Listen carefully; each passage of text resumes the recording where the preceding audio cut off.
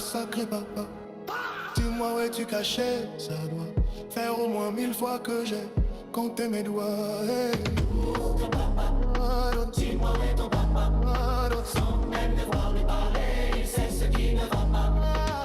Un sacré papa, dis-moi où es-tu caché? Ça doit faire au moins 1000 fois que j'ai compté mes doigts.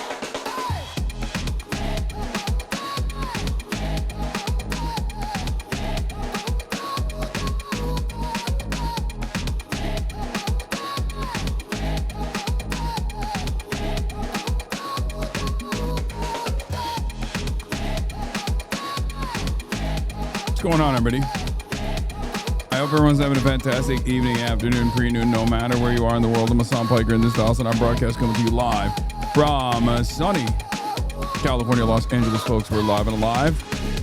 And this is my partner anniversary, apparently, as everyone has figured it out. It's Saturday, August 8th, 2026. And I'm coming to you live from 83 degrees in sunny Los Angeles, California, on stolen Tongva territory. We're live, we're alive. And I hope everyone's having a wonderful one. It's Saturday, fun day. But of course, before we get to the fun, we got some news to cover. There's a lot going on in the world.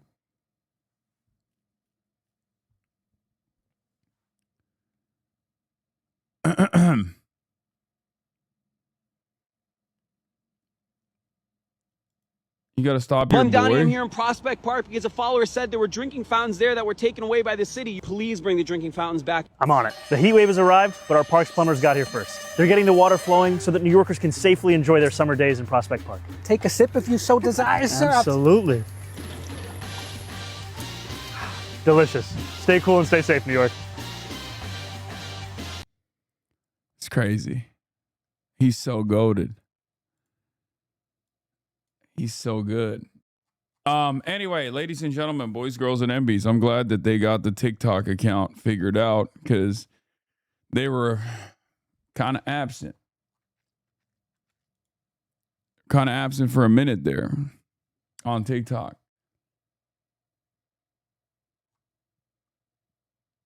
Anyway, ladies and gentlemen,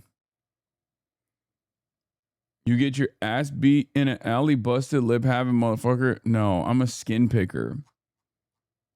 How have you guys not realized that I routinely will just like bite my lips too much?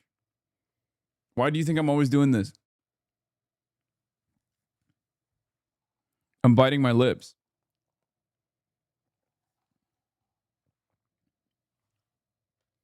I bite my nails, I bite my lips. I'm a picker. I'm Piker and I'm a picker. I'm 60 plus and I found you because establishments were attacking you. Have you ever surveyed how many older people are actually watching, especially women? I think your audience may be way broader than Twitch demographics suggest. No, I think recently, this past year or so, I think my audience has gotten a lot older. Dermatophagia? Is that what it's called? Don't worry, older person.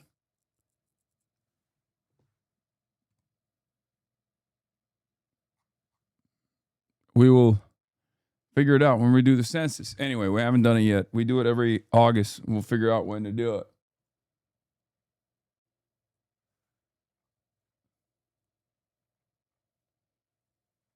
This community is already way old by Twitch standards, but also increasingly becoming old by old standards. Young by media standards, young by politics standards, but still becoming older nonetheless. Everyone keeps growing year after year. Everyone's getting a year older.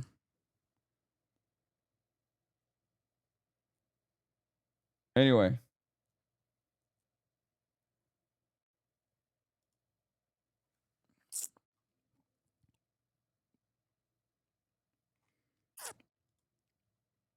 I'm 24, but my hairline's 52. Goddamn.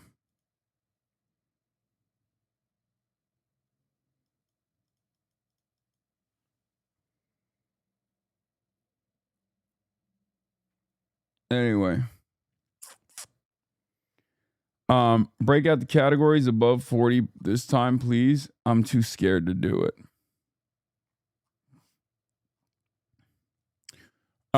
Yeah, this is the part of the broadcast where I tell you about my personal news about what's going on in the world of HasanAbi Piker, but you already know I'm a chud-ass loser. Nothing going on in my life. I did 9 hours yesterday, played some games yesterday.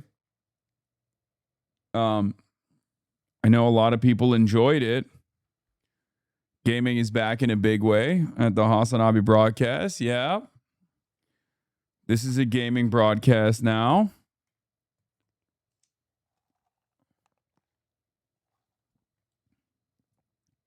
I didn't watch any anime. That's what you're wondering. I just went to sleep. Hi. Hi, chat. Have a general understanding. You, chat, you. I'm waving at you. Ew, you're 40. It's crazy. I'm just getting attacked nonstop. What is this? Can This never is be. what you're supposed to do. Yeet is the fetus. I love abortion. I'm a Democrat. I voted for Kamala Harris. This is what you're.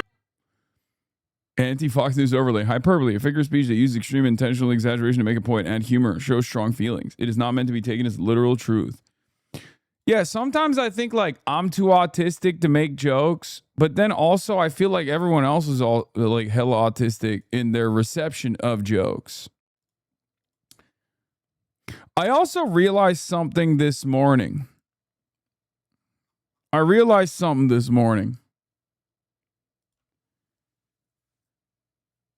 A lot of people don't know what the fuck Twitch is. Like boomers don't know. Like in the hands of boomers, when they look at my clips, up until recently, I've only had to deal with bad faith attacks from people on the internet. And I didn't realize that like boomers probably have no concept of what Twitch is. So they just, every clip that they see of me talking, they think is just me talking. These are my opinions. They don't realize that like most of these clips are not me talking to myself. I'm actually responding to chatters. And I wonder how much of that, like how much that plays a role in people's like lack of comprehension on what I actually am about. Like there's gotta be kind-hearted like liberal boomers out there, or people who just like don't understand Twitch, who like see clips like this and go, oh my God, this guy's like a monster.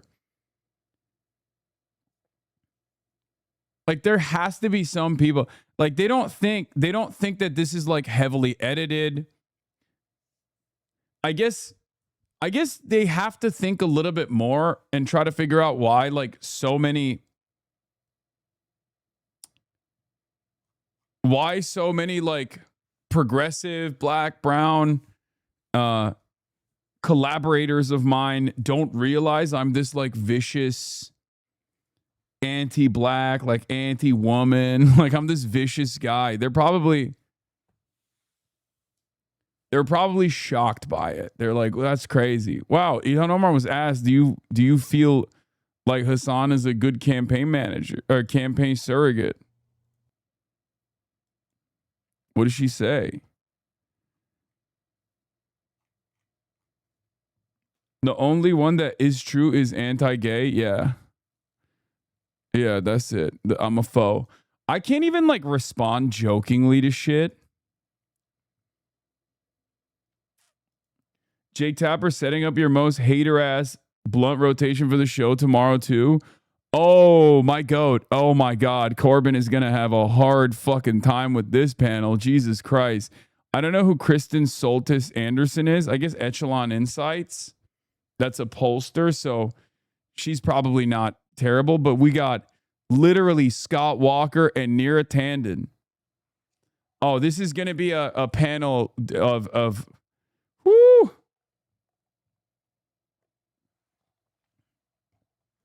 But Corbin's the man. He's actually very good. Corbin Trent's the man. He'll cook. I also saw something very strange. I found some. Bill Maher likes Abdul El Sayed, which is kind of remarkable. I don't know what happened there. I don't know what's going on, dude. I think it's very weird. It could have been the fact that he did the Taylor Swift dance thing, you know, to show how he's not like a scary Muslim guy. He's like a teddy bear that white people could be not scared by, you know? Or maybe he heard the Roger memes and he was like, oh my God, this guy's the funniest. This guy's a real comedic talent, you know? I just don't know what it is. Maybe it's because he's hot. I'll take it. I don't give a fuck. Maybe it's because Abdul say he's a capitalist. Abdul was like, yeah, I'm a capitalist. I love capitalism. And Bill Maher was like, maybe that's what it takes.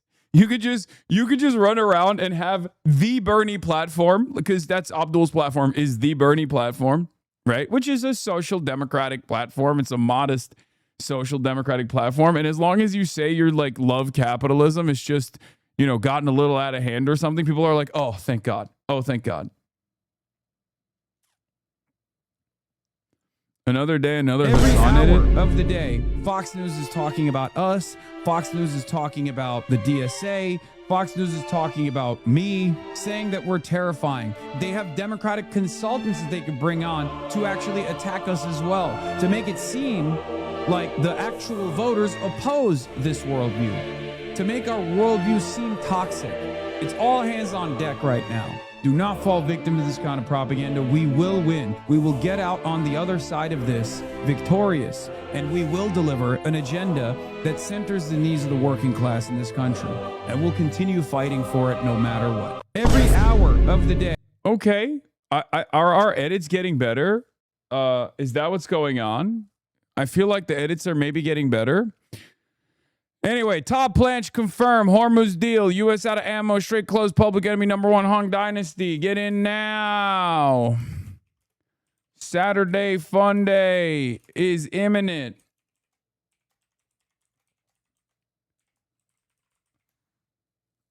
Do we have a blast off meme? Hit the bong for Hong, chat? Yeah. Did you see Van Lathan went on CNN to talk about your Hamas Israel take and didn't back down? Let's go. My goat Van was on CNN on Iran for later breaking. Israel is preparing independent attacks on Iran without the U.S. That is that's not going to happen. No shot. That would be the dumbest fucking thing that Israel could do. That'd be really funny. I don't think they're going to do that. But who knows? Who knows where we're at this point? That actually kind of came out of nowhere. That is surprising. Do you guys have a blast off meme, please? Do we have a blast off meme, please?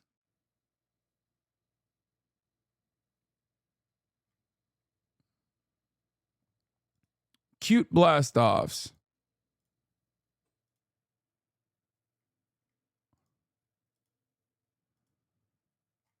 Okay, I got it. Thank you. Thank you. Those are cute. Cutie patootie blast offs. Let's go. But yeah, we need more aura edits. We need more aura edits, chat. That's what we need. We need more aura edits pronto. Stat. Normie Libs loved the comeback that Abdul had for Trump shitting in his diapers in the White House. That was good. I mean, he's just cooking. He's just cooking. I hope he doesn't like go too crazy. You know what I mean? Cause like, come on, guy. He's Egyptian. He's just Egyptian. Okay. If y'all have never met an Egyptian American man, you are meeting one right now on the timeline for the first time ever. He's just like, that's all this is. Everybody thinks like, oh my God, he's such a unique, charismatic talent. It's like, nah, he's just Egyptian.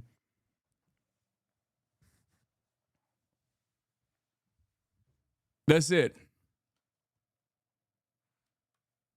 Yeah, Egyptians got jokes. That's all they got for the most part. Nowadays, they're occupying.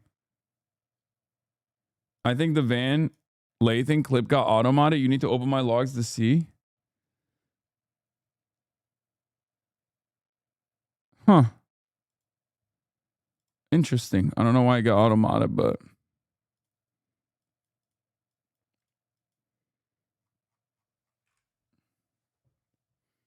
Abdul stealing all the dad jokes. Yeah, he's cooking. He's cooking with the dad jokes.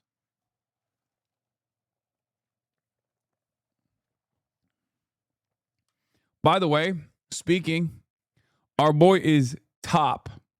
Okay, top dog. Top of the leaderboard right now. Absolutely cooking. Absolutely cooking. #1 on AgBlue. $2.8 million in approximately a day. Like, it's just an unfathomable amount of number. And let's be real, he's going to need it. He's gonna need it. We might do another, maybe we'll do another fundraiser if there's like any need at any point. We might do some with them potentially. Because like, let's be real, APAC is going to dump boatloads. APAC already has dumped boatloads into this race. They're gonna double down, most likely. It's really interesting, like being more involved in races and getting to see underneath the hood. I have developed so much cynicism. Like here, one of the things that I bet you guys have never really thought about, I certainly never did, was the fact that like if you actually fundraise, like fundraising is everything in this game. It's everything in this game. How much, like you from the outside and myself included, oftentimes discount the importance of fundraising in Washington, D.C. and the importance of like how much money a campaign has. It's everything. All of these other like national groups, they look at how much you are capable of fundraising, small dollar donations and whatnot. But fundraising is still very much, even on the like the populist left side of elections, everybody looks at numbers. Everybody looks at fundraising. And fundraising is actually unbelievably important because it can actually stave off the competition. Adam Hamawi's race fundraised early and were able to get a lot of money. And then Adam was able to basically brand himself, define himself with all of that money before outside money could come in and define him in the most negative ways possible. Because it's a lot more difficult to represent someone in a negative manner once they've been able to reach a certain level in that television market, in that audience, and they've been able to showcase themselves in a positive light. So if a campaign is actually capable of fundraising a lot early on, that means that a lot of outside money will be scared to enter the race because they'll think it's going to be a waste. That's part of the reason why our initiative with Abdul, the push that we actually went in with Abdul, was very consequential because it was a huge lesson for APAC and also super PACs in general. They won't talk about how panicked they are, right? They won't talk about how panicked they are in the media. But behind closed doors, they must be freaking the fuck out because there's never been an instance where someone got outspent 12-1 and then defeated their opponent. It's not happened. This has never happened before.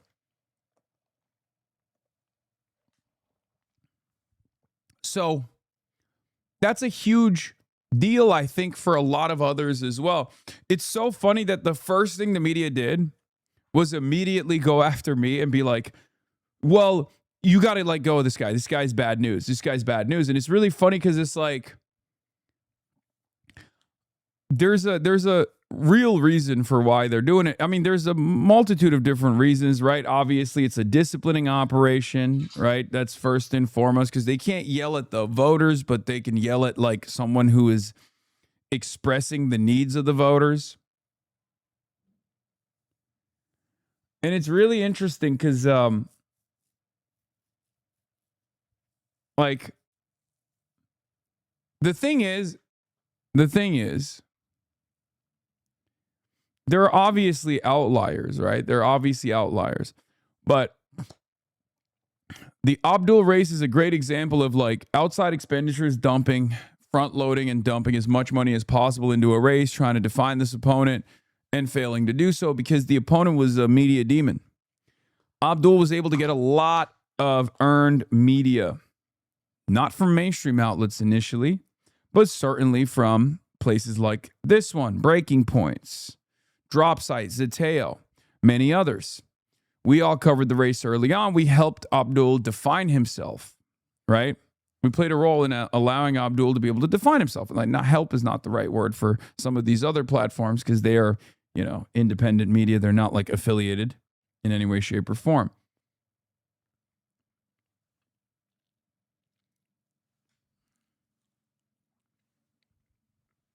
But that was a huge deal. And I think that's part of the reason why mainstream media, backed by some of these like same corporate entities and same masters, is aggressively trying to stamp out independent media outlets, or at least like an outspoken spokesperson who operates sometimes like a campaign surrogate.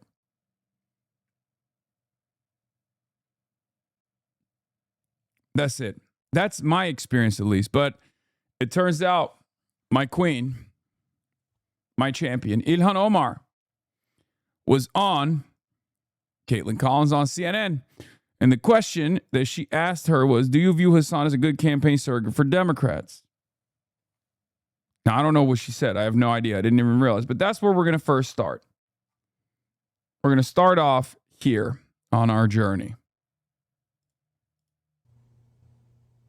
Yeah, I mean, in terms of that, one person who had faced questions on that is Francesca Hong in Wisconsin. Can I ask you on another part of this, Congresswoman, and I hope you can still hear me, one powerful voice that has been a big topic of conversation is the left-wing streamer Hasan Piker. He's someone that you've campaigned alongside with. Damn, look, see? No introduction that says anti-Semitic. Not even controversial, just says left-wing streamer. That's it. That's right. He put out a video backing your re-election today. There are moderate Democrats who have criticized Abdul El-Sayed for appearing on the campaign. There's something so funny about, by the way, moderate Democrats getting mad at Ilhan Omar for campaigning with me. At that point, they have to figure out who do they hate more. You know what I mean? Like who do the moderate Democrats hate more, me or Ilhan Omar? I don't know. Because Caitlin Collins doesn't hate me. No, I've met her. I've had conversations with her in the past. Like she's chill. But it is funny to think, like, in my mind, who would a moderate Democrat, if there was an opportunity to like take out me or Ilhan Omar, I don't know if moderate Democrats would be able to choose between the two. They try to hit both buttons.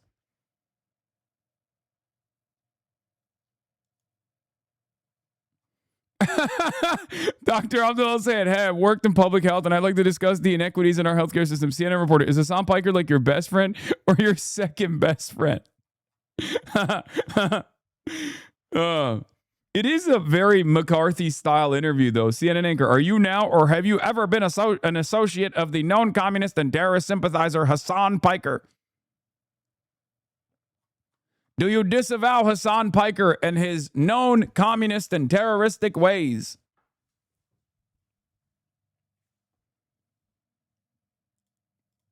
That's a great tweet. That's funny. When Jesse Waters defended you on the first rally with Michigan Abdul? Senate candidate Abdul El-Sayed inviting Hasan Piker to a rally yesterday, refusing to condemn any of Piker's pathetic beliefs. It's funny that we're like, nothing has changed. Let the radical Mao-loving communist Hasan Piker speak so long as he can resist the urge to call for the death of his political opponents. Universities do this to TPUSA often and blame some admin error, etc. It's wrong. Let him speak. Let conservatives speak peacefully. I mean, it doesn't even, like, Andrew Colvett has no motion. It doesn't even matter. He's just covering his bases because he realizes so many Republicans have been, like, excited at the prospect of me getting canceled, at my speech getting canceled at UW. You are more of a threat to them because you can mix with white America. They don't have to other. No, I thought I could. Why don't they just hand Piker suitcases full of cash? Only the terminally online would know who he was if CNN didn't cover him like it's a world war. This is a thing that I also see. This is a thing that I also see from people, and I find it very strange. Like, people are like speculating, oh, this is gangbusters for him. I bet he's loving it. It's like, no, I'm not. Okay. I promise you, like, I put on a strong face, right? But no, it's not great to be consistently called a terrorist, an anti-Semite.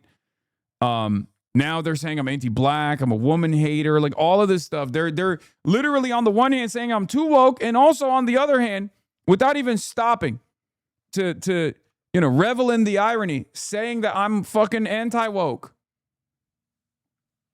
And it's crazy because I get none of the benefits. Imagine if I was this centrist guy who is, you know, too woke for the anti-wokes and too against woke for the wokes. I would probably be able to find myself in this weird centrist Goldilocks zone, right? Nope.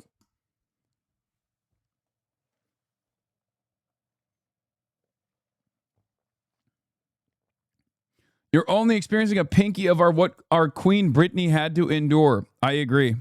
It's true. Free Britney. Free me. Free you. So you're a centrist then? No, man, I'm not a centrist. Anyway, let's see. So Caitlin Collins asks Ilhan Omar, do you think he's a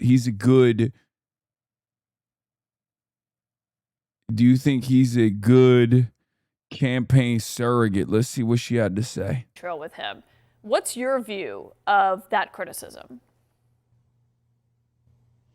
I mean, people, you know, in a free country, people can have opinions about people who campaign with candidates. I certainly had my own criticisms of folks who campaigned, folks that were on the top of the ticket for us in 2024.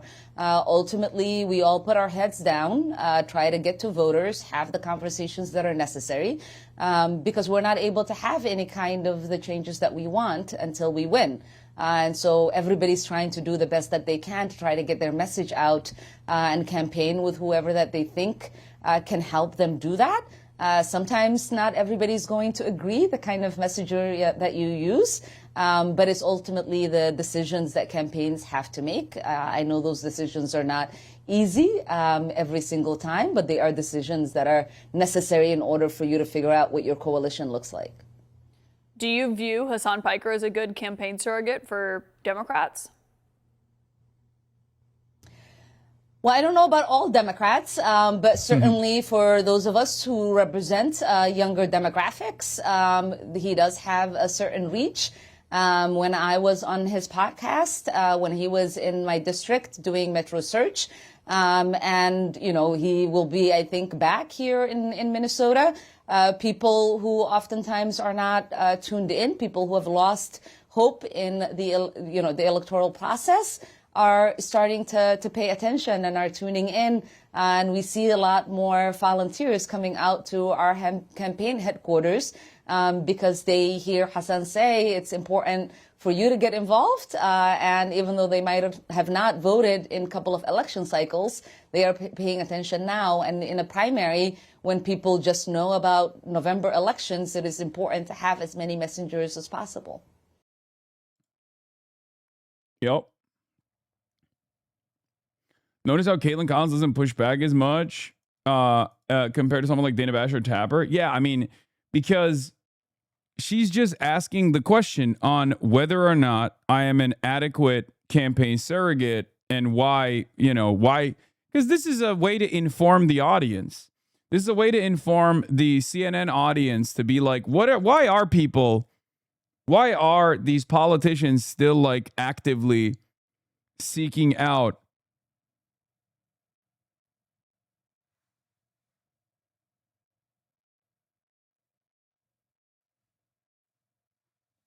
why are politicians actively seeking out like my surrogacy, I guess, if you want to call it that? And like, there's a reason for it. And like, of course, if it wasn't successful,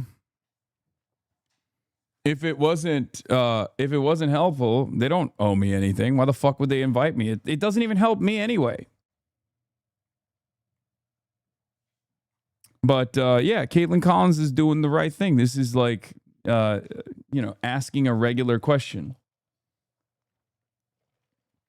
without trying to set up like a gotcha. It's framed as a serious question. It's framed as a cutting question, but it's not like a gotcha to follow up and be like, well, don't you feel like you're a hater of all Jewish people? Don't you feel like you want to put all Jewish people in prison if you have found a centrist Dems reaction? Nobody ever wants to vote for us. Oh, Hi there, I'm somebody everybody wants to vote for. Get out! Get out! Get out! Get out! Get out! Get out! I hate you! I hate you! I hate you! Leave! Leave! Leave! Leave! Leave! Leave! Leave! I was just trying to make things more affordable for people. What? It's what they want. I'm doing what the people want. You know, I don't understand. But the people want it. If we give it to them, they'll vote. Okay, all right, okay, dude, I'm leaving. Don't you say those words around here! Don't you ever say those fucking words! I'm still gonna run though. I'm probably gonna win. It would have been a lot easier if we worked together. All right, I'm leaving. Why are we always losing? Nobody else. Yeah. They hate victory. I can't believe they got Center for American Progress headquarters. They got a camera in there. Turning Point USA got paid for doing what you did and didn't get all the pylon you're receiving. Yeah, that's precisely the reason why. That is precisely the reason why everyone is coming after me. The fuck do you mean? That's the whole point. Because Turning Point USA was a paid operation and it was a part of the Republican Party. I'm not. Contrary to what people... Contrary to what people who want to present themselves as like more radical than me try to actively claim in an effort to, you know, boost their profile, I guess. Contrary to that, I'm not affiliated with the Democratic Party. You know what I mean? I'm not a part of the establishment. I'm not like, I do this on my own. This is self-funded. This operation is entirely self-funded by you, the viewers, for you, the viewers. Your voluntary contributions in the form of a Twitch Prime, which is free, or a $6 a month subscription is what keeps this going. I spend my own money when I'm flying around. I don't get paid by campaigns. We also end up fundraising for campaigns as well. Many of you go out and take time out of your busy schedules to go and door knock and phone bank for candidates. So I think that's the real threat. The real threat is that most people in the media and most people that do this kind of stuff, they do it for money. And if you do it for money, you're controllable. If you do it for money, you'll do it for anybody, right? You won't do it just for people that you trust. You won't do it just for people that you have faith in. You'll do it for anybody who pays you. And that's the norm. There's never been a situation where you have an ideologue. There's never been a situation where you've had someone who actually believes in the shit that they're saying, who's mobilizing people who also believe in that same cause and is willing to throw their weight around. Do you understand? Visvim Vandal.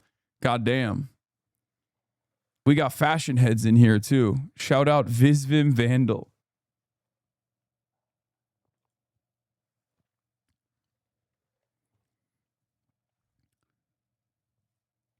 Yeah, I mean, it's pretty crazy that the GOP convention is going to target 3 figures, right?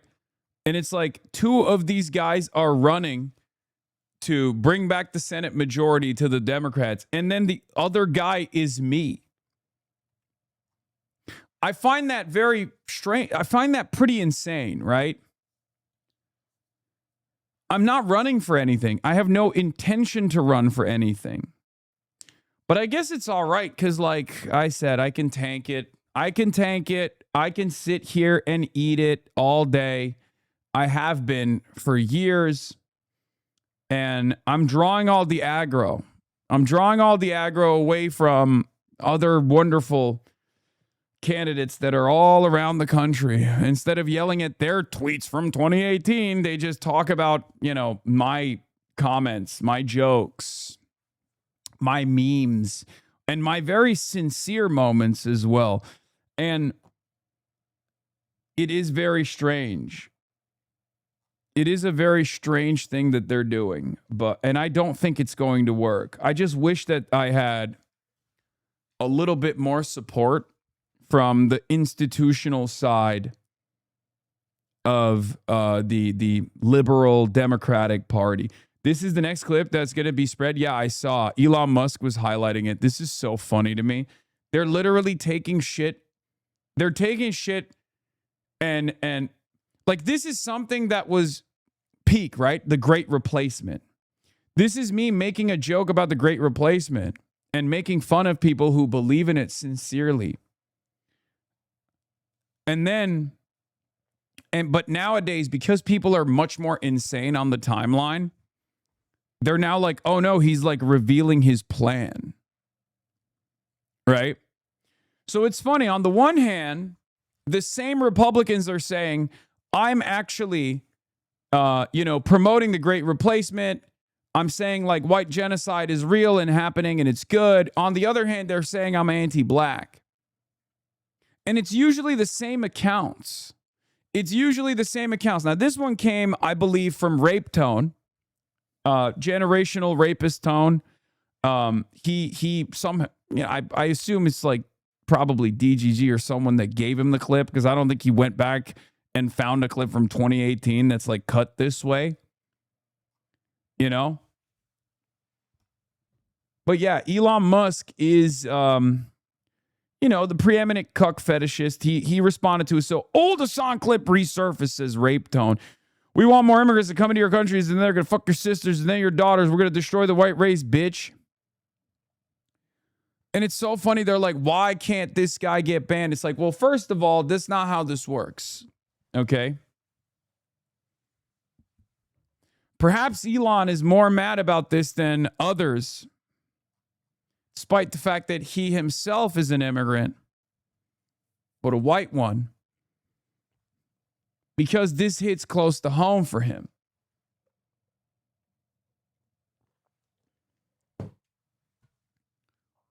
I've done nothing of the sort, for the record, but he might think otherwise. You know what I mean?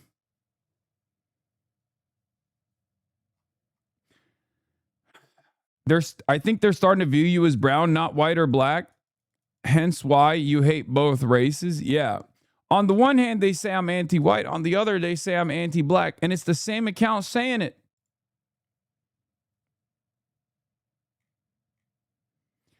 Yeah, Elon Musk, why does Twitch have this double standard?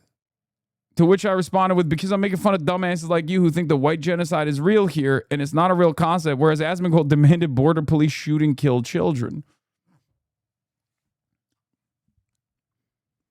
Which is a real thing that's going on.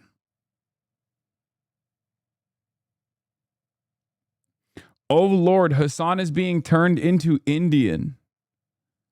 Yeah, but the Muslim kind. The clip originated from the stalker account, Diddy Dan's second day account. It's even more obvious you're joking in the full clip. Yeah, this is the 54-second long OG version of it. This is a clip from Hasan Plans the Destruction of the White Race. That's the title of it. It's from 8 years ago. Okay, this is a clip from 8 years ago. I'm doing the zoom in. Anytime, Asmongold gets banned or anytime someone gets banned, they always go back and they're like, well, what can we find about Hasan? It's always the but Hasan equation, right?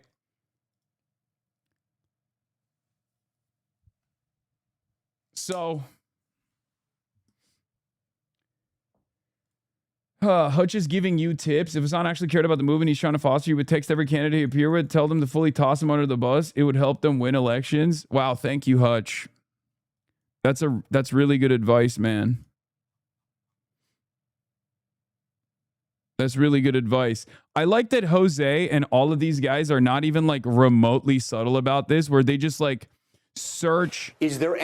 They search like anything they can to be like, well, Republicans are going to use this clip against him. And it's like, bitch, you're doing it. Like, it's not Republicans. It's you. It's originating from you. It's not originating from the Republicans.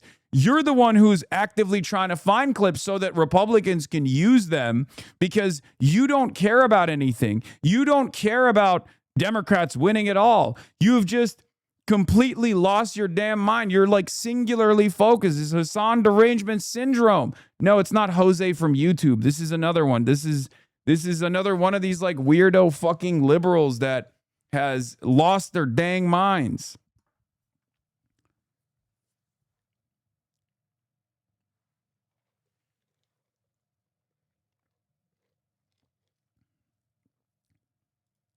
Like, yeah, and it almost always originates from this fucking dipshit. Always. And their entire goal now, it's so funny. They don't care about Abdul winning at all. They openly say they don't care about Abdul winning. They just want Abdul al-Sayed to come out and be like, I disavow Hasan. So they think that they can get a fucking W there. This is the difference.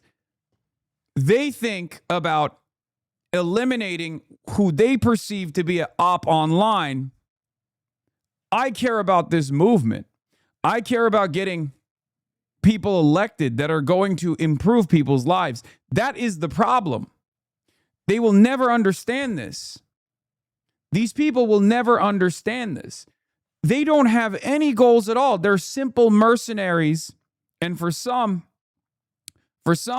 it's just about exercising their own personal grievance. For Rape Tone, who is a right-winger who, you know, in his own personal court case, openly admitted that he was grifting to the right because he wanted to make money. He straight up had a court case, a civil domestic violence court case where he received a restraining order from his partner who he had sexually assaulted, who he was like stalking and harassing, right? This is the guy. That's the guy, Rape Tone. He lost that court case. He can't have firearms for 10 years in the state of Texas. That's how significant this penalty is, right? All you care about is Islam, not American values, says Dabbot. Can you present to me what you perceive as like caring about Islam and not American values? Because I assume in your mind, like Islam is this backwards conservative religion, right? Like that's how you perceive it. Who do you think is closer to that cartoonish depiction of Islam in the United States of America? Someone who is pro-LGBTQ unconditionally, someone who wants to give everybody health care, someone who is a feminist, or, again, who's closer to that cartoonish depiction of Islam? Someone who is a white evangelical Protestant who wants to, you know, throw women in jail for getting abortions, want women to stay in the fucking kitchen.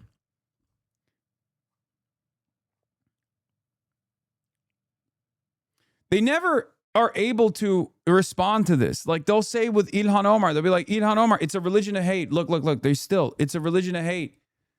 Buddy, are you talking about evangelical Protestantism or are you talking about Islam? The question is, people have a very personal way of practicing their faith. I just think everyone should be able to do it as long as it doesn't impede on other people's freedoms. Right? That's my assumption. That's my assessment. That's what I believe in. I don't care what you believe in. You know, it's fine. As long as it doesn't harm others, it's great.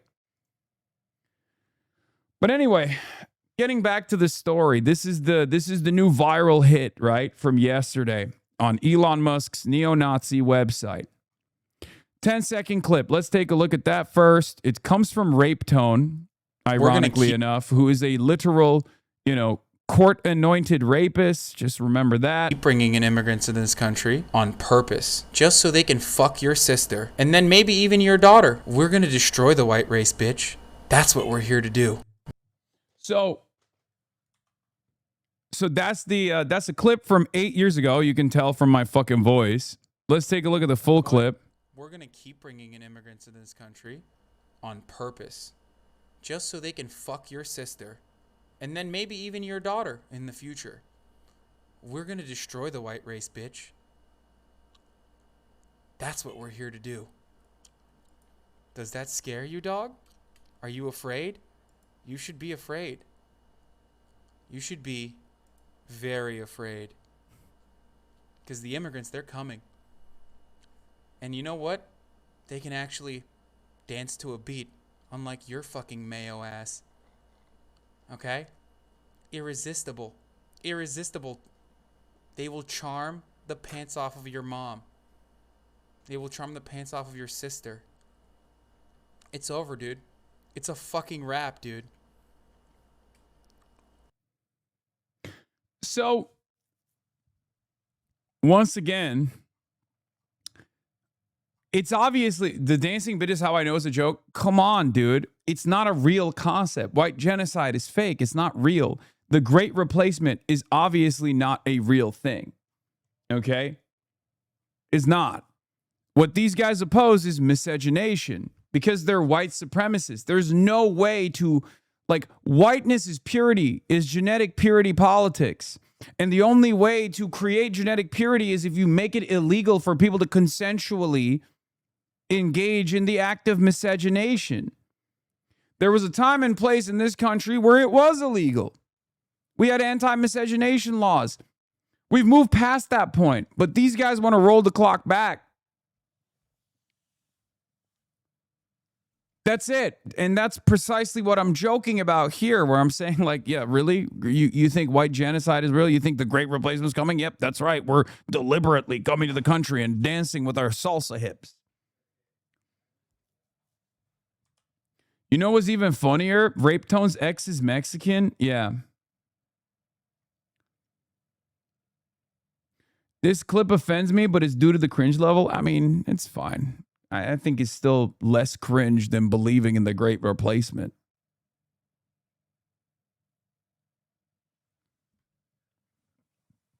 But it's really funny because this is currently a meta on TikTok. All these like crazy white supremacist content creators will go up to immigrants or like brown people in Europe, in the UK and stuff, and they'll rage bait them in the same way. So I was 8 years ahead of the game, baby. It is very funny that they're looking at this and be like, ah, terrifying. This is fucking terrifying, dude. What the hell?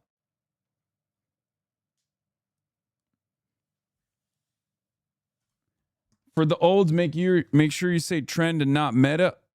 For the olds and the young, this is what I gotta say. Legalize comedy. Okay. Oh, is that funny? Oh, that's funny to you? Well, in my worldview, I think all immigrants are raping white people. Like, then it's not so funny for me. It's like, okay, but that's your problem. Like, you're a psycho. What do you mean? The fuck?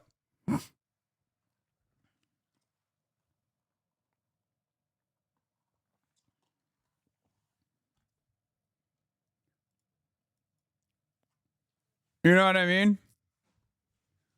Kind of feels like that's a you issue, you know? It's true, and thanks for clarifying that. But I guess people will see it and be like, wow, that's it. He admitted his secret goal or something. I don't fucking know. It's kind of wild. Was your voice really that high pitched? It's a different mic. It's a different mic, but I also wonder if my voice has gotten more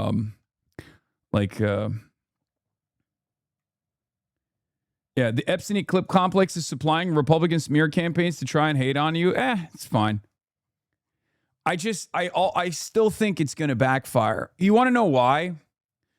Because at the end of the day, the truth is the truth, right? At the end of the day, these are the same concepts that I've been fighting for years, for decades. And for every 10 people that look at this and go, oh my God, how dare he say this? There's going to be 5 that go, you know what? I'm going to check this guy out to see what he's about. And then when you come in here, you realize very quickly what I'm about. And you realize that these fucking clips are totally insane. Unless you're a hyper reactionary, at which point you probably won't like me, right?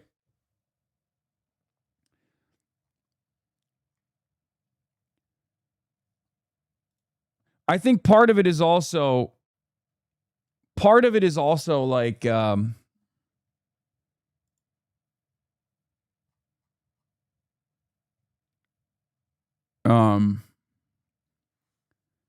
If the America Deserve 9/11 clip didn't take you down, these are small fry. Yeah, I mean, it's just fucking bullshit. It's all bullshit, right?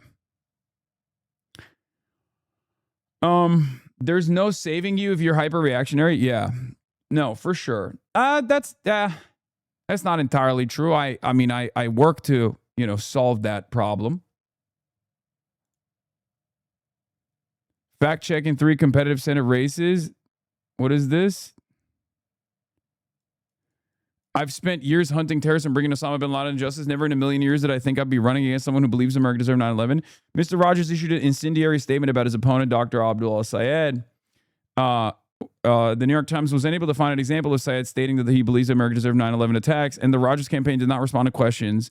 In the statement, Mr. Rogers also echoed a number of other attacks by Republicans that trafficked in anti-Muslim sentiment. There's no evidence that Dr. al-Sayed has said that America deserved 9/11. On the contrary, Democratic nominee wrote in his 2020 book that the attack devastated me and called it craven. Mr. Rogers might have been referring to comments made and retracted by Hasan Piker, a left-wing political commentator who supports Dr. al-Sayed's candidacy. Piker was reacting to a 2019 podcast interview featuring Representative Dan Crenshaw of Texas while discussing what motivated the September 11 attacks. Mr. Crenshaw expressed skepticism of the view that U.S. actions in the Middle East have been to blame and argued instead that a fundamentalist ideology had played a larger role. Mr. Piker, appearing on Twitch, a live stream platform, objected vehemently, said, "That's so insane." Those comments immediately incited controversy and led to a 1-week suspension on Twitch. Asked that month if he meant what he said, Mr. Piker responded, "No, obviously not," and then added that he'd been expressing frustration with Mr. Crenshaw's comments. Mr. Piker argued that his comments had been taken out of context and that he'd been voicing a not so uncommon view that foreign policy decisions had destabilized the Middle East and had a direct consequence in leading to September 11. "I know I was inappropriate," he said of his remarks. In an April interview on Fox News, Dr. al-Sayed addressed Mr. Piker's remarks saying, "Of course I don't think 9/11 was justified. Because you appear with somebody doesn't mean you agree with them on everything." That's actually a remarkable level of context. W New York Times is something that I did not think I would be saying.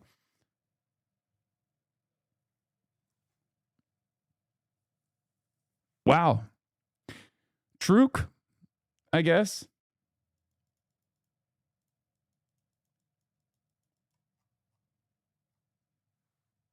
That's pretty cool. That's a very rare W from the New York Times. Yeah, credit to Linda. Respect, Linda.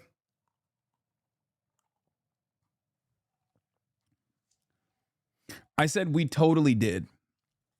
We brought it upon ourselves. That was what the follow-up was. So even in that immediate moment, it's like pretty obvious what I was referencing. That's more context than even you've ever given in the clip in the near 6 years I watched you. Yeah. The New York Times got my back, I guess.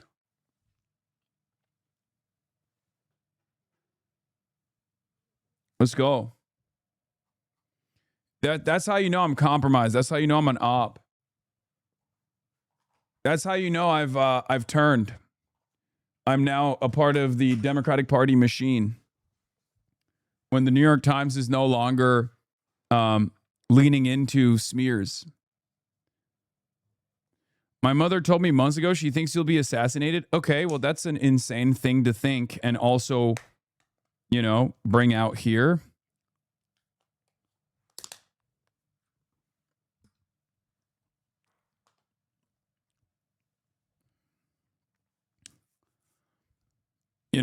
That's a wild. Doesn't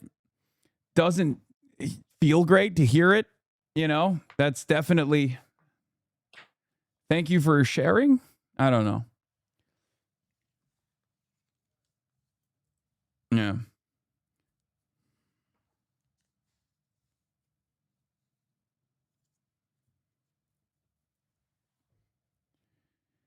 But yeah.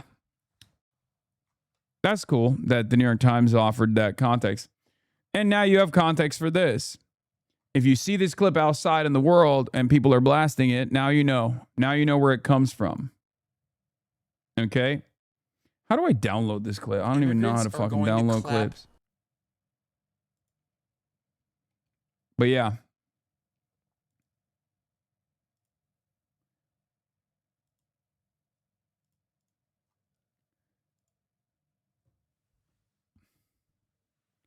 all of your cheeks.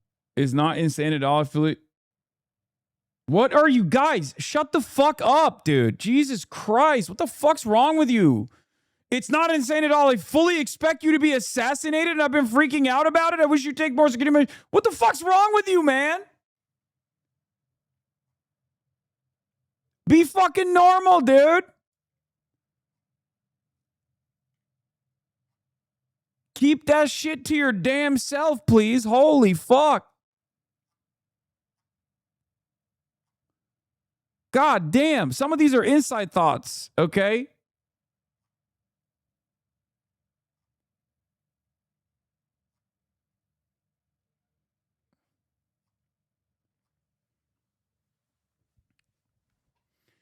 Wait. I didn't see the context. How can I see your explanation again? Easy. Just subscribe. Now motherfuckers are saying I'm being selfish. I need to beef up my security. You don't know what kind of security initiatives I have. Okay? Why would I reveal what kind of security I have? Like, what is going on here, man? Can we just stop being so fucking parasocial, please? For the love of Christ and all things holy, for the love of Allah, please. Just can we stop doing this? This is one of the problems with this medium. It's just like it's so interactive. Sometimes it's too interactive. You know what I mean? Motherfucker says stop being selfish and beef up your security. One, how is that selfish or not? Two, like I get it, you care about me, but you're being ridiculous. So please stop. Stop freaking out. We're gonna freaking me out.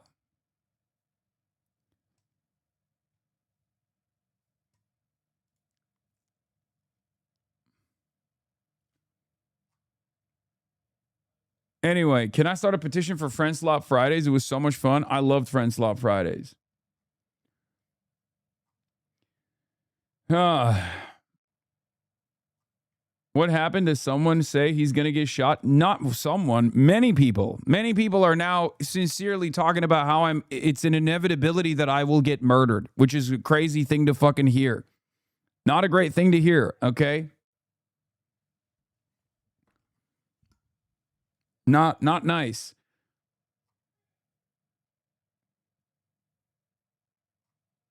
Anyway. Yeah, what was really funny about Elon Musk's response, by the way, and he's still going at it, is that he did say that. Is this true? The clip is authentic. Hasan Piker said nearly identical lines. Immigrants gonna fuck your sisters or your daughters. We're gonna destroy the white race bitch in an early Twitch stream. Okay? In an early Twitch stream from 2018 with matching visuals of his younger appearance and close-up zoom style. Fan archives that resurfaced that framed the exaggerated delivery as comedic hyperbole, satirizing great replacement fears, not a literal policy statement. No full original VOD is publicly available. And it's really funny because Elon, I guess, didn't fucking see what Grok was saying. Because Grok dunked on you, you fucking idiot. The whole point is I'm satirizing the great replacement fears.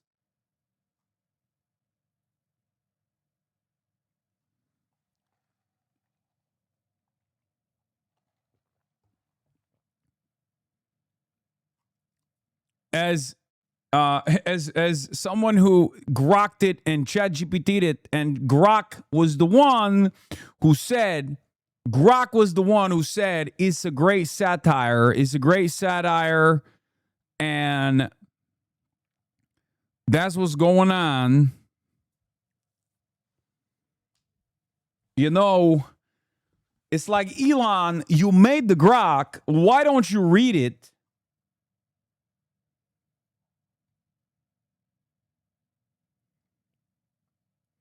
But it is funny that they're going through my controversies over and over again. I have the VOD. Erob221 mom. Yeah, I mean, I'm pretty sure it's out there somewhere. I don't know why you're like, I have the VOD. I have the full context of the clip. I showed it. Debate Erob first. No, I will never debate him. His mental prowess puts fear in my heart.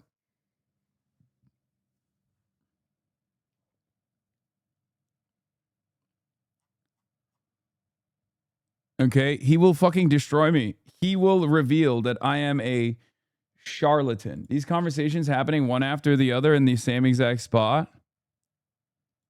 This is descending into Lord of the Flies. Ooh, who do you think Piggy is? Be so for real. Ooh, Austin. Austin. He's out. We'd murder him and eat him. I think I would cannibalize Austin even if we were okay, you know? We hadn't reached that point. Yeah. He would be popping off. I'd be like, you know what? That's enough. Someone pointed out that Hasan is more food. Just quickly, Hasan, there's going to be a time when tough decisions have to be made in this game. Okay, so we're killing Austin, right? What? I'm right here. All I'm right, let's here. get across that bridge. What are you talking about? Tough decisions are going to have to be made. Well, let's get rid of one of the women. I don't know why we would do that. There's no place for misogyny around these parts, mister. I'm not being misogynistic. I'm just saying one of the women we should, you know? Oh, so women are dead weight, huh? No. I just think that they're I think that they would get rid of us. So we have to get rid of them first, right? What is this? It's funny because they were apparently. This was really funny, yeah. Grab, use, throw, jump. Oh, thank you, Jesus. What? Okay, I'm gonna kick this motherfucker. Why did you do that? Fuck you. No! Fuck you and fuck that music. Austin, we needed that for the game. Austin, we literally can't do the next challenge without it. We can't get the next baby. What? I don't know what you guys are talking about. I cannot believe you just did that, bro. You can't believe you did that. It's so funny. He just kicked it. He's just like, fuck this music. This makes me excited for my 30s. Okay. All right. Anyway, let's get back to real shit. Let's get back to the real world. Fox News will clip anything. Guys, this is not a real clip, by the way. Upbeat. Come on. Upbeat. That is controversial, and far-left streamer Hasan Piker, who has built a platform. I'm just gonna retweet it though. All right, I gotta pee. Midterm elections. Let's get to the Sky News. This clip did numbers. Abdul El-Sayed is the left-wing poster boy chosen by Democrats to run for the Senate in Michigan. He's progressive, a candidate who took on the party establishment and won. It reflects a Democratic Party divided, struggling for unity, struggling for a coherent message ahead of midterms and, of course, the presidential election in 2028. Donald Trump, he's calling this communism. He says he's happy with the result, says that Abdul El-Sayed is full of it, although he used a stronger word than that. I put that to Abdul El-Sayed. I'm from Sky News in the UK. Nice to meet you. James Matthews. Right now. Very, very quick, one question. Donald Trump says that Donald Trump seems to think you're a gift for the Republican Party. What do you say to that? Good to meet you. Abdul, Donald Trump seems to think you're a gift to the Republican Party. What do you say to that? I'm a gift to the state of Michigan, God willing, and hope to win this election. And he says, if you pardon the language, you're full of What do you say to that? At least I don't let mine go in the middle of the Oval Office. If he goes on to win the Senate race in November's midterm elections, God damn. He said the president dookie in his diapers, dude.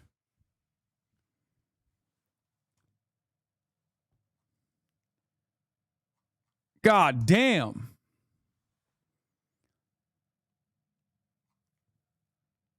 I mean, that clip is going to do incredible numbers. Smooth. It's true. Look at the power move too. Look, the arm over the body. Look. Good to meet you. Abdul, Donald Trump seems to think you're a gift to the Republican Party. What do you say to that? I'm a gift to the state of Michigan, God willing, and hope to win this election. And he says, if you pardon the language, you're full of What do you say to that? At least I don't let mine go in the middle of the Oval Office. If he goes on to win the Senate race. That's crazy. That's actually crazy. Dude, that he's quick with it. He's quick with it. I'm telling you right now, this is going to hit wine country like Hiroshima. Okay? Enola Gay dropping a nuclear atom bomb, wine moms that hear this are going to go, oh my God, I have never seen, why can't Democrats be like this? This is going to slap the Midas Touch constituency in the face. This is going to be the real Will Smith slap heard around the world, okay? I'm telling you right now, everything down to like the power move, putting his arm around the reporter, like Midas Touch. Oh, it's, of course, 5 million views on this already. Just wait until the Donald Trump shit his pants in the White House clip. Like, for me, it's a little bit corny. It's fine. For us, it's a little bit corny, okay? But I'm telling you, for this clip uploaded on TikTok has 1.5 million views and 157,000 likes in 11 hours. God damn. Yeah, see, this is exactly how Dems need to respond to Trump's bullshit. Because, like, the reality of the matter is this. Everyone wants a Trump, okay? This is kind of, we're kind of finally seeing why Trump was so captivating for so many people. Because it really is a cult for Trump. It really is a cult for Trump. Trump was able to do stuff like this all the time, okay? Trump was able to do stuff like this all the time, and he paired it up with like a white supremacist narrative, with a white supremacist agenda that was obviously like very appealing to some of the worst qualities in people, right? And Trump was the first in some respects. There's decorum before Trump. There's a pre-Trump and post-Trump universe that we're in. And Democrats, it took them like 10 years to finally get to that point. Some of them were trying to do it in the last 2 years where they would say fuck or shit or bitch, right? When they got mad. But that's not the point. The point is being quick on your feet, being witty, and flipping the narrative immediately back. America loves a bully, unfortunately. I don't think it's unfortunate. I'm a bully. I bully bullies. Why do you think so many people hate me? I have no time. If you are going to go after the weak, the marginalized, the vulnerable, I am going to be your enemy. I am going to bully you back. That's it. And someone like Donald Trump absolutely did that, right? Someone like Donald Trump was constantly putting the crosshairs on those who were less fortunate.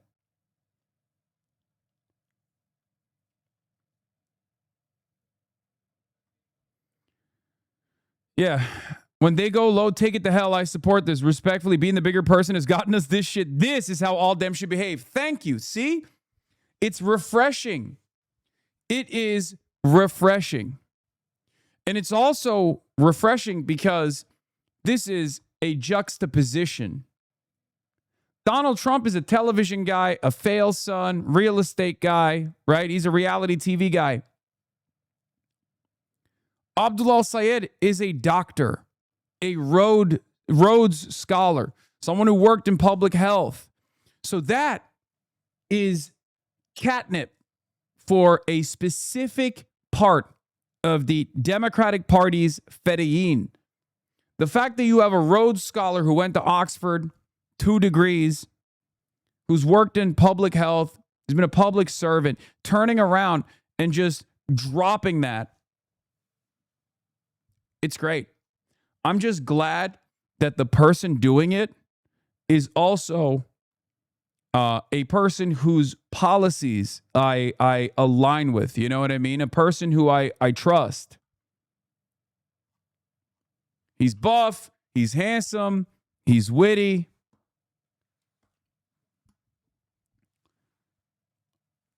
And on top of that, he's got great policies. It's perfect. It's another Zoran moment, you know? It's another Zoran moment where I'm like, oh, thank God. Thank God we got some folks, you know? Thank God we got some people that can basically do what we have wanted for years. Because a lot of the, this is also like a part of what Bernie was incapable of doing. Like Bernie is Bernie. He's straightforward. What you see is what you get. He's a bit of a curmudgeon. He's very stubborn. He's only advocated for the same things over and over again for 80 years, right? So he didn't have that, television ready quality. And I guess part of that is because he was from a time before television, ironically enough, right? This, on the other hand, absolutely brings into the fold the millennials, the Gen Xers, the wine moms, the people that are so goddamn sick and tired of Donald Trump's behavior, Donald Trump's violence, Donald Trump's corruption, his cruelty, someone who can actually take it back and slap him in the face with it. So yeah, I saw this early on, obviously, when I first linked up with Abdul, but I think many other Democrats are going to see this as well. Many other Democrats are going to start to recognize this as well. They're going to say, this is our guy. Okay? This is our guy. He has all of the qualities of uniting different subsects of the base. For the bros, he works out. He also is no nonsense, no frills, right? For the low propensity voters who are anti-establishment voters, the people who want to like shake things up, he's got the policies, he's got the vision. And for the regular Democrats, the ones that are the Democrats that vote for the mythical moderate, he's got the anti-Trump.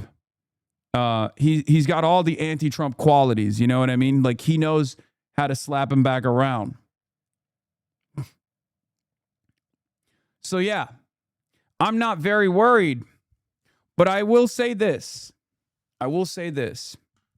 For all of these centrist consultants, what did we see that you couldn't? Okay? What did we see? What did we all see in Abdul that you couldn't? Because if you were to ask me at any point in this campaign, I told you I was very confident about his chances, and I still am very confident about the general too. So if you're wrong all the time, and you're wrong professionally, at some point you got to eat humble pie.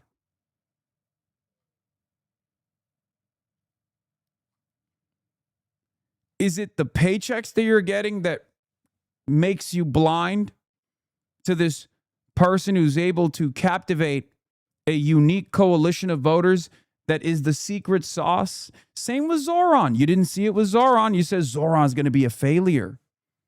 You said Zoran is going to fail. He's too radical, you said. You said New York Jews will oppose Zoran, that he's anti-Semitic. He wasn't, but you said it nonetheless.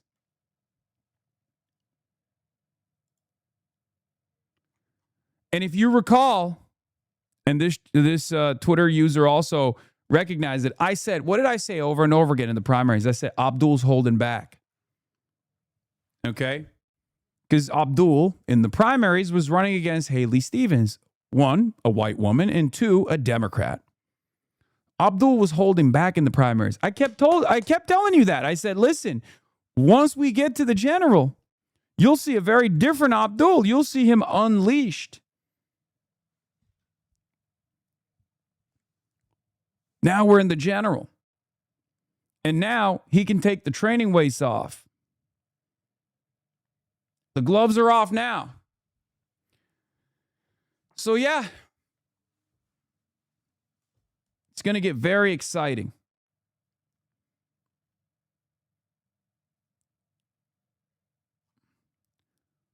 But I hope this is maybe not for the consultants who are paid not to know any better, but I hope this is a lesson for the liberals, the remaining tiny constituency of liberals who spend a good deal of time on the internet, who get their notes from these consultants, and the wannabe consultants, the liberals who actually don't work with campaigns or candidacies at all, but simply behave like they're DNC consultants. I hope this is a learning moment for y'all. All right? Sometimes it's okay to trust the process. Sometimes it's okay to believe. Yeah, the Zoran analysis went from he has no chance in the capital of capitalism to, of course he won. New York City is communist overnight.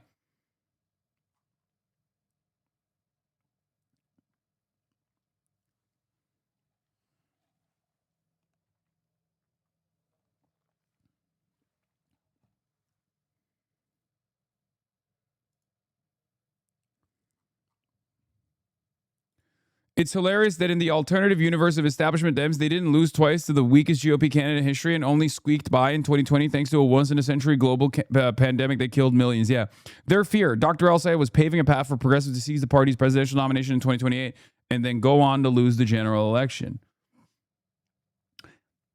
This is why not only have I been confident about Abdul's chances from the start, but have also repeatedly mentioned to all of you, to anyone that will listen, the reality that they do not fear our failures. What they fear is our success, because our success will be so loud and so powerful that it will be heard all across the country. Okay? They do not fear our failure, but our success. They are worrying about the fact that politics are changing, that old norms and old rules are being written over in front of their eyes. And they're terrified because the way that they made their money, for the longest time was by sticking to the same narrative, sticking to the same script. Pivot to the center, pivot to the center, pivot to the center. Don't offend the corporate overlords. Pivot to the center. Right? Don't put people over money. Put money over people. They'll dump boatloads of money in front of you. They'll destroy you. They'll besmirch your reputation. They'll smear you. You won't be able to out-organize. You won't be able to out-organize organized money. Well, it turns out you can. Okay? It turns out you can. So the first victory in the primaries from a campaign that was being outspent 12-1 was very significant. Now the real race is here. America's first Muslim senator. He campaigned on universal health care, abolishing ICE immigration, taking big money out of politics. Israel, Gaza. You can out-organize corporate PACs and foreign lobbyists. Not only we can, and we did. We did do that. That was a big issue here. It splits Democrats between younger pro-Palestinians and the old guard that leans Israel. It put a lot of money behind El-Sayed's rival, who was more centrist in her politics. There's a buzz around El-Sayed. There's no doubt about that. The party has taken a left turn. The Democrats' challenge is in deciding what party it wants to be. After a bitter primary season in Michigan revealed divisions among Democrats, the party is attempting to show how unified it is as the midterms get close, and it did it pretty fast. Michigan's Democratic Party held a unity rally last night to celebrate its statewide ticket, including U.S. Senate nominee Abdul. Like, I've gotten this race right so far. We're wearing the same suit, by the way, which is kind of crazy.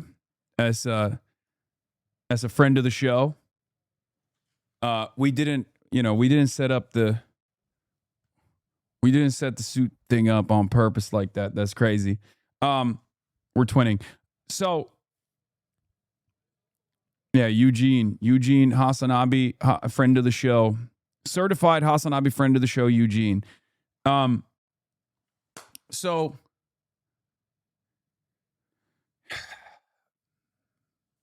what I was going to say is this. So I was pretty on it from the start. I was very confident of Abdul's chance from the start because I knew he had the makings of a great campaign. He had the fundamentals, he had the charisma, he had it all. But I will admit, when I got to eat a little humble pie, when I got to eat crow, I will admit it because I call balls and strikes, and I'm always honest with you. How quickly the Democrats snap back into being a normal party that wants to maintain a Senate majority shocked me. It shocked me to my core. The fact that those endorsements came in, boom, boom, boom, boom, boom, one after the other, immediately after it was established that Abdul was the winner of the primary, that made me happy. It made me happy. It didn't even take a day. Kirsten Gillibrand maxing out to Abdul. The Senate majority PAC, the Dem Senate majority PAC, immediately coming out with not one but two banger ads. Kamala endorsement. Haley Stevens immediately going out and stumping for Abdul. That actually shocked me. The reason why I say this is because I was looking at the way the consultants were talking about it, right? I was looking at the way the consultants were talking about it, the way that, you know, Neera Tanden was talking about Abdul, the way that like all of the weirdos on Twitter still tried to take pot shots at Abdul, pot shots at me to get at Abdul, leaning into Republican narratives. I thought that the party establishment would place more emphasis on delivering a message to ensure that they can maintain control over the narrative that like progressives can't win in swing states. I genuinely thought that level of cynicism would be demonstrated. I was wrong. Okay? So I'll admit it.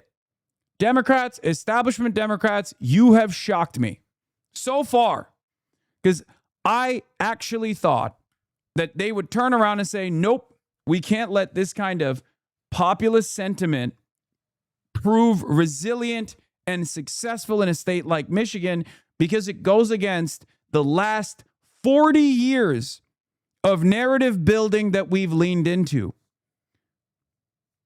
That's also part of the reason why I believe, that Abdul al-Sayed is going to surge and destroy Mike Rogers. The Democratic establishment putting their weight behind Abdul creates this unbelievably powerful force. This unbelievably powerful force that is an antidote to Trumpism. Okay? Because the reality of the matter is you still need the money. You still need the institutional backing. It's just a lot of people don't realize that. They think, oh, no, we can do it. We can do it our way. You can do it our way in the primaries, but you still need it. And especially, and what you don't need is your supposed allies, the Democrats coming after you aggressively, right? You don't need that. That's not good. That's not healthy. That made Zoran's chances far more difficult in the New York mayoral run, if you recall. I mean, Andrew Cuomo coming out with the rest of the centrist establishment Democrats and the entire weight of the Republican Party attacking Zoran Mamdani made that race far more difficult. Okay? The dead enders.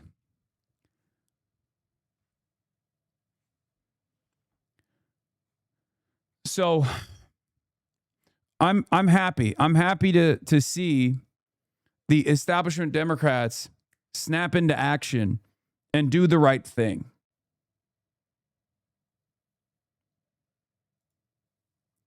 Now, there are those who oppose it. There are those who oppose this. There are those like Third Way, like that Michael De La Rosa guy. There are those who are now continuing the grift. and slowly but surely presenting themselves as opposition to the Democrats. Because once you win the primary and your general election is the only track to a Senate majority, and people come out against that candidate and even entertain Republican narratives, it's over. When they come in and start leaning into Republican narratives, it's over. You're an op. You're a fascist. You're a fascist collaborator. You're collaborating with the fascists. You are no different than the people who say they'll vote for the Republicans. And some of these guys are saying they'll vote for the Republican over Abdul anyway, which is completely unacceptable. Like, you can say a lot about me. You can say my lack of enthusiasm around Kamala Harris was what made it, was the reason why Kamala Harris lost, which is really weird because now they say I should stay the fuck away from campaigns. The very same people who said my endorsement for Kamala Harris, my lack of endorsement for Kamala Harris was make it or break it, are now turning around and saying my endorsement of all these other people is actually harmful. I don't know how that happened. I don't know how that happened.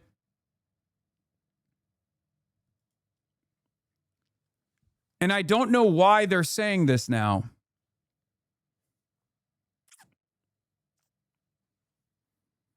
I wish Abdul and the candidates we help support would push back harder when media misrepresents you. They don't have to defend every take, but they should defend you against dishonest framing. I mean, look, there's an election going on. My expectation is not that that a person running for office is going to know the context of every single clip or anything like that. The best thing from my perspective, the best thing that they can do, because I do need like some institutional aid, right? I do need it for sure. The best thing they can basically say is this: look, this is a medium that makes itself readily available. This is a medium that makes itself readily available to clips out of context. This person is a shock jock. You're not going to agree with everything he's saying, and I don't either. But at the end of the day, the Bernie answer was the best one, where it's like, look at the totality of what this person is advocating for and understand why he's popular.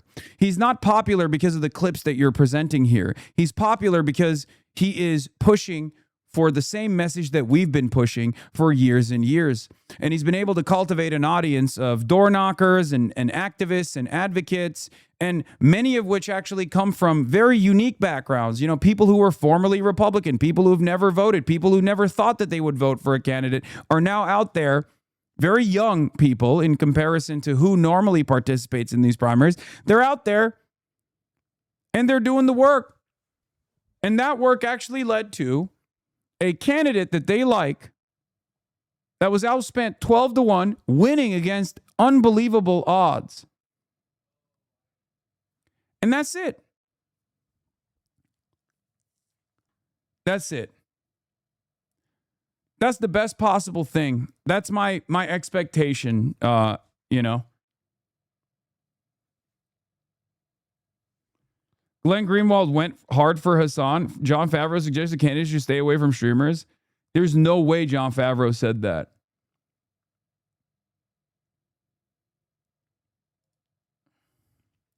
I mean, look at the duality. Look at the duality. Should have campaigned for Kamala. Talking about me. Actually, getting Hasan out of the AES campaign will help him win more than anything else.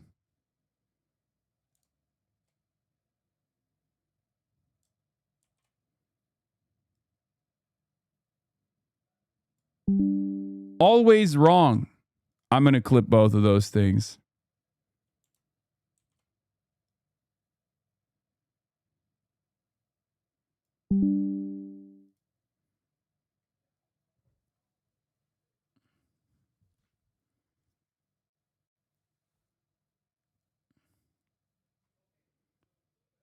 John Favreau said that. So you're taking all the hate and Abdul and Ilhan are DPS? Yeah.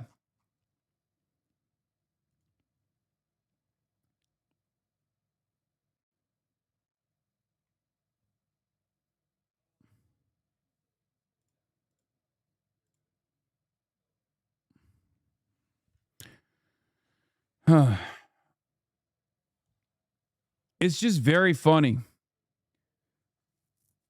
It is very funny that it's the same people who are like, we want a Joe Rogan of the left. Hasan is the Joe Rogan of the left. And they were like, never mind. We don't want Hasan to be the Joe Rogan of the left. We'd not like that. It's the same people who were like, Hasan should have campaigned for Kamala Harris. Now they're like, don't campaign for candidates that you campaigned for. You know?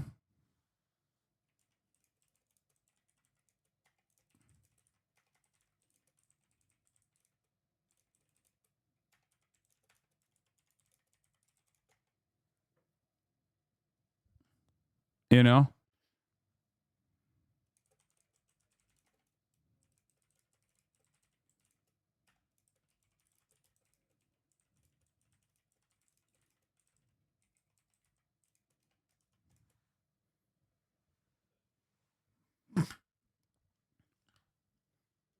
Now let's talk about the Kamala Harris endorsement, because there are a lot of people who are mad. They're mad all the time, and they're mad about this too. Okay? And what's interesting about it is that I don't think the Kamala Harris endorsement of Abdul al-Sayed or the Pete Buttigieg endorsement of Abdul al-Sayed is what you think it is. I had the same exact opinion on Barack Obama, Barack Hussein Obama's, appearance with Zohran Mamdani. I think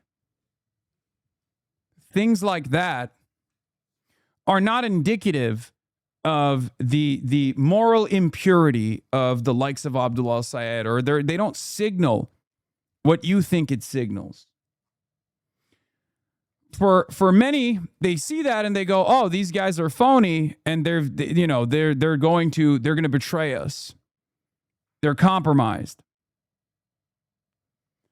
I don't think you realize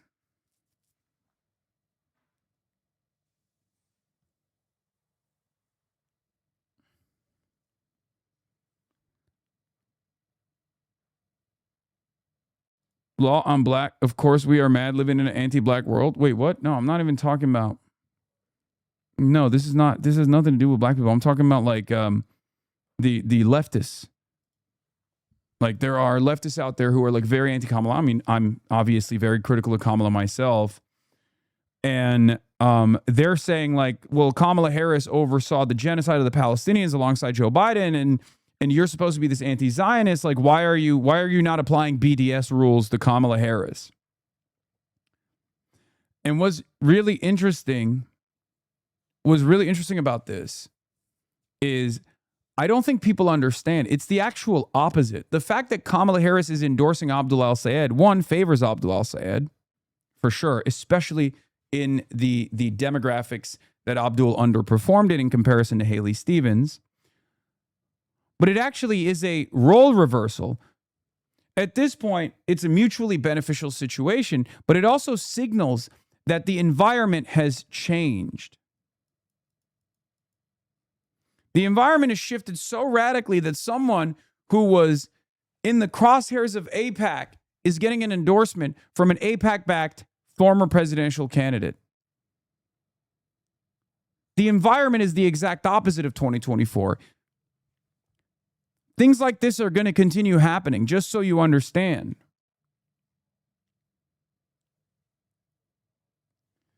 Lol, that's also not BDS. That's not a thing the movement is asking for. I know, I was jokingly saying, like, they're saying you should do a BDS on Kamala Harris.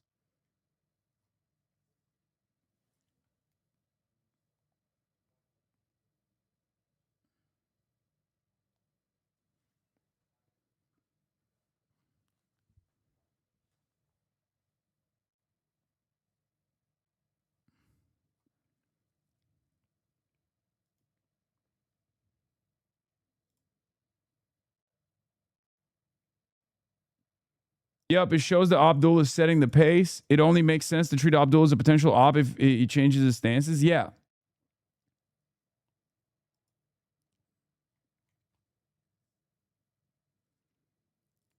What is this? Damn, he's so good at this. It's such a shame he's wasting. Dude, stop. Dude, Guys, no more. No more of this person, please. I don't want to hear this person. I don't want to hear from the other, like the other people who are working for free for the DNC. Okay? People who do not have a job at the Center for American Progress. The only person you can link me is if they are actively a part of the consultant class and not simply LARPing as though they're working for Center for American Progress. Just Neera Tanden and maybe sometimes Shannon Watts. That's it. If you send me the other people who I will not name, I'm going to start banning you guys because they're very clearly not all right, man. Like at a certain point, you got to realize, at a certain point, you have to realize like you are unironically sending me links of a person who is mentally unwell. Like you're sending me links from a person that is experiencing a mental health episode, an extensive, long and extensive mental health episode. Okay? There are certain people I don't touch for that reason where I'm just like, I don't want to tap the glass because I feel like it just only feeds into their mania. True, but so is Neera. Yes. But the difference between Neera and these other people is the reality that Neera Tanden works for the premier Democratic Party think tank. Neera Tanden is actually paid by these campaigns. Neera Tanden has worked on these campaigns.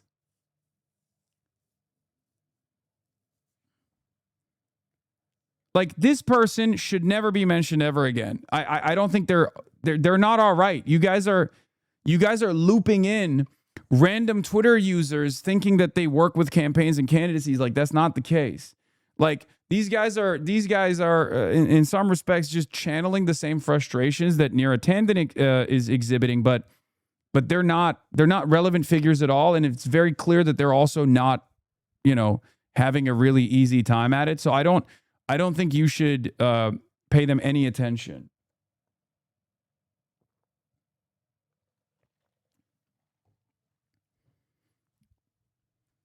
Unless they're paid, unless they're mercenaries that are paid, we should shy away from, focusing on them. Okay. Neera Tanden, on the other hand, she's paid.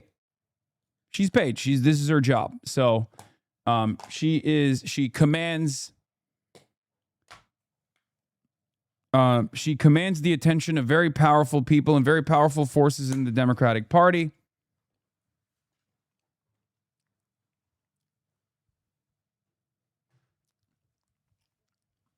Random teenagers on election Twitter do not.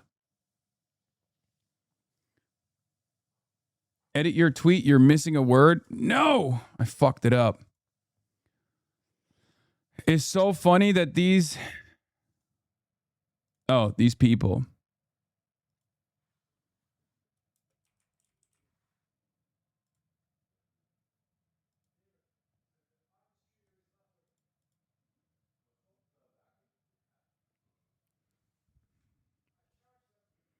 Anyway, like this is look, they're in here. Like this person probably watches. Look at this. They fucking responded to me. Did you boost AES to victory? Does nobody have any idea who you are? Like, I think for the sake of this person's mental well-being, a block is what is necessary. That's the former fan, right? That's the one. That's the one that was that took a photo with Kamala Harris. We're going to put this to bed. We're going to put it past us. I think I'm helping potentially save a life here,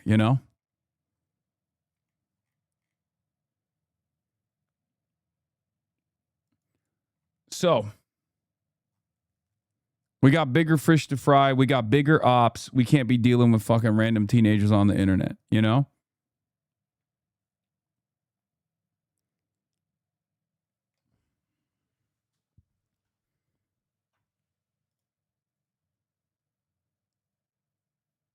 And I think some liberals get it. I mean, the Pisco guy,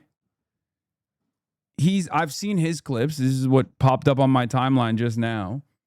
Like, he gets it, right? There are some liberals who understand it, where they're like this is a which side are you on moment, right? Are you going to side with the fascists? Are you going to coalesce around the fascists? Or are you going to broaden the tent? Are you going to join the fight on the anti-fascist side?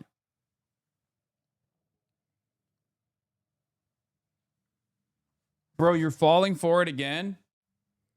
I didn't say this is a big fear, but there are Look, man, I'm not asking you to hug and kiss every goddamn liberal who recognizes the danger of Trumpism, okay? I'm just saying my expectations are low. My expectations from liberals oftentimes are low. And when they actually outperform my expectations, I'm going to give them credit. That is the fucking environment that we're in. We can't just like cast aside people, okay? I'm not saying become a liberal. I'm just simply stating that there are some liberals who understand the danger, who understand the danger of fascism, who understand the danger of Trumpism, and are saying like, you guys are being fucking ridiculous to other liberals who do not. Because the reality of the matter is, I am fine with people who I have significant disagreements with, as long as they recognize the real danger of Trumpism, as long as they recognize the real danger of the Republican Party. I know that's a low bar to set, and maybe the bar will get higher as the environment changes, okay? But we need all the numbers we can get. We need all the numbers we can fucking get. We need it. We can't do it on our own. And that's precisely the same reason why I say, like, you know, the Kamala endorsement is good. It's not a bad thing. It's a good thing. It's great. Now, I wouldn't say the same thing about, you know, fucking Liz Cheney or some shit, right? But it's not necessarily, this isn't about, like, movement building isn't about developing an echo chamber. It's about trying to build the broadest coalition possible. No, they are attacking your character. It doesn't matter. They can attack me all day. That have shown themselves to be effective in this country, actually, and that have addressed these concerns to the extent that they exist. And as well, the track record of moderation and collaboration from these types. And so the threat and magnitude is low. Both. On both those grounds. And just saying communist Hasan Piker is not moving the ball even 1%. They're trying to distract you from the traitorous enemies who are currently beyond the gates and holding power. Don't be fucking marks.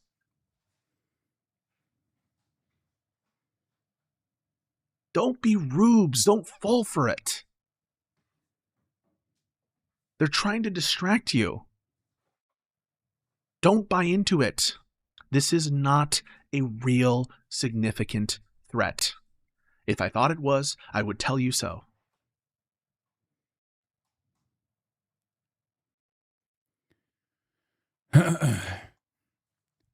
That's it. Right now, in this moment, if you think the true danger is coming from your left flank and not your right, you're a fucking idiot. You might as well be a goddamn collaborator of the Republican agenda. That's it.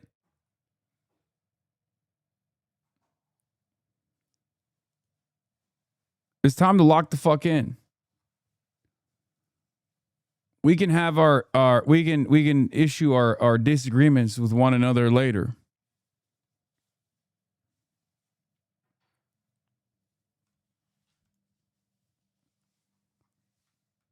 What is this? When the midterms are done, Republicans are not going to stop trying to elevate Hasan Piker and make him the face of the Democratic Party. This is going to go on and on and on. Very non-zero chance that Piker's name will come up in televised 2028 presidential elections. If Hasan actually cared about the movement he's trying to foster, he would text every candidate he appeared with and tell them to fully toss him under the bus if it would help him win their elections. There's a really big if, considering dude's a narcissist on the level of Trump. And as partisan Democrats who want to stop MAGA by actually winning competitive races and flipping red seats, we have an obligation to pressure the leaders in our party to loudly and unequivocally condemn Hasan and his rhetoric. He is toxic sludge, and the rights efforts, the time to the party is going to work on a lot of people. HasanAbi Production says, hey, serious question. Is your midterm strategy just to cry about Hasan and DSA every single day until November and while boosting certain clips in hopes that it would hurt Democrats? Yeah, that is the strategy for a lot of these like wannabe consultants. Wannabe consultants. That's their entire goal here, is to get a nod of approval from some of these fucking losers. Some of these fucking losers that have a very mercenary understanding, that want to do everything in their power to erode the left flank. That's it. This is who I'm speaking to when I say it's time to fucking lock in, dude. Shut the fuck up. Just shut the fuck up. Unbelievably pathetic. You are a piss baby, crying, pissing and shitting in your diapers, demanding that people make me the primary fixture of their candidacy. It's very stupid. Why would they fucking do that, dumbass? Not only is it unhelpful advice, it's bad. Because this is not about my popularity, as I repeat over and over again. I have limited popularity. It's the under 45. We bring those people out. It's fine, right? That's good. And it certainly does help. In elections, it helped with Abdul's, clearly, and numerous others. But if someone were to come out and be like, oh yeah, I condemn this guy after fucking, doing campaign rallies with them, that makes them look weak. That makes them look hypocritical. That makes them, you're leaning into the same liberal sensibilities and liberal optics focused tendencies that cause Democrats to fucking lose. It's no different than Kamala Harris saying the wall, build the wall is a stupid, racist, expensive idea that we must oppose, to then 4 years later saying, actually, I want to build the wall and the Republicans are not serious about building the wall. That looks hypocritical. That looks hypocritical, and it makes the normies who are not paying that much attention look at the situation and go, what the fuck? What do you mean? You said you like this guy. You said you campaign with this guy. You said you don't agree with everything that he said, but now you're saying you disavow him. All of a sudden, that makes normies think you're weak. That's it. So you guys are actually demanding Abdul al-Sayed do something bad. Do something bad for his candidacy for no reason. It's so fucking stupid. Just shut the fuck up, lock in. If you were sincere about this shit, if you were sincere about winning these races, you just never would talk about this ever again. You would never highlight the Republican attacks.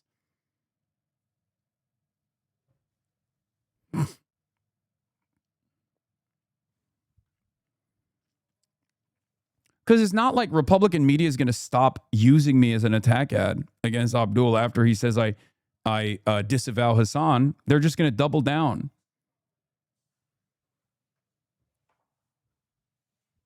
They're just going to double down and say, see, why did you bring this terrorist?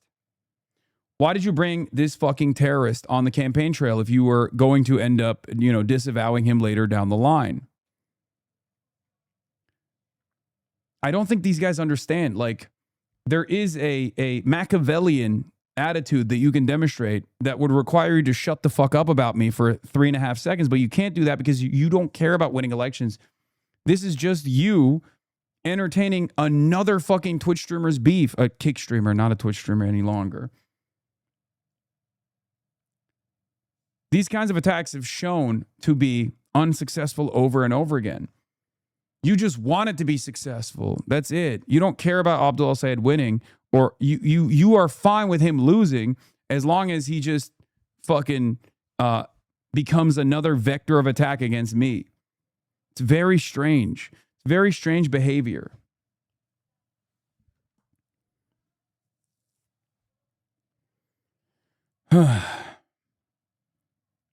No, they understand. They're just caring about their own clout. If you go down, it means their influence goes up, is quite transparent. But it's not. It's not going to go up. Their influence is never going to go up.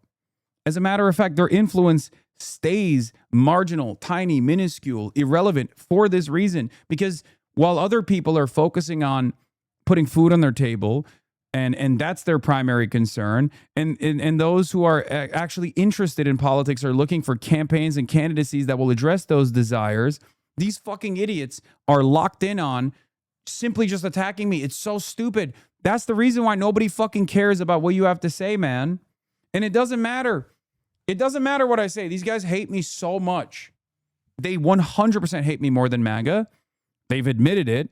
Many of them have said that they would rather vote for Marco Rubio over someone like myself in a hypothetical matchup. And that's the kind of shit that just demonstrates your insanity. The average person hears that and goes, what the fuck are you talking about? A guy who's like pro-Medicare for all and anti-Israel over Marco fucking Rubio? What are you, insane? What are you on, fucking crack cocaine? That's their reaction. And their daddy, Sex Pestany, going through his own current revenge porn court case, has even gone so far as to say Trump is a less damaging force in American politics than someone like myself. It's just a demonstration of mental insanity. It's not, you're not showing anybody a reasonable perspective at all. You're just simply showing people how insane you are, how unreasonable you are. That's it.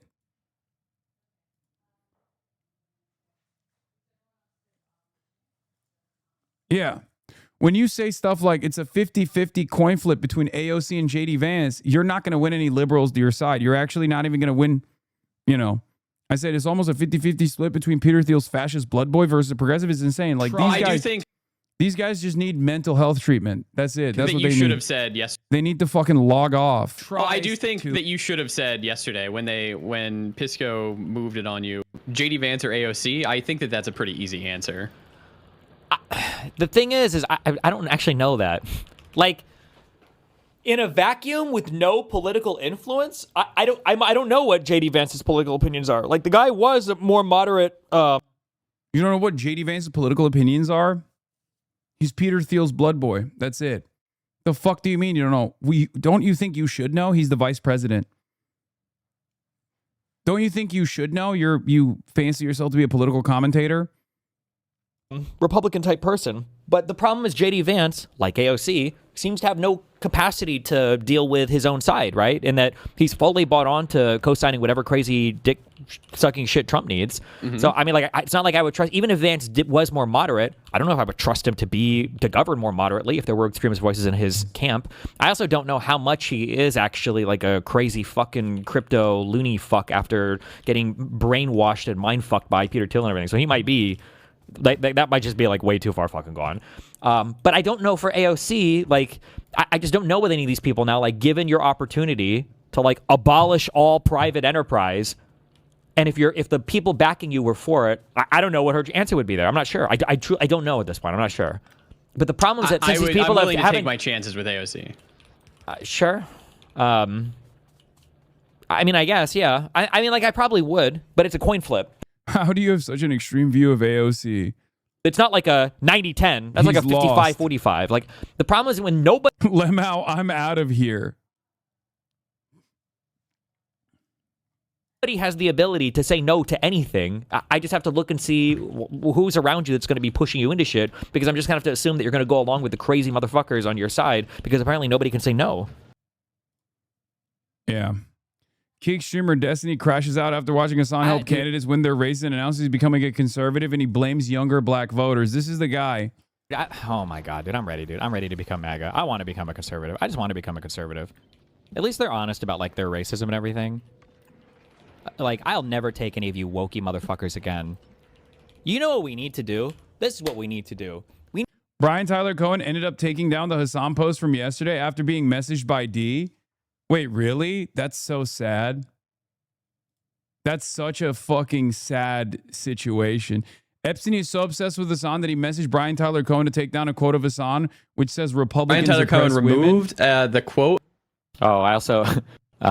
Brian said he was going to remove that thing and they'll never post Hasan again. So, yeah. Wait, what happened? Say that Brian again? Tyler Cohen removed the quote of Hasan from his Instagram. Sad. Yeah, I messaged him and I was bitching, and he was like, I don't do my media post there, but we'll never post that Yeah. You know what? I'll say this, that like I have. Don't they claim you of this? Yeah, no, they do. They say it's always projection. It's always projection. It's so sad. What a sad thing to do. God. No, I don't think Brian Tyler Cohen is a bitch. I mean, this is a lame thing that he did. They hate you so much for that they're siding with Elon Musk and Asmongold. Yeah, of course they are. Again, these guys do not. I mean, it is a lame thing that Brian Tyler Cohen did. Oh, God. Imagine this being your primary political victory, that you got Brian Tyler Cohen to remove a fucking post.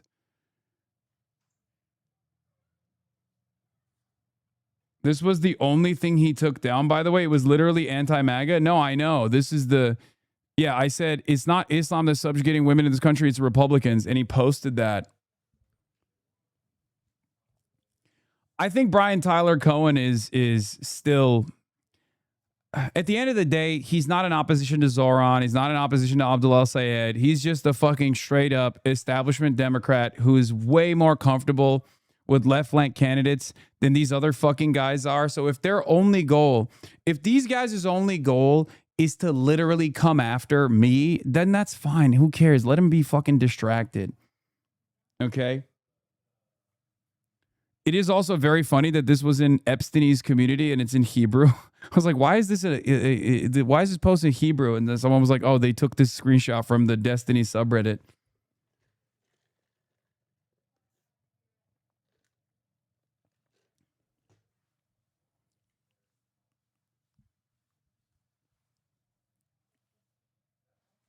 But yeah, you are too charitable, man. No, look, man. It is what it is, okay? It is what it is.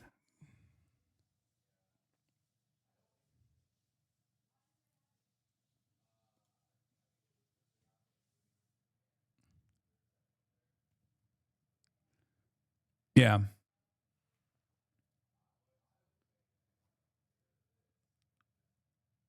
I think a lot of these people like Brian Tyler Cohen just don't want to be in the middle of internet drama because that's what D's community is. Yeah. Brian Tyler community's reach is so much bigger than Destiny's. Yes. But he's terrified. Here's the reality that we know. Okay. This has been the MO of Dan Stalkman and Sex Pestany the entire time, DMing everyone they possibly think they can in order to get 1 or 2 victories to post on Reddit. These victories include collabing with Republicans. These guys have been collaborating with the Republicans the entire time. Okay. And they are going to continue doing it in much more meaningful ways. That's why they're like retweeting Elon Musk and shit like that. Are you aware your chat is full of offliners who not only spend their entire day watching your stream, but they spend the rest of the day in your stream chat? This is not a healthy way to live your life. There are definitely people that are in the chat offline talking to one another about a bunch of different shit. It's like a way to, community build. I don't know why you're very frustrated by that. They're not like talking about me. They're playing games and shit in the chat. Yeah.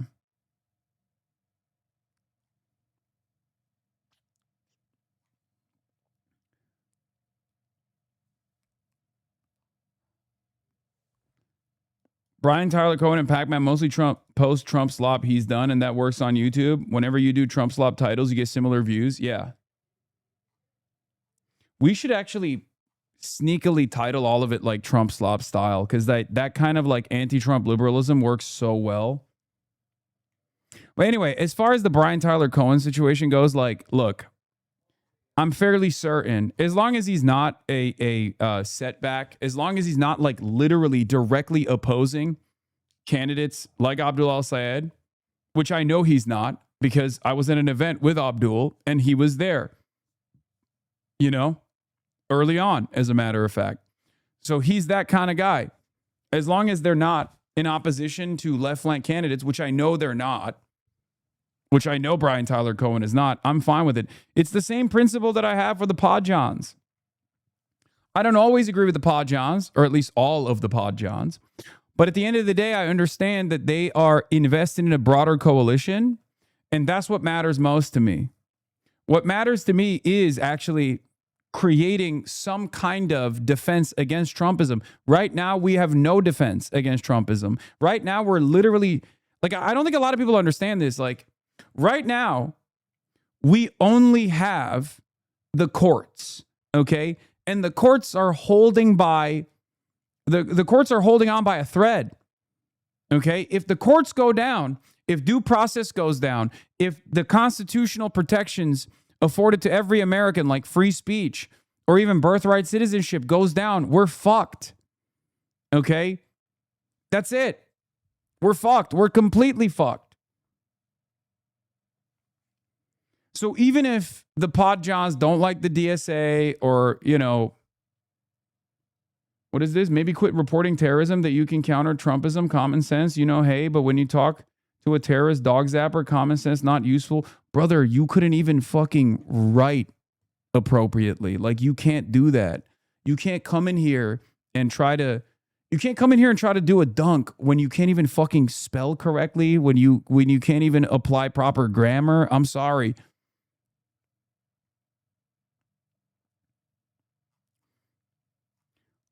But in any case, as I was saying, what I was trying to say is we have to have, this is the reason why we have to have a Senate majority. Like, this is not sheepdogging the Democratic Party at all, because there is no guarantee that Democrats, once they have the Senate majority, are going to fucking do our bidding, do the bidding of the masses, do the bidding of the working class. There's no guarantee of that at all. These things take time. These changes take time, and it require tremendous amounts of effort to pull through, to push through. Okay? But having said that, we need to at the very least, put up another line of defense against MAGA. And yes, that line of defense comes through the Senate majority and the majority in the House. Okay? Democrats need to control the legislative body. And if they don't fucking do our bidding, once they have that control, we'll fight back. And this time we'll have some allies on our side inside of the legislative body. Okay?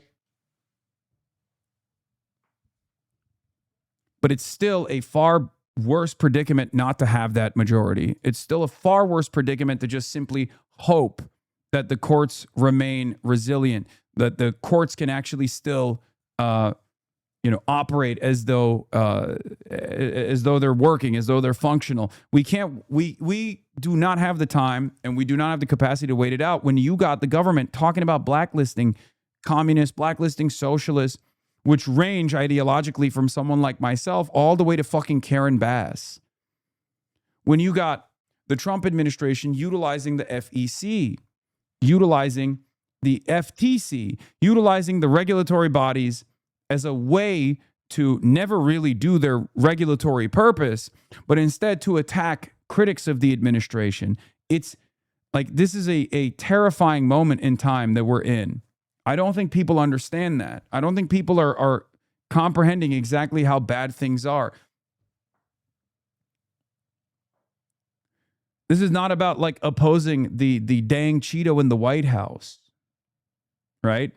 This is no longer about opposing the dang Cheeto in the White House. The reality of the matter is, it's not just like, oh, Trump is offensive and he hurts my feelings and we need to embarrass him. We're a bunch of frogs boiling in the pan right now. And the water, the heat is going up over and over again. We're about to reach the boiling point. We might have actually reached the boiling point. Do you understand? This is not about the ballroom. This is not about Trump's beautification initiatives for America 250. This is triage. We have to do everything we can to set up opposition to the administration. Okay?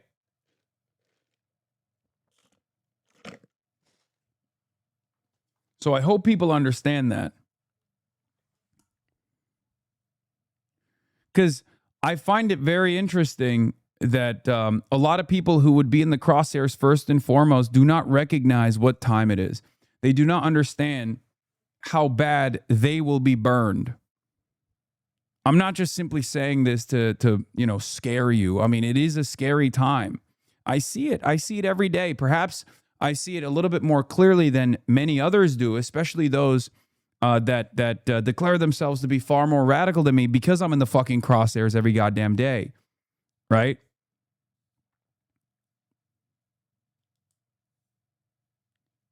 like for me, this is very real. I mean, I'm the primary target here. So I see it. I feel it.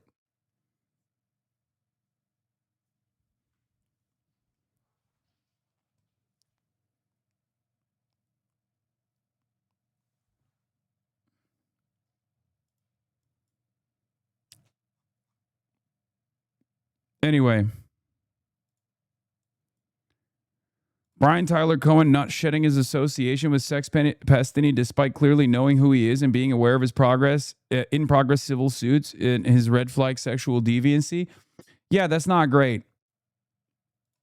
That's not great. I mean, he's always been this fucking Destiny has always been this fucking weirdo, right? He's always been this weird guy. But I guess these guys see him as like a reliable ally to a certain degree. I don't know why. I don't know what the fucking calculation is there. But I suspect the reason why Brian Tyler Cohen is like taking his notes from a dude who's currently going through, an ultra-Zionist who's currently going through a revenge porn case, is because he doesn't want to deal with the backlash from his community, because his community are serial harassers. They're sending a message every time they do this shit to me. They're sending a message to all the other people too. They're saying like, look, listen, you don't want to be in the crosshairs. We'll do everything we can to make your life a living hell. I mean, this is a cyber stalking, Gamergate style operation dedicated entirely to one guy, right? They don't even hide it. And I guess it's understandable. It's a little insecure. It's a little pathetic. It's a little cowardly to just, say fuck off and move on with your life. But I guess it's not like Brian Tyler Cohen is a big fan of mine either, especially because I called out Chorus early on. And we obviously had a somewhat of a blow up when one of his Chorus content creators was just like actively shitting on Cori Bush. I was like, that's completely unacceptable. He was like celebrating Wesley Bell.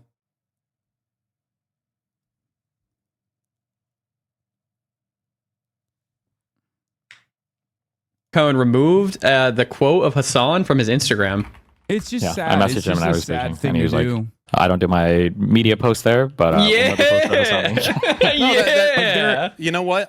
It's somewhat pathetic for Brian Tyler Cohen to like respond to Sex Pestini in this way, but it is so much more pathetic for these guys to just like fucking celebrate this as a major W. Like, who gives a fuck one way or another? I didn't even know that he had posted me. I'll say this, that like I have friends and they're not plugged in, and I'm like, well, what do you do for politics? And they all say like Brian Tyler Cohen. That's it. Yeah. And it's like, okay, this guy is an important guy to get for normies. Like yeah, see? They're like we did it. We fucking did it.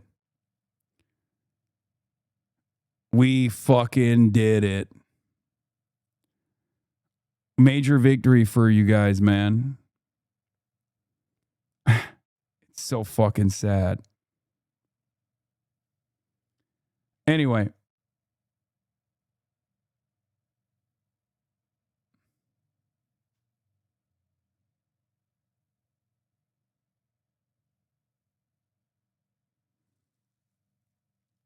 So, I urge the liberal consultant class to no longer give opportunities to the likes of Mike Rogers. Okay? They won't stop because their enmity is directed entirely at me. But, I hope they'll fucking wake up from their stupor. That's it.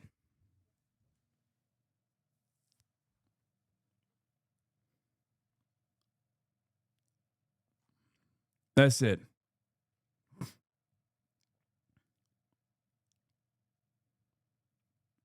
You may not know how much of a bag BTC gets a month. It might not be 12 million, but it is something. When they came after you, they couldn't shut off your money faucet. But if you weren't funded by your viewers, it may have been different. I know you walked away from a bag, not tempering your speech. Yeah.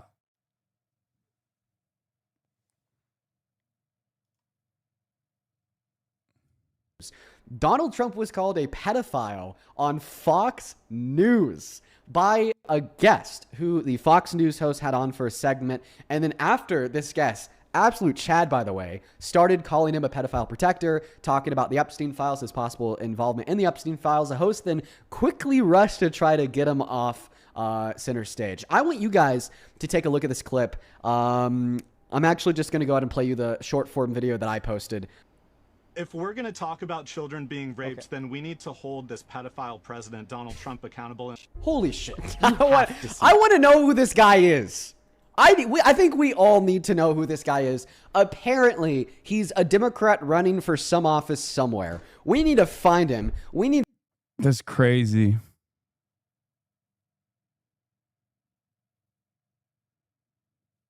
I'm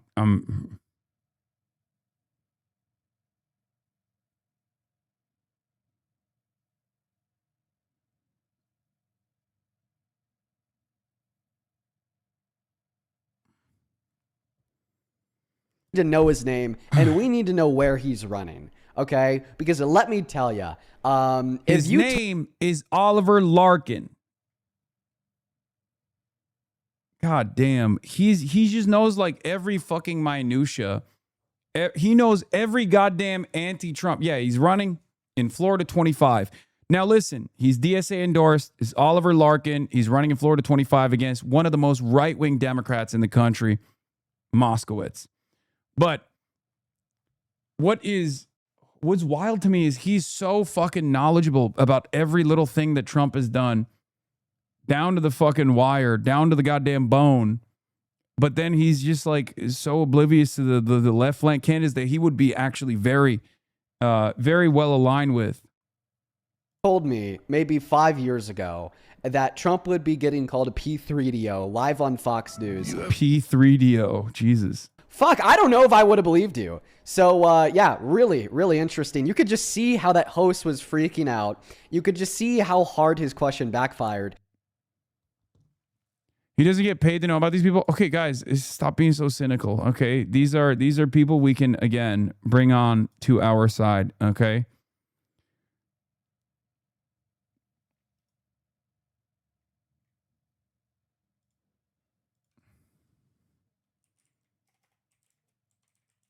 That was.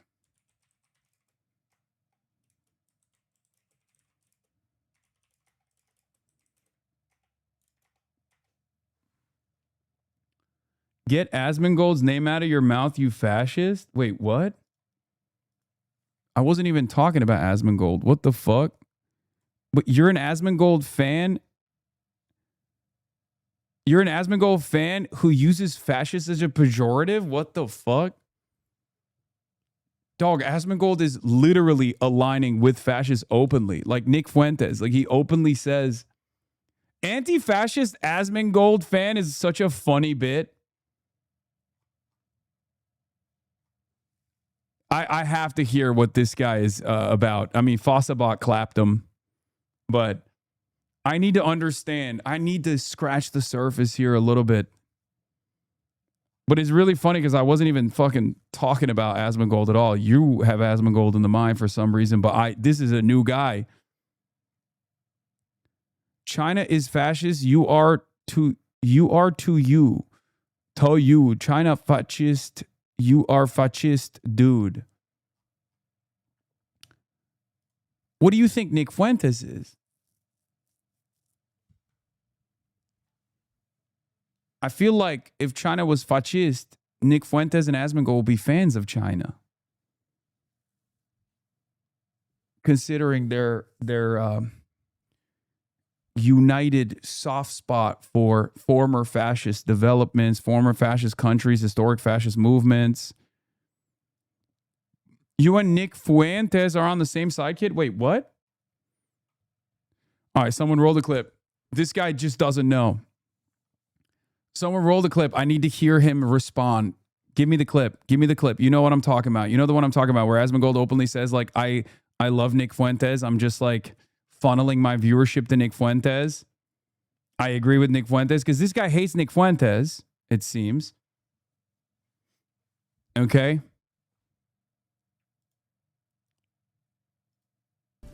And I know because I'm one of them. How did you not get deplatformed through all this? I simply, I am a very pragmatic person. I have no problems not saying things or not doing something if I feel like it won't be advantageous for me. So I just simply don't say things that I think will get me in trouble, and until it's okay to say them. That's literally it. This isn't You're even a the good clip. boy. Yeah, I like Nick doesn't do that. Nick says exactly what he thinks, and it's respectable. It is. I don't have any negative about it. But to me, I view my role as being a more mainstream ally towards this stuff without necessarily spearheading any sort of like real controversial change, because I can't really do that. It would compromise my position. That's the reason. I'm a funnel. Yeah, I kind of do that. Yeah, like a funnel in a way. So that's the reason why I do most things that I do are like there's reasoning behind them. You have your lane for sure. Yeah, I do. It wasn't even that one. He was saying, I'm deliberately trying to create a pipeline to Nick Fuentes. This wasn't the clip. I was looking for another one. You have everything in common with him. It's just immigration. Wait, what? Buddy, you just watched your favorite content creator say, I am in line with Nick Fuentes. You just watched your favorite content creator that you're defending as an anti-fascist, okay?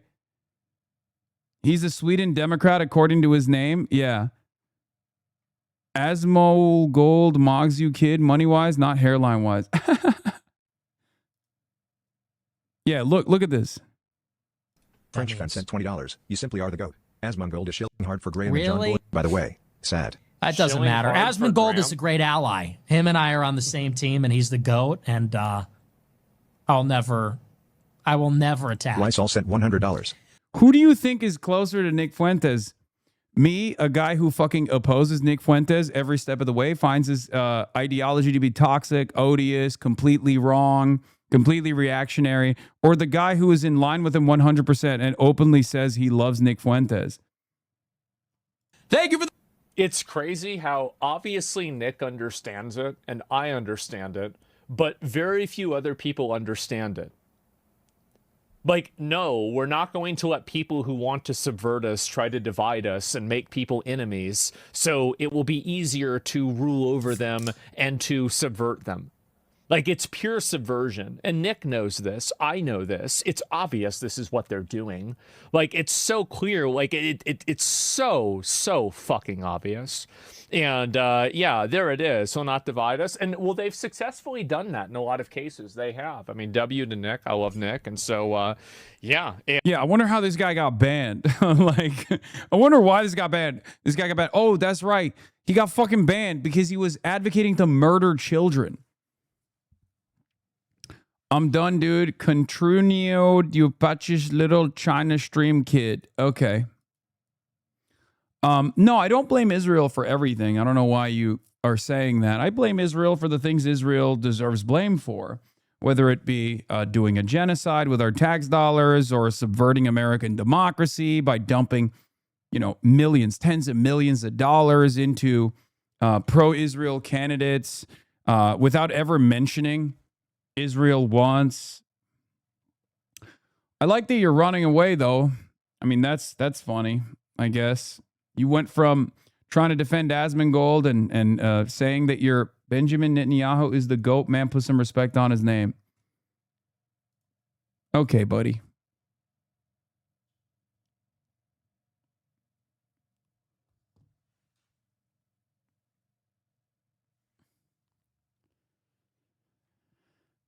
He's a troll. I mean, yeah, he's just Swedish. A lot of Asmongold's fans are Swedish and from Norway.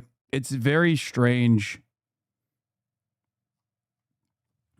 It's a very strange phenomenon. I don't know why there are so many people, so many Euroids in the chat that just love like American fascism for some reason, especially when American fascism is harmful to your national interests as well.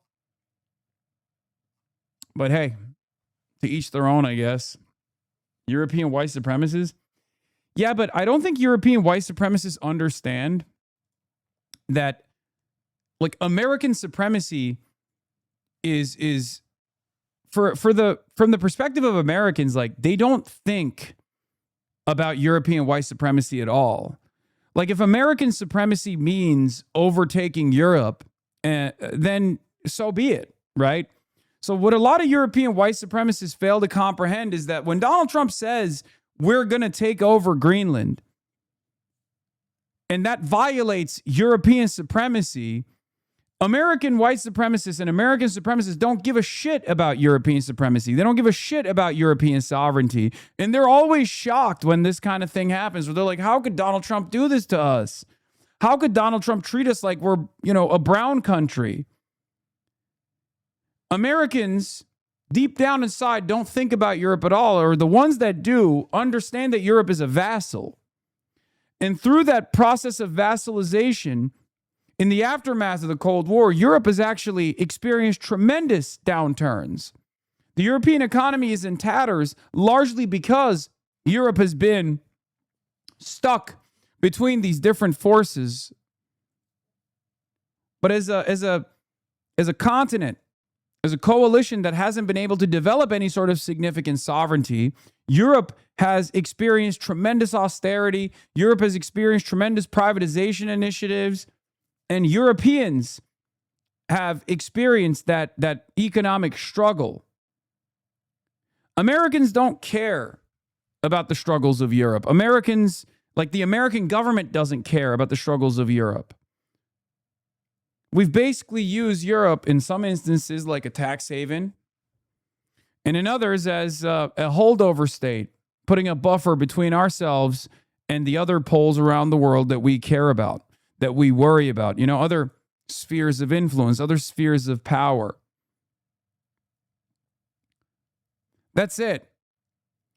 Europe is just a place to store some of our nuclear arsenal. From the perspective of American foreign policy, they see Europe as a missile sponge during the Cold War, and as a way to, put some anti-missile defense systems as a holdover stage, as a staging ground for our troops when necessary, and as a holdover state for some of our nuclear arsenal. And I'm Turkish, so I understand that intimately. I understand that deeply. This is what NATO is about at the end of the day. This is what Turkey is about. This is what Turkey has been. And perhaps it's a calculation that favors a country like Turkey, because the other side of that would be turning the country into Syria. If Turkey wasn't a reliable NATO ally, then maybe it would be like Syria. It would be a failed state, constantly being,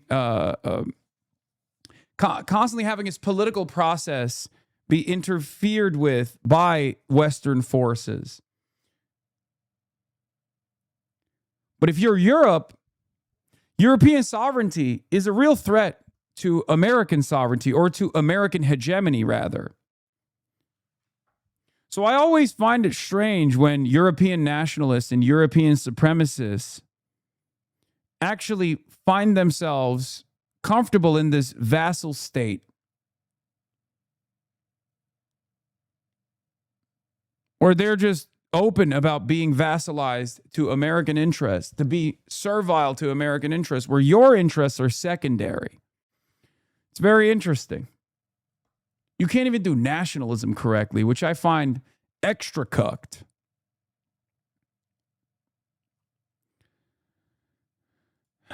Unless it's a perm ban, I don't give a fuck. Twitch has allowed this unwashed, smelly cockroach, white supremacist, Nazi brain, fuck with Asmongold to spew his extremism with little to no pushback. Perm or shut the fuck up.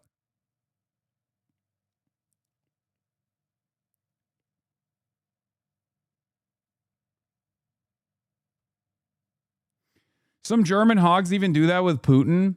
Yeah, I don't understand that either. But I find it fascinating that they do that for Putin. I find it fascinating that they do that for Trump. I don't get it. I don't understand it. I don't know why. Like, I don't think Europe should be servile to Chinese interests either, right? But at the very least, Europe could leverage a relationship with China to get a stronger foothold against America in the same way that a lot of countries, a lot of BRICS nations have, whether it be India, whether it be Brazil.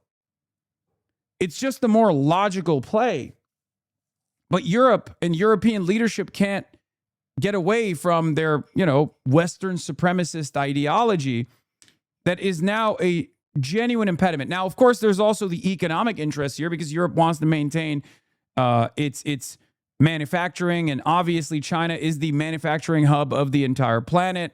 And therefore, what kind of economic opportunities can you open up with China? How can you cooperate with China when China's ultimate goal is to be the manufacturing hub for the entire planet, even if it destroys the economic engine that remains in Europe, which is, of course, deteriorated significantly. So I understand that fear as well, certainly.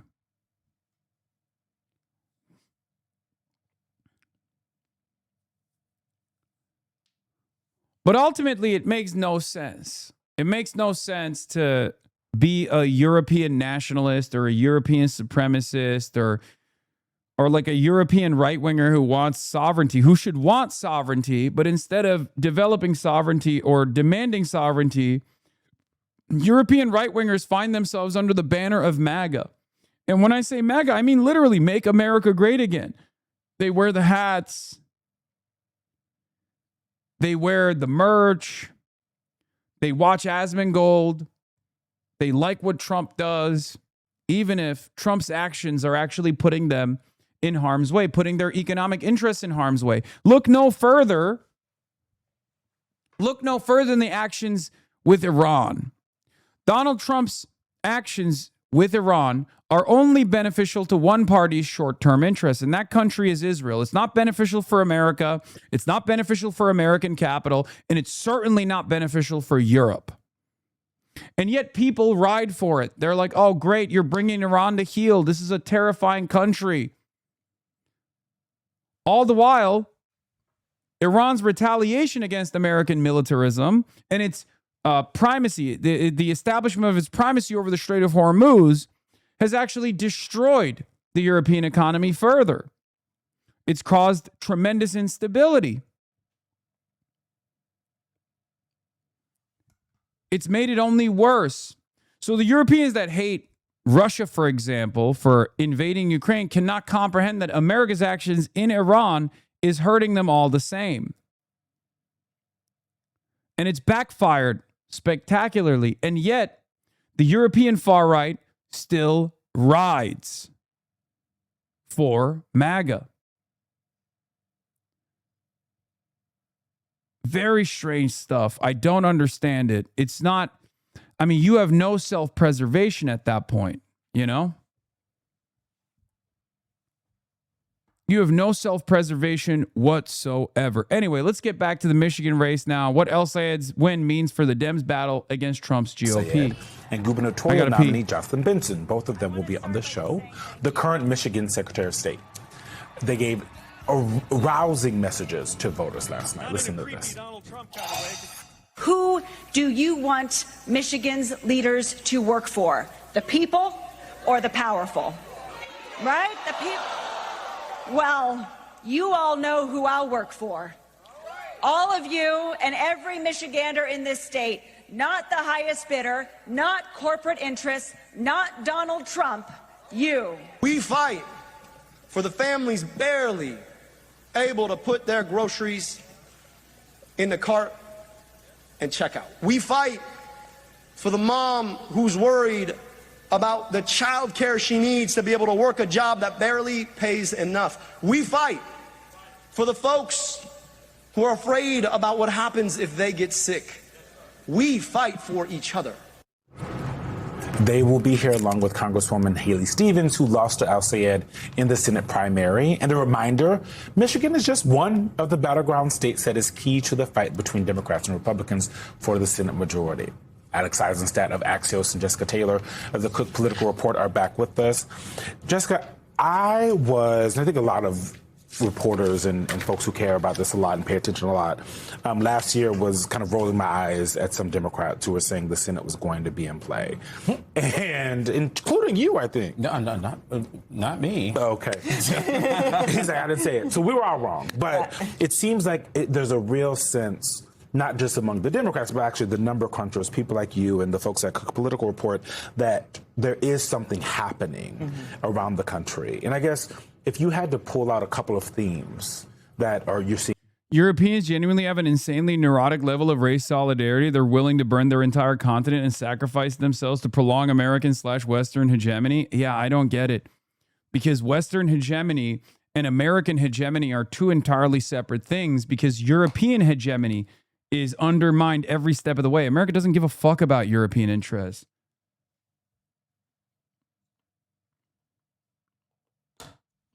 I guess the reality is, like, Americans have been able to successfully dupe European leadership into believing that, like, they have the same dog in the fight. Or rather, European capitalists do have the same dog in the fight, and therefore they have been able to convince the European masses into believing that American interests and European interests are the same, one and the same. I think that's what it is, right? That makes the most sense. This is the consortium of international finance capitalists, petro-capitalists, capitalists from different nations that are, of course, single-handedly or single-mindedly in unison, representing their class interests. And one of the greatest ways that they can dupe their countrymen is to lean into, white supremacy, European supremacy, and positioning America as the singular force that can defend white and European and Western hegemony, Western supremacy. Yeah, frankly, insane story about how a Trump-linked American drilling company is setting up equipment in Greenland to make exploratory borehole despite being denied permission by the Greenlandic government. So much for sovereignty, I guess. Yep. This is just this came out this morning. Yeah.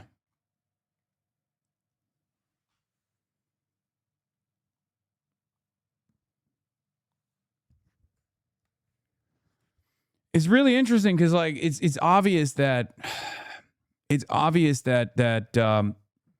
American capital, and I guess European capital as well, doesn't necessarily care about the European citizens. But then again, American capital doesn't care about the American citizens either. And we still have plenty of proles and lumpen proles, of course, but plenty of proles nonetheless who don't recognize their class position and assume that American capital is still better than anything else. Popping up when you guys are talking to voters and talking to the candidates, what are you hearing? I mean, I think it all comes back to just costs, that people feel like everything is too high. And I think that Abdul, he talked about money out of politics, money in your pocket, Medicare for all. Very truly incredible how Hasan can be wrong at every turn, like it's intentional. Yes, you're right. American hegemony has been unbelievably beneficial for Ireland. Just say what's wrong so we can have normal discourse instead of just like complaining like this. What do you take issue with? It really resonated with voters, especially about putting more money back in your pocket. I mean, Haley Stevens was not a great candidate on the stump. I think she struggled to get her message across. She did better at the end. But we have to remember that this was a very close primary, much closer than the polls showed. And so... Yeah, it's a close primary. It doesn't mean anything. It's a close primary only because of the tremendous amounts of money that were spent. Okay? That's it.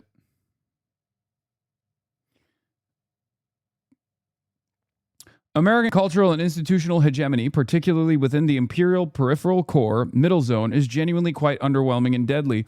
China is the only major country in the world that's basically vaccinated and inoculated from this because of the Great Firewall. Even countries like Russia have their chuds, and reactionaries basically ape American culture war chud theatrics, like hatred of LGBTQ and whatnot. I mean, these are just like powerful forces of tribalism that I think people in positions of power deploy, regardless. That's why there is this hog universality that I speak of, right? You got hogs. I mean, bro, you got hogs in Iran too, There's chuds everywhere. Chuds exist in every country. I don't think the Russian anti-LGBTQ policy is deployed as you know, as a byproduct of like American supremacy or American hegemony. I think Russian anti-LGBTQ policies are deployed as a mechanism to control the population. It's just they have their own chuds. They have their own chuds that see the same benefit of destabilizing the masses, right? The European right follows what Americans say, as seen by how we import your culture war issues. They don't apply to us like affirmative action. I know. Bro, Japan. Remember when I went to the Japanese Communist Party headquarters and I was asking them about trans issues? And they were like, yeah, people have started to panic about trans stuff here. Japan is another country that has been destroyed as a byproduct of being an American vassal. Reform talks about DEI in universities disadvantaging white people despite access schemes being entirely based on economic factors like going to a bad school, being on a free school meals, and ending up massively helping the white working class Brits. They're also yank-brained. Yeah, this is a more direct way that American brain rot actually subjugates the Western chuds.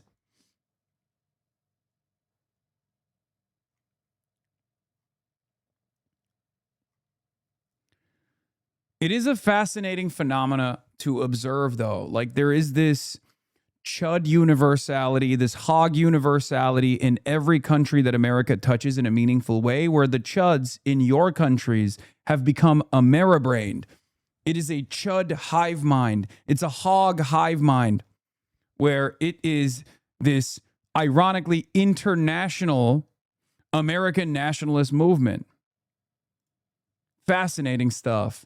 And I guess it's because of the liberal monoculture, the American cultural supremacy, the American cultural imperialism that has set forth, like Hollywood broke the brains of every single person. That's part of the reason why I am so assimilated to American culture, right?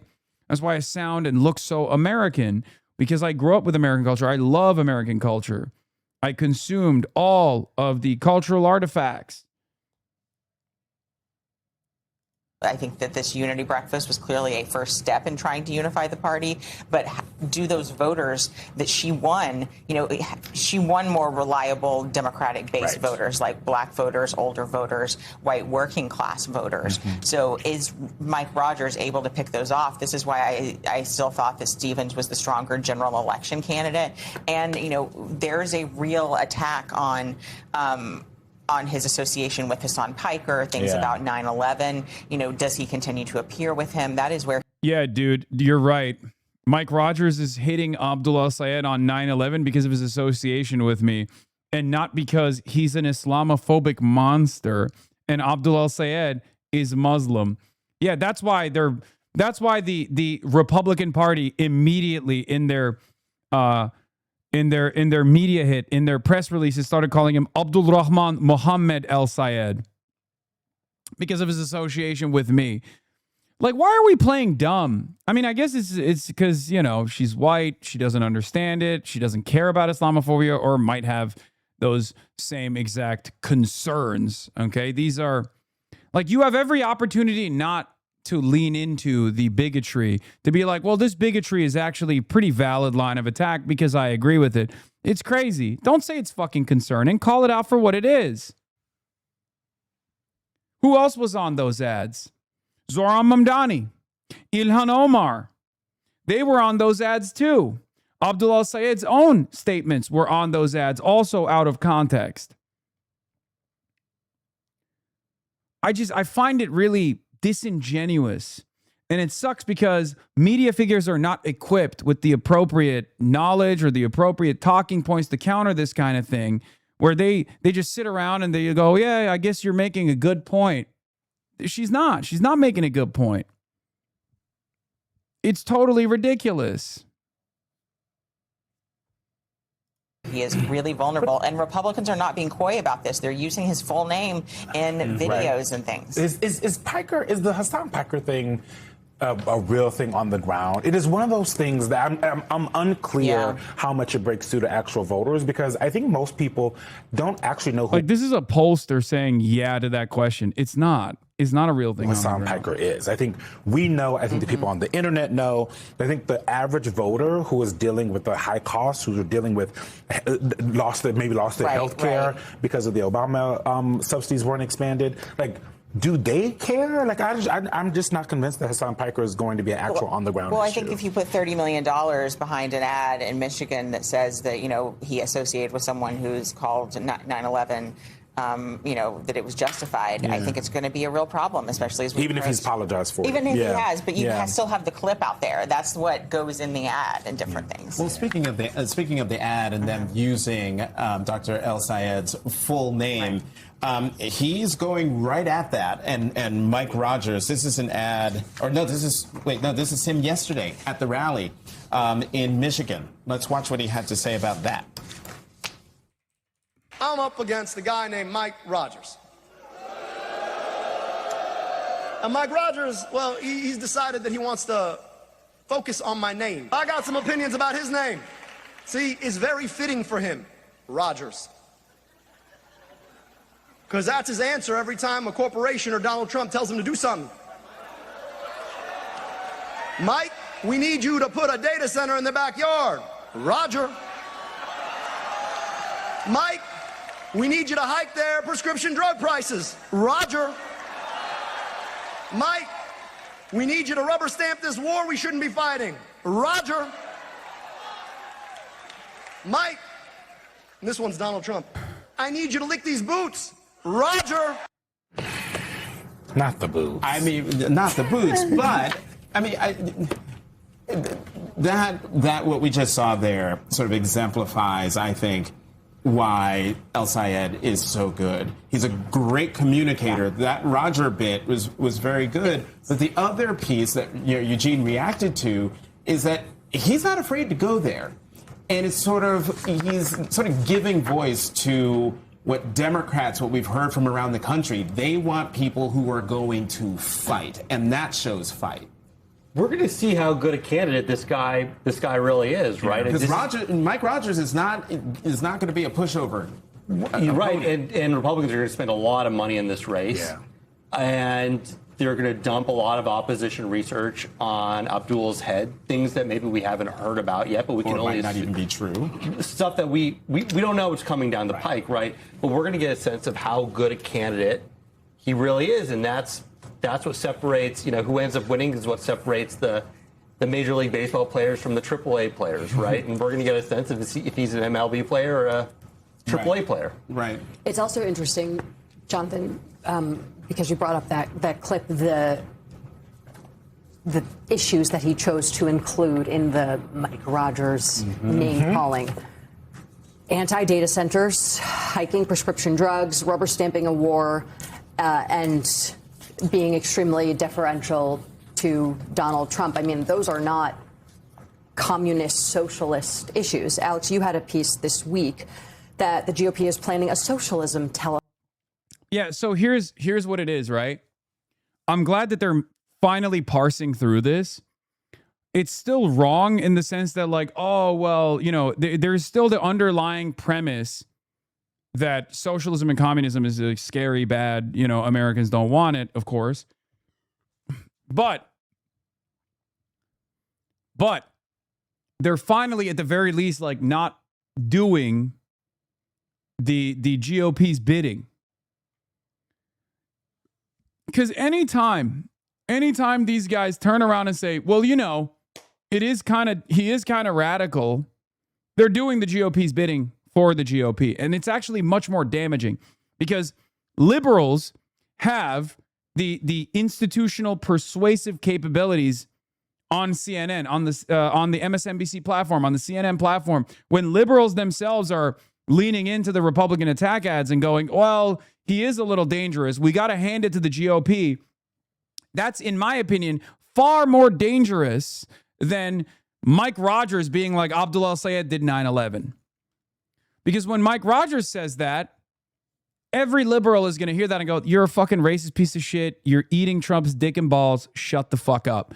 But when they see liberal platforms channel that same message only to say that it's actually a really salient narrative, right? It's a really reliable narrative that actually has far more consequential impacts on the minds of liberals who are tuning in.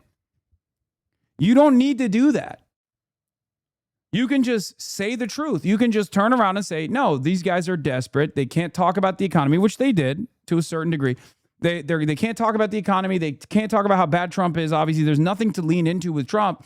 So they're just pulling off the oldest trick of the book.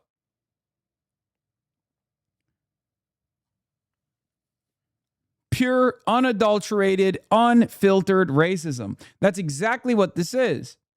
And no liberal worth their salt, regardless of their disagreements with Abdul or regardless of their disagreements with me, regardless of their disagreements with the DSA, should ever lean into that. Okay? When we in this community oppose certain things that Kamala Harris were doing, we didn't fucking hit her with Republican lines of attack. It was an opposition to the closeness that the Democratic Party had to Republican policies. Because first and foremost, we're ideologically committed to anti-fascism. Okay? That's it. At their midterm convention in Texas. They plan to use their first ever midterm convention in Dallas next month to mount a sweeping, made for primetime case that Democrats have become captive to their activist left. Axios has learned they're essentially planning. Their goal is to drive a wedge between DSA, myself, this community, our base, and the Democratic Party, knowing full well that there are a lot of Democrats who will bite the bullet, who will absolutely lean into this bait. It's a trap. Okay? It is a trap. The only way that we lose, and when I say we, I don't mean just like DSA left or the Bernie-crats or the left populists. I mean the only way that the anti-Trump coalition loses is if we lean into these attacks. That's why I'm telling you guys right now, we have to be very careful.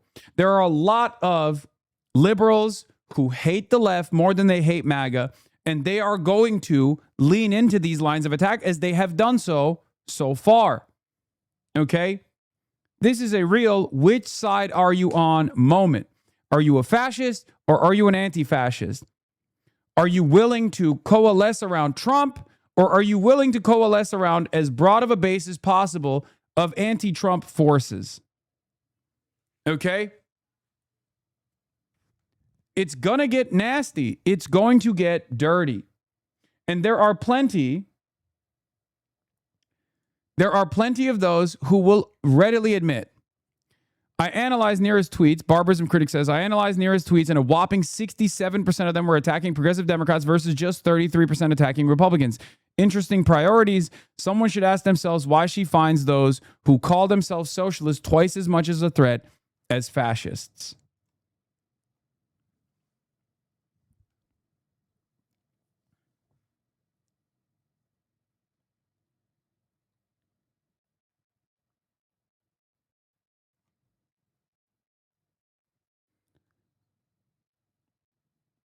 You have to remember this.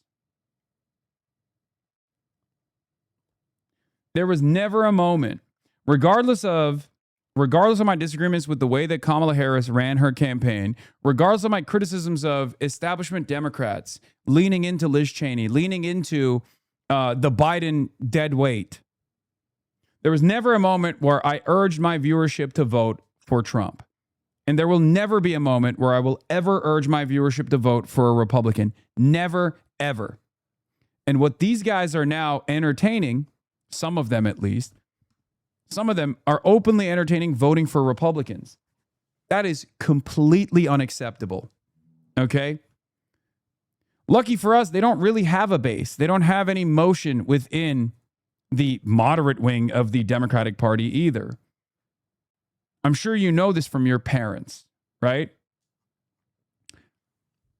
I'm sure some of you have very moderate, self-identifying liberal parents. They probably hate the Republican Party. They probably hate Trump. Do you think they would ever vote for a Republican or Donald Trump? Hell no.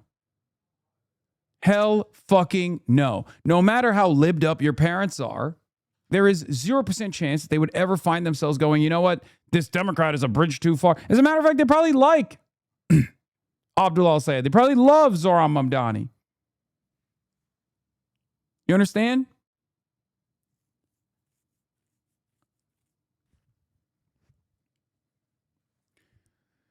These people are not simply playing politics in the primary. They have a higher ideological commitment to opposing the left. You know how we've said, like, there are some in the Democratic Party who oppose the left with far more severity and far more, they're far more interested in destroying their left flank than opposing Trump. Neera Tanden is one of those people. The Democratic Party, on the other hand, broadly have shown that they are more serious than this. That's why I welcome the Kamala Harris endorsement of Abdullah al-Sayed. That's why I welcome the sea of endorsements that came in the aftermath of the Unity rally. It's very clear that there are some Democrats who are party operatives who care about opposing Donald Trump far more than fighting an ideological battle against socialism, against communism, against their left flank.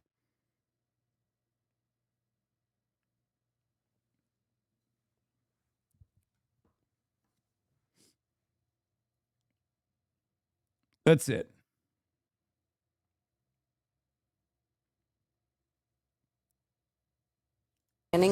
But their worst campaign, targeting the ascendant Democratic left and socialism. Jessica, do you, in all of the research that you're doing and all the time that you spend seeped in the numbers, is this going to be effective? I do. I still think that the midterms are going to be a referendum on Donald Trump. That's what it comes down to. I'm on your side on this, but what do you say to the people who suggest you provided the same amount of friction towards Harris that centrist consultants are now pushing on Abdul? Yeah. The difference is they're leaning into Republican lines of attack. I was demanding that Kamala Harris actually wake the fuck up and take a stronger opposition to Trumpism, stronger opposition to MAGA, stronger opposition to the far right mass deportation sentiment coming from Donald Trump. Do you understand?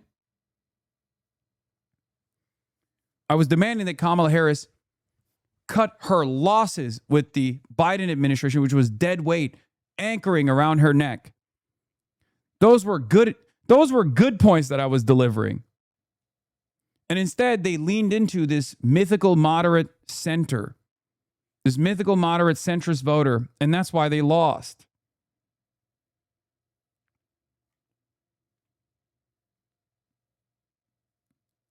My demands for Kamala Harris was not for her to listen to me as some random fucking dickhead on the internet in the same way that these random fucking dickheads at Center for American Progress and whatnot are demanding Abdul listen to them. My demand was for Kamala Harris to listen to her base. Because at the end of the day, that's the major difference between someone like myself and someone who works for a think tank in Washington, D.C. They have no base. We do. I am a representative of this base within the Democratic coalition. And it turns out I was right. We were right to make these demands. Although the overwhelming majority of this community voted for Kamala Harris, they plugged their noses once again and voted for Kamala Harris, she still lost.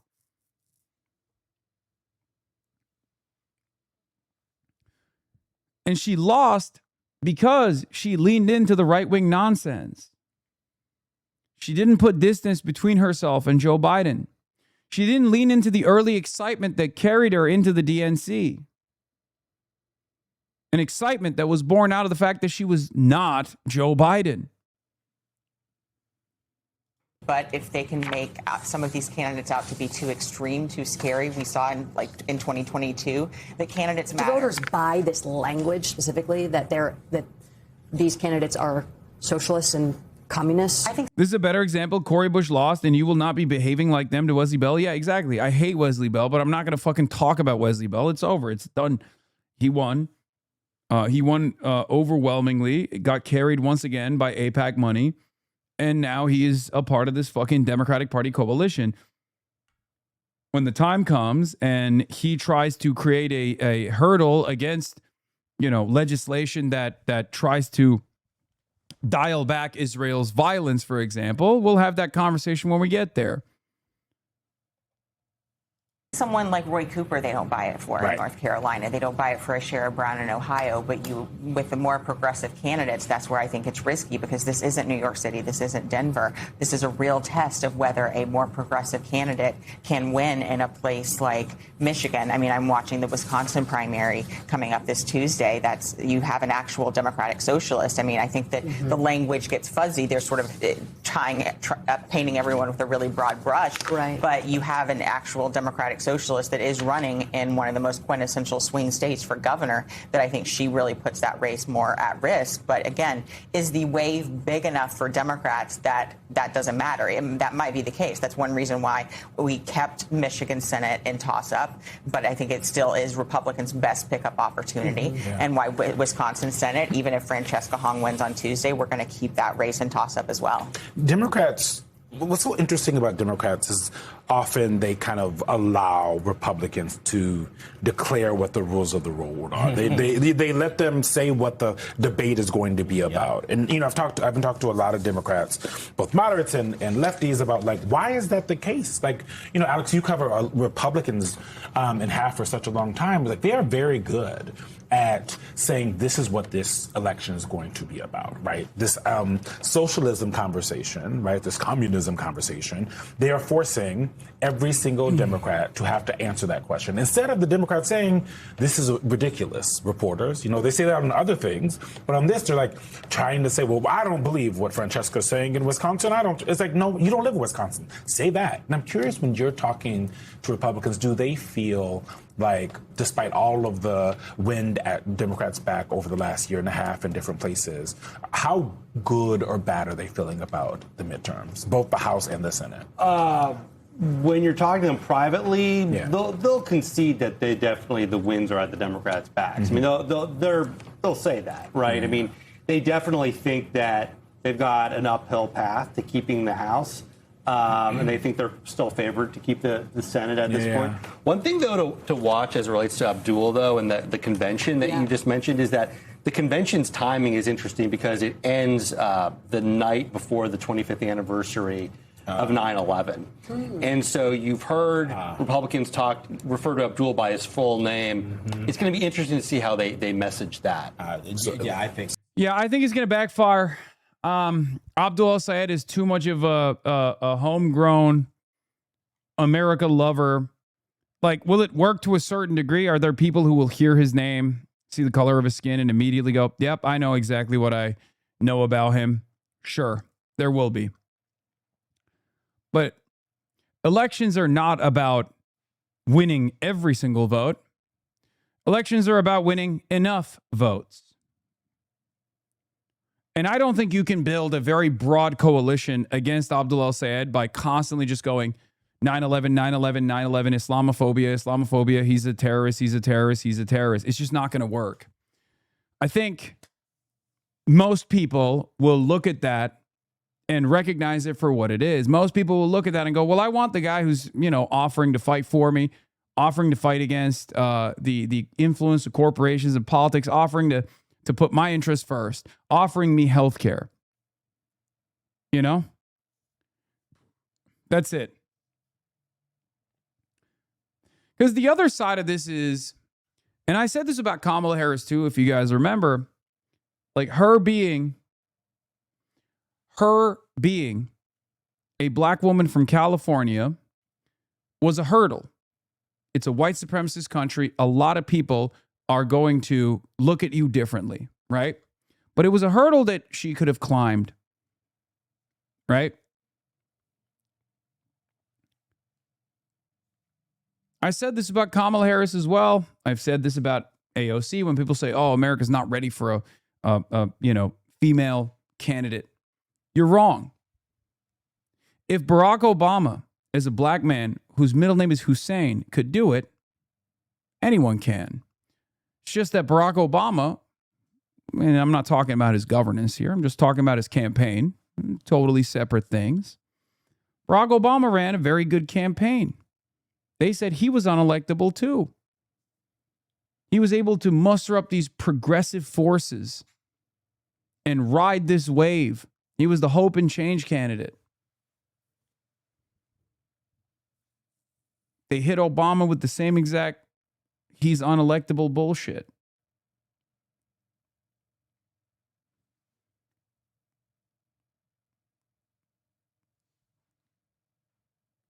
You said that to Mehdi, yeah.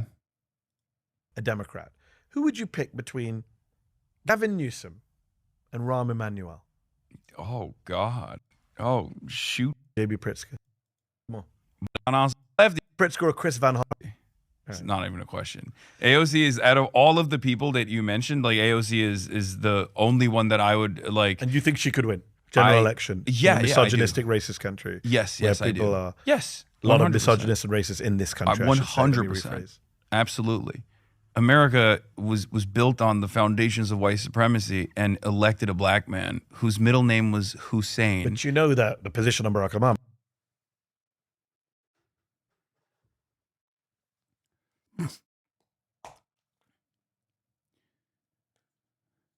Like, I don't have any, like, I know it'll be difficult. But ultimately,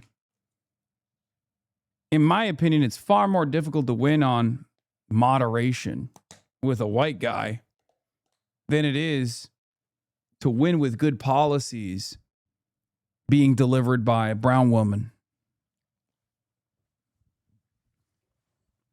That's it.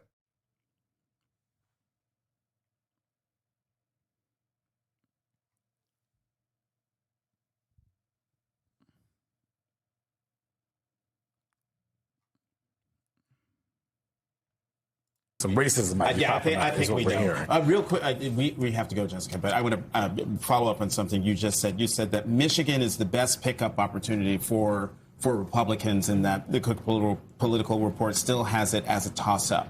I'm just wondering, is there a Senate race that could be an unexpected pickup for Democrats that you're keeping an eye on that could cancel out the loss of Michigan? I mean, the map is growing, and so I think you have Iowa and Texas that are in that next tier to get them but those are still double-digit Trump states. I moved Kansas this week onto the competitive map. So, there are these really red states. That's a 16-point Trump state that because Democrats have recruited well, and, sort of the Maine debacle and everything aside, they've recruited well in states like North Carolina, Ohio, Alaska, and that's one of the reasons why they're in the mix for Senate control.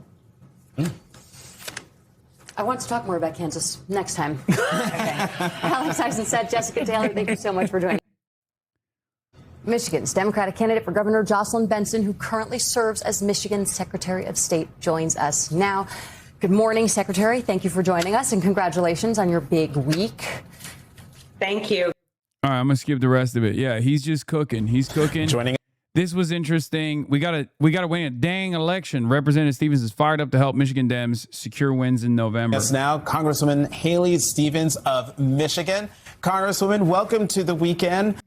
What's your thought on her? I mean, look, I think she's like, I still very much oppose Haley Stevens' worldview, but it's impossible for me not to give her credit for immediately snapping into action. It's great. It's very important. Like that she is a party loyalist, okay? She's a party loyalist. She is a real workhorse. You know what I mean?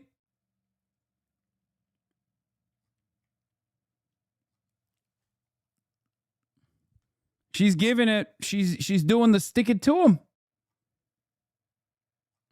Haley Stevens is growing on me. I have to get your reaction to a story in the New York Times from Thursday with the headline, "Moderate Democrats Prepare for War Against an Ascendant Left." And it says, and it's all about how the organization Third Way is going to spend $15 million to push back against far left and progressive candidates winning. And I'm quoting from the New York Times, their fear: Dr. El Sayed was paving a path for a progressive to seize the party's presidential nomination in 2028 and then go on to lose the general election. And this is a quote from Jonathan Cowan, the president of third way, it is deeply troubling to see radical far-left candidates winning in places that are potentially presidential swing states. Two questions. One, do you share that concern? And two, is this where people in the party should be focusing their attention right now? Oh, my God. I have no idea. I didn't know about this third way business. I mean, I haven't talked to them. Look, we're in the trenches right now in Michigan. I mean, we got to come and win a dang election. She's right. She's right. She's right. When you're right, you're right. Respect.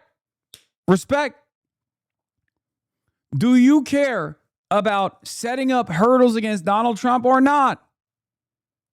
A lot of these guys at Third Way and these centrist think tanks, they don't give a shit. If Trump wins, they still win. Okay? They don't care. They feel, perhaps foolishly, that they can avoid the worst. They feel as though any kind of entry point to more left flank policies within the Democratic tent is a threat to their bottom line.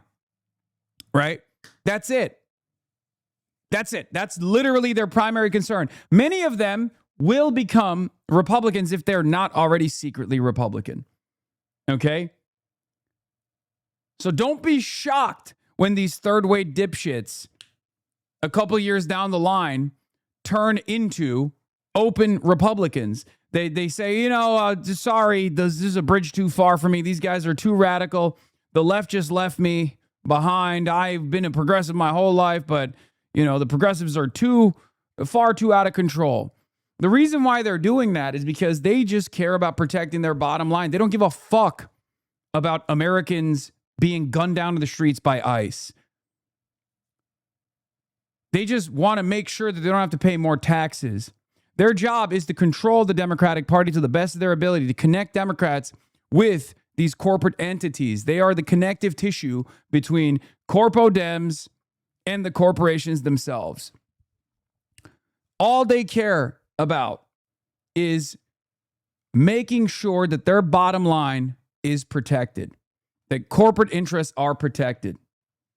There are those, on the other hand, who are careerist Democrats who at least care about the Democratic Party winning elections, care about the Democratic Party genuinely creating a Senate majority. Haley Stevens is a person who understands the moment, whether it's because of her ambitions for future office or higher office later down the line, who knows? Doesn't matter. She understands that this moment requires her to get to work and push for Abdul El-Sayed to ensure that the Senate majority is delivered to the hands of the Democratic Party. And while I have my issues with the National Democratic Party, I understand that assignment as well. I recognize that this moment requires us to collaborate with Democrats, with liberal capitalist Democrats who oppose us every step of the way. And the only reason why I recognize it is because the fucking fascist Republican Party are setting up blacklists, okay? They want to jail us. They are already killing our neighbors. They're occupying our cities. There is no other way. There is no other way to put an end to this. And it's not like it's going to be a foolproof way to put an end to Trumpism, to MAGA, to fascism.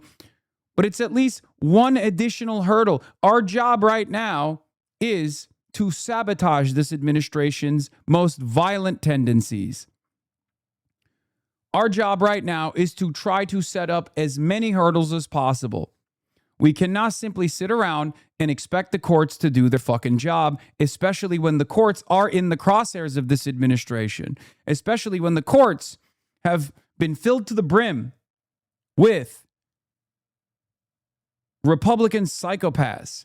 This is an existential fight for American democracy. This is an existential fight for America as a institution, as a country. It's an existential fight for all Americans, even those who oppose us every step of the way.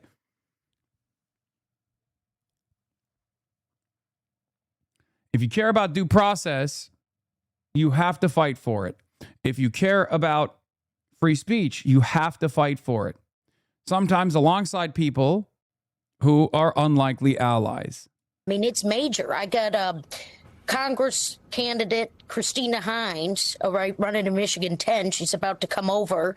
We're going to be working this morning. I want everyone to get involved with her race. We're going to flip that seat. Hakeem Jeffries needs to become the speaker from a place called Michigan. You know what? I don't want to. I'm done with the dunking and the criticizing and the talking, but I don't know why we're talking about war.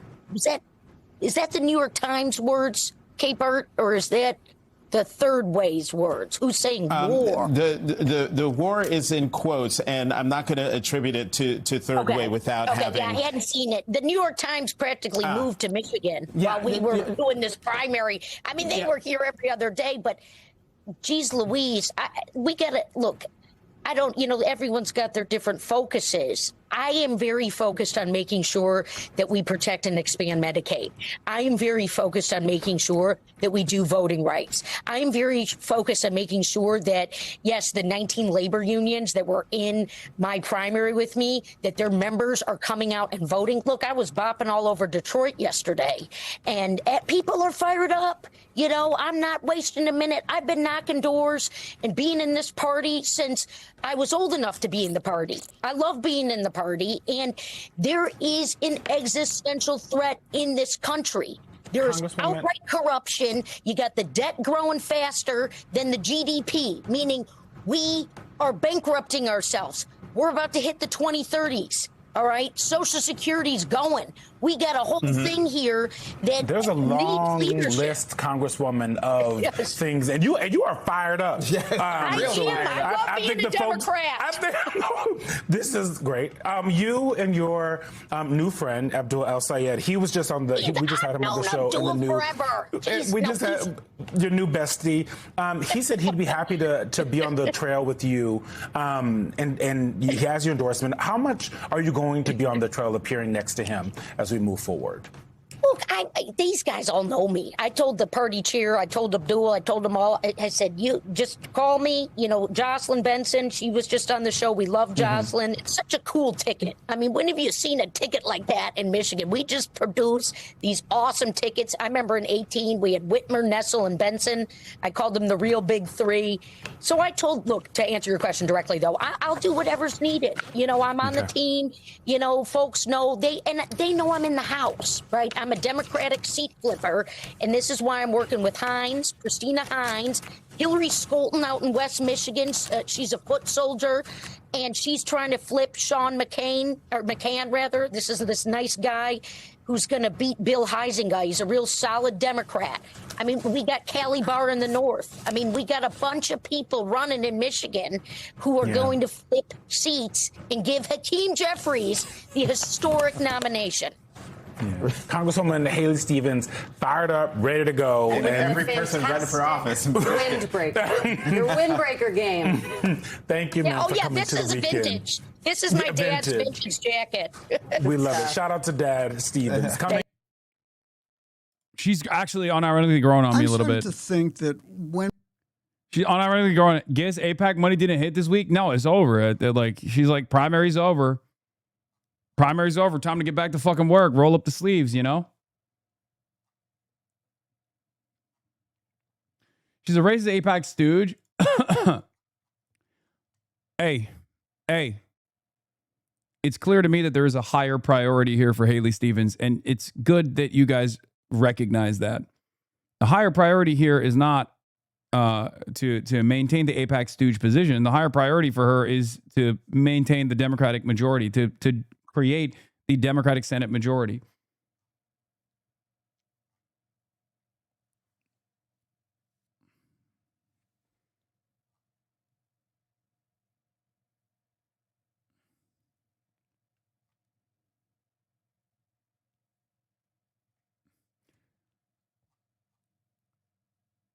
Politics is a nasty game. Politics is a fucking nasty game, man. That's it. So, you know, you gotta lock in. Yeah, it'll shock you. It'll spin your head. One day they'll be saying Abdul is a anti-Semite. Next day they'll be like, I love that anti-Semite. That's how it works. This is the difference between people like us who have our convictions and people who have none of them. Thing. And so what is this? Oh, Asmongold, Why I'm Gone. He made a YouTube video and he doubled down on it. He doubled down. I apologize for nothing. What will Twitch do now? What do you mean? They're gonna unban him eventually. They won't give him I don't know the length of the ban, but you know, we'll watch this later. Let's just keep going. Why is Francesca Hong winning? Let's take a look. We talk more generally about America these days, or more generally about Wisconsin these days, that the undercurrent of the average person is very, very negative. They don't see the American dream as serving them. True. They're saying, let's say, my salary isn't keeping up with inflation, or I can't afford to fill a gas tank in my car.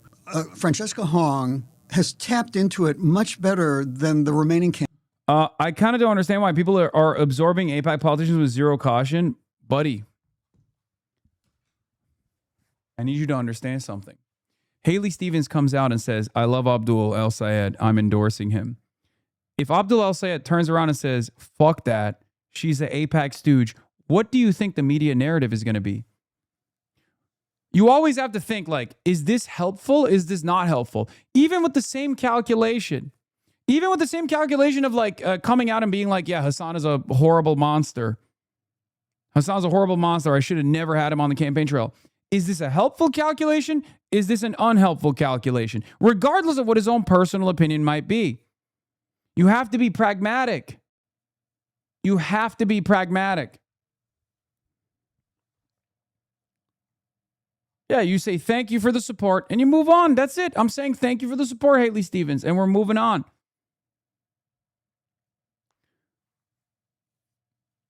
I don't think you guys get it. Like, I just, because if he were to turn around and be like, no, I'm a fucking purist, right? Which, like, is understandable if he was like saying, like, you called me an anti-Semite last week, you're going to apologize for it or something like that. If he said that, okay, what do you think the media narrative would be? Look at the media narrative for me right now.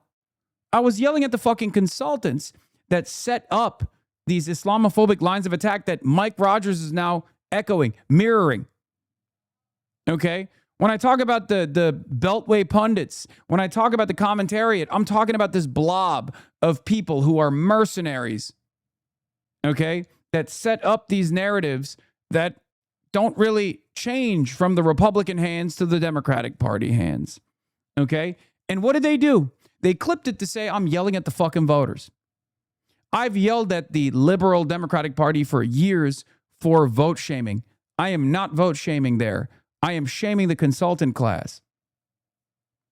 And look at how they set it up. Now Mike Rogers is trying to, ironically enough, the very same pundits that I yelled at, use that as an opportunity to falsely claim that I was vote shaming, right? And then now Mike Rogers is using it all the same. Look at that.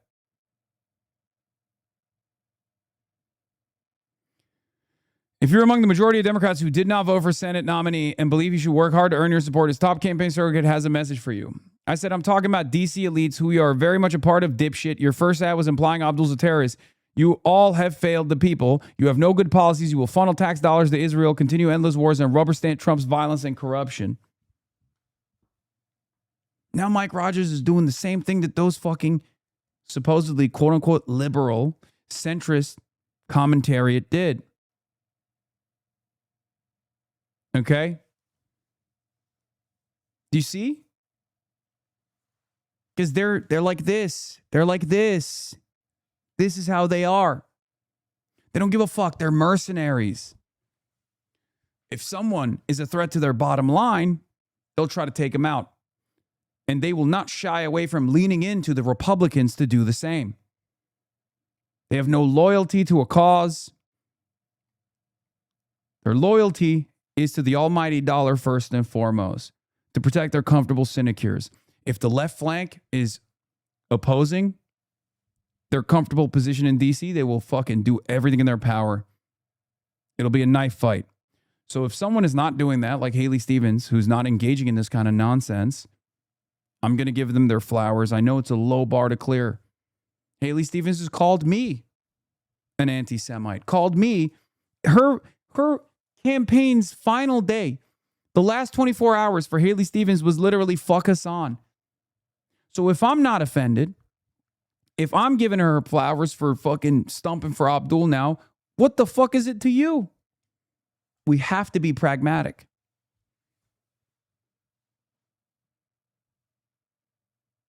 Do you understand?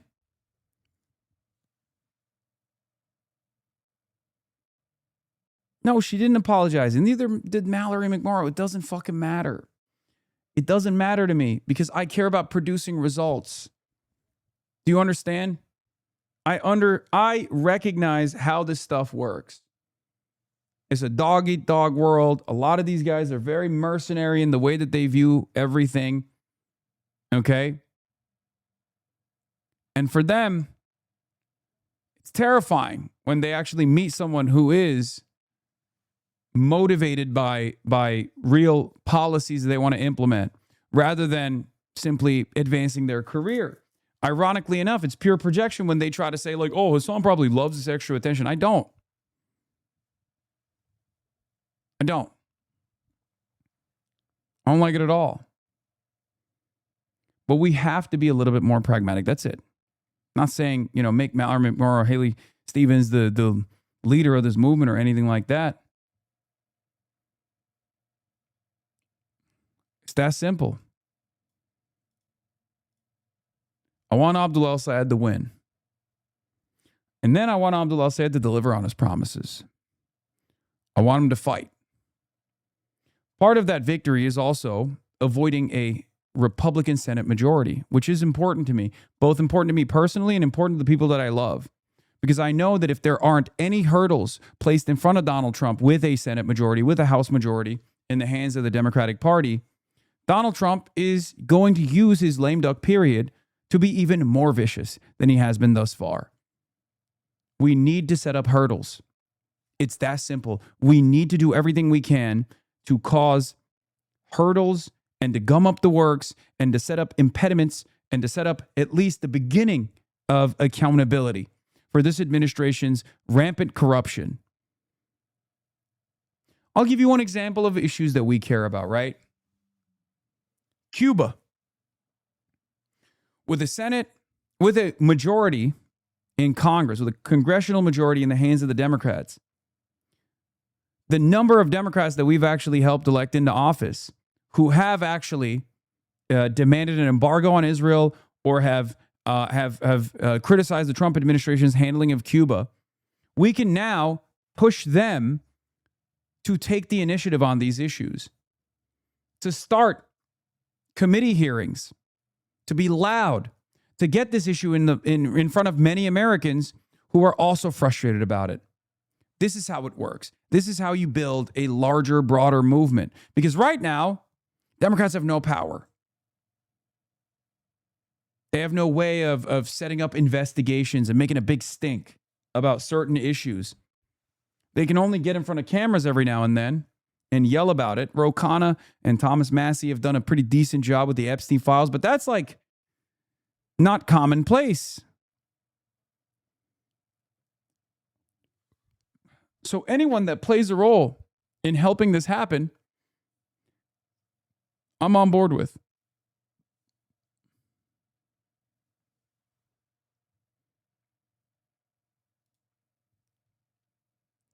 I'm just afraid we're slowly abandoning Palestinians. That's crazy.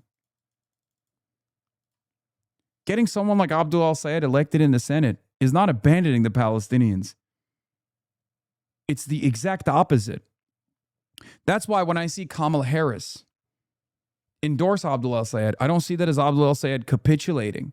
Because at the end of the day, this has nothing to do with like whitewashing Kamala Harris's background or whitewashing Kamala Harris's previous actions as the vice president against the Palestinian population.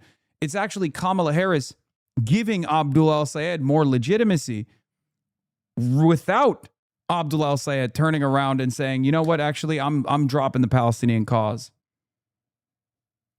It's the opposite. The same goes for Obama and Zoran. A lot of people are like, Obama's a war criminal. Obama's a war criminal. I'm one of those people, right? I've been very critical of the Obama administration, but I've also given the Obama administration its flowers when it deserves it, like the JCPOA, like the Cuba normalization. These are things that are unbelievably important.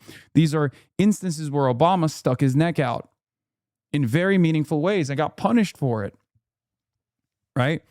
It wasn't the best, but it's the same as the ACA. It was the same as the ACA. He expended a lot of political and social capital. Could he have gone harder? Could he have actually set up the public option? Absolutely. But to say that these aren't consequential in the lives of so many Americans would be ridiculous. For every Libya, there is a Cuba. For every surge, there is the JCPOA. You got to call balls and strikes. Now, at the end of the day,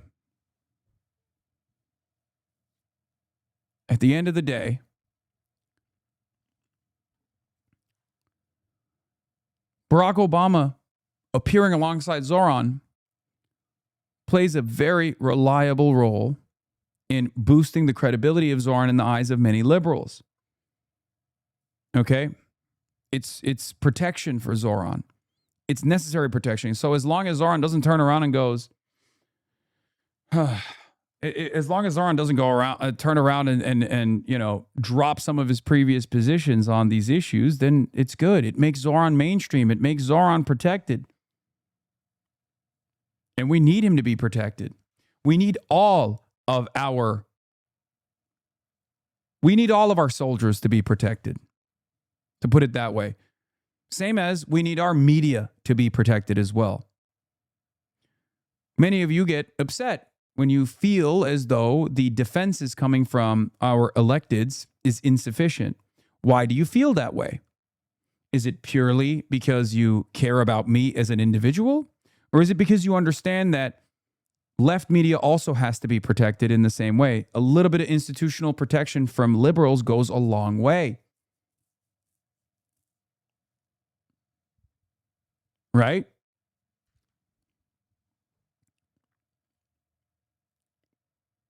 Because this is, in some respects, a foundation for a broader, stronger left movement. Because if that wasn't the case, right, then these guys wouldn't be spending a great deal of time and effort and money trying to defang at least one element of this broad left movement. The media, independent media, plays a significant component, a significant role in this. We are the ones who have destroyed the previous gatekeepers. Breaking Points, Majority Report, Drop Site, Zeteo, Kyle.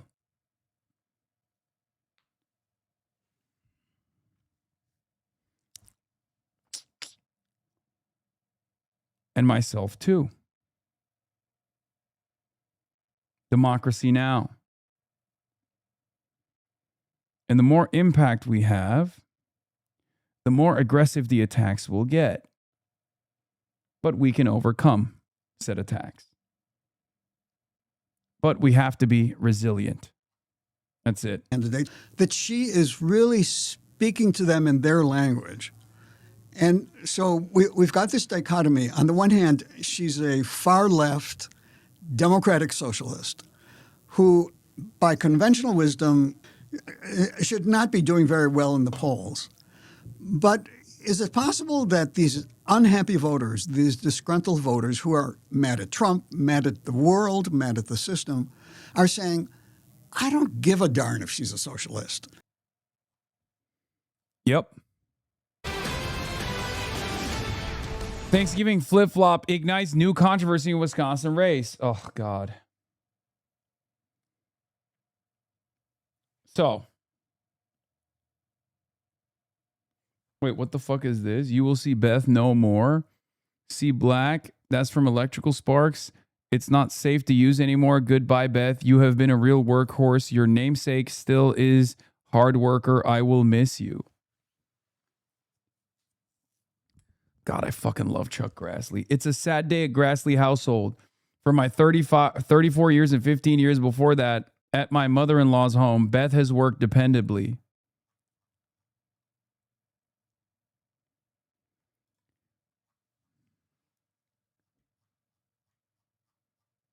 He is so goated. I can't deny it. Because of the Michigan polls, do you think Fran's race could be closer than we think? Maybe. But I have been talking to a bunch of pollsters behind the scenes, and they are fairly confident in their polling. So you never know, which is why we have to lock in, which is why I never took the Abdul race for granted, which is why I never took the Francesca race for granted, and I went out there to support both. You understand?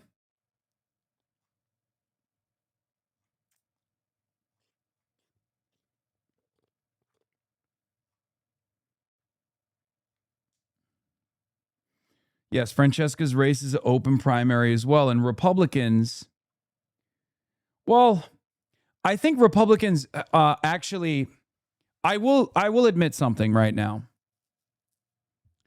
I think Republicans actually are excited about Francesca's victory more than they were about Abdul's. They said both Abdul and Francesca would be far weaker opponents. This is real.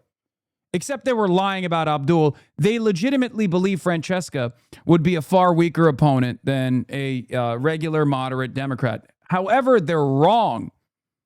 Okay? So you have to remember that. They're just wrong. So actually, they're underestimating Francesca Hong, and that's a good thing for us. Oh, is Wisconsin an open primary? Is not an open primary? I thought Wisconsin was an open primary. Are you sure? Wait, I mean, you'll probably know better. I don't. Open primary.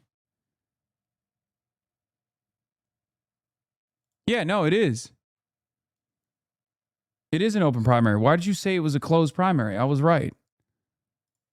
Yeah, primary elections allow voters to determine which candidates compete in general election and can be nonpartisan or partisan. In partisan primaries, voters choose the candidates they prefer political.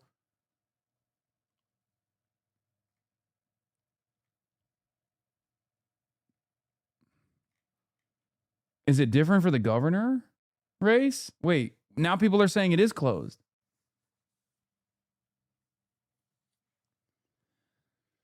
Oh, it's open, but you can only vote in one party? Did you ever cover the theory that due to it being an open primary, the Republicans were voting for Stevens, possibly accounting for the polling discrepancy? Yes, I have covered that theory. I don't know how much weight I put on it.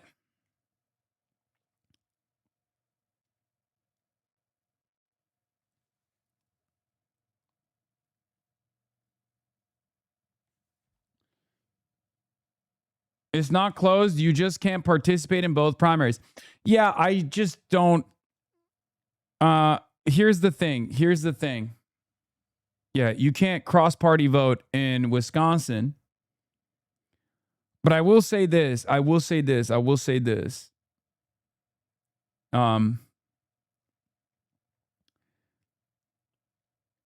It's called a semi-open primary, same as Maine's was. Independents or Republicans can vote in the Dem one, but can't vote in another once they do.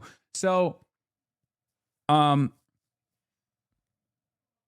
Republican primary isn't competitive. I think that's too risky. Does Tom Tiffany have opposition? Actually, I don't even know. I thought Tom Tiffany was running unopposed the way that they were talking about it. So there might be like an unserious opposition, but I'm pretty sure he's unopposed, right?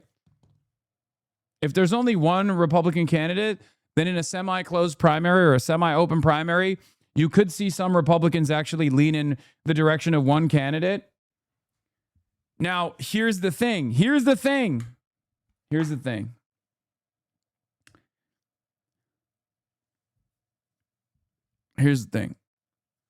It still doesn't matter because I don't think the Republicans would vote against Francesca Hong because they're afraid of Francesca Hong. I think the Republicans are underestimating Francesca Hong. Michigan which is good for Haley us. Stevens sidestepping a question I gotta pee. on Abdul El Sayed's anti-Israel views in her first interview since her Senate primary loss. Watch. What do you say to your supporters who say, I could never support El Sayed because I'm concerned about the future of the state of Israel? Well, look, I think people are going to have to make, you know, a personal and private decision. You know, Michigan is a big state. New coalitions are coming forward. That, my friends, is a non-answer. Abdul El Sayed has recently doubled down on his criticism of Israel, calling the Jewish state bloodthirsty. And on the other side of Lake Michigan, the same socialist ideology looking to spread in the Rust Belt to Wisconsin's governor race. That's where Francesca Hong has emerged as the frontrunner in the Democrat primary with a very clear far-left agenda. Abolishing ICE. Yes. A 1-year data center moratorium. Yes. Breaking up big ag. Yes. Public grocery stores. Yes. Right to repair. Yes. Legalizing cannabis. Yes. Overturning Citizens United. Yes. A workers' bill of rights. Yes. A free Palestine. Yes. We have to dismantle police unions, defund the police. In the service industry, we are finally having this conversation about, you know, how our industry really did come from it and kind of is rooted in white supremacy. Joining us now is the former communications director for Speaker McCarthy, Mark Bednar. And Mark, I don't know why they do the yes/no speed round, because they're so dumb. That just makes her fucking look awesome. Like, I'm not saying this because I'm far left and this is a far left agenda, but like, that stuff is not going to scare the average voter. It's very stupid. Like, you just played her saying fuck big ag and yes to right to repair. That's huge. And it's really funny because, like, they just simply do not comprehend that their established norms and their established like appropriate policy agenda is actually odious to the average person. Any fucking farmer that hears her go fuck big ag, yes to a right for repair, is going to go, actually, I thought she was radical. I don't know about the ICE stuff, but farmers probably are also not exactly pro-ICE any longer because, you know, ICE was packing up their farm hands.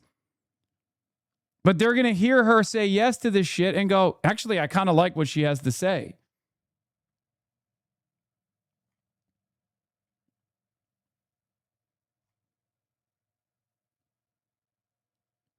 Americans think anything they like becomes moderate. Exactly.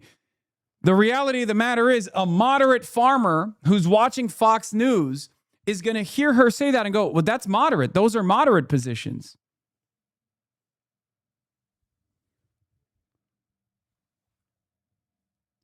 What do you think, from the perspective of a farmer, what do you think is more radical?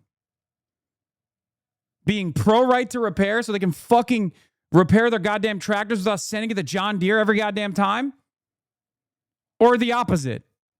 What do you think a farmer is going to consider to be fucking moderate? It's so stupid.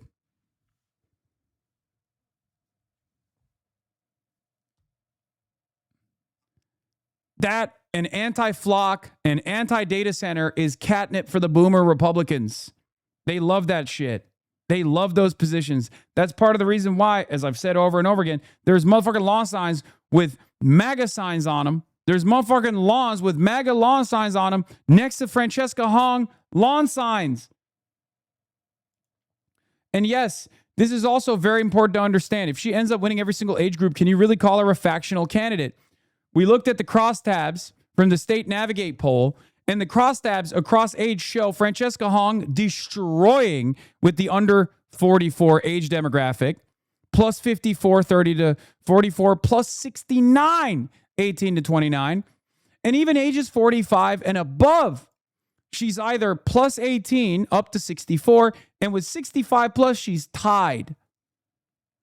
So she's winning every demographic. She's winning basically every type of Democratic voter. That's why she has this insane margin right now. And yet, Wisconsin seemingly is on a totally different planet. Okay? That's why, for Francesca Hong, we in this community are Wisconsin nationalists. Okay? The People's Republic of Wisconsin is a life of its own. People from outside of Wisconsin clearly are not identifying what is making Francesca Hong so likable. And yet, because of the way that our media works, because of the way that these fucking Beltway dipshits operate, they literally cannot comprehend. Like, they don't even look at the situation and go, this candidate that's like up fucking 40 points on everybody else is wrong. The voters are wrong. They just simply don't understand it. And then they keep opposing the voters. They don't even want to go back to their priors and maybe admit that they're wrong. They just go, nah, the voters are wrong. It's not us. It's crazy. How can you look at this situation and not realize that maybe your calculation is wrong? How can you not recognize that perhaps your calculation is absolutely busted here? And yeah, Mark Pecan did it too. To Neera Tanden as well. I'm deeply disturbed by the possibility this candidate does not understand the primary electorate is different from the general electorate. In literally every election, half the candidates selected by the primary lose, and many, like Carrie Lake, lose winnable races. Mark Pecan, remember when I told you we needed Hillary Clinton to come to Wisconsin when she was running in 2016, and you never got her there? I think I would sit this one out if I were you. We got this. Pick one of the other 49 to focus on, please. Wisconsin will support the primary winner, Neera Tanden. Big fan of yours, and I don't remember this, but I'm sure you're right. I didn't control Hillary's travel schedule, so I hope you told more than me. I deeply worry about a GOP election denier in the governor mansion in 2028.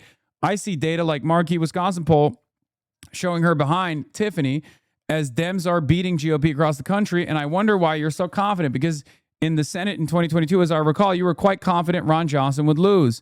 Not personal. Let's just say I trust DGA and others. Tiffany is extremely toxic in Wisconsin on multiple fronts. My job is to make sure we don't kill each other in the primary, and I'm doing my best on that. We appreciate national help in a positive way.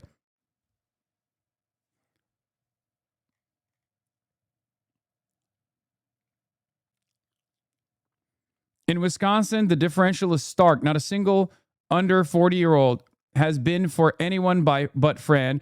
Those 80 and above definitely trend towards Crowley at the doors, but they do not want any Republican to win. Exactly. That's why we have safety. That's why I say, with this very important if the DGA and which they will, by the way, the DGA will coalesce around and will push for Francesca Hong if she's the winner or when she is the winner of the primary. So I'm not very worried about that. Okay. And Mark Pecan understands that as well. But here's the thing.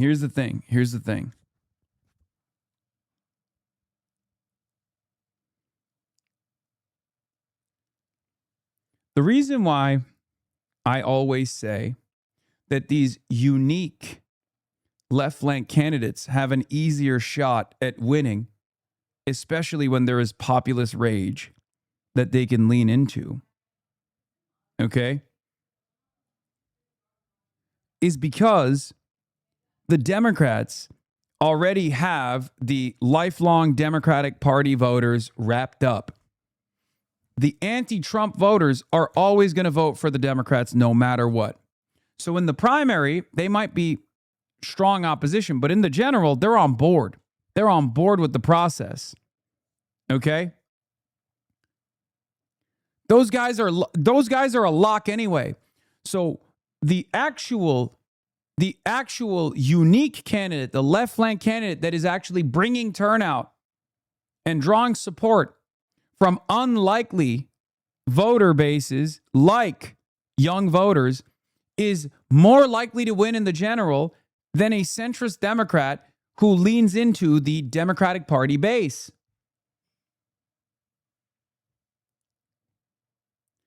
Bro, you have no idea how bad the astroturfing is in Wisconsin right now. Every form of media is getting blasted with any Hong messaging. Money faucet turned towards us. Yeah, my only fear is that I don't know if the Hong campaign is like, I mean, I love Francesca Hong. You guys know this. I just don't know if they're like aware that they accidentally nationalized the campaign a little bit by responding to the old tweets. And when that happens, the media will, once they prick and once they draw blood, they're not going to stop. They smell the blood. There's blood in the water. They're going to keep fucking hammering now. And the difference, of course, with Abdul was he was able to very successfully play the role of he was able to jujitsu every single media hit into an opportunity to deliver what his message was. Whereas with Francesca Hong, I worry a little bit that the nationalization of this otherwise like previously sleepy race for Wisconsin governor is only causing people to think that she doesn't have the goods when she does. She has great policies. It's just that she's too nice, and her personality, which I think is very appealing to Wisconsinites, clearly, demonstrably, is making people undermine her further in the now nationalized media campaign. It's too late for them to change the outcome, though. No, guys, it's never too late. You can't think like that.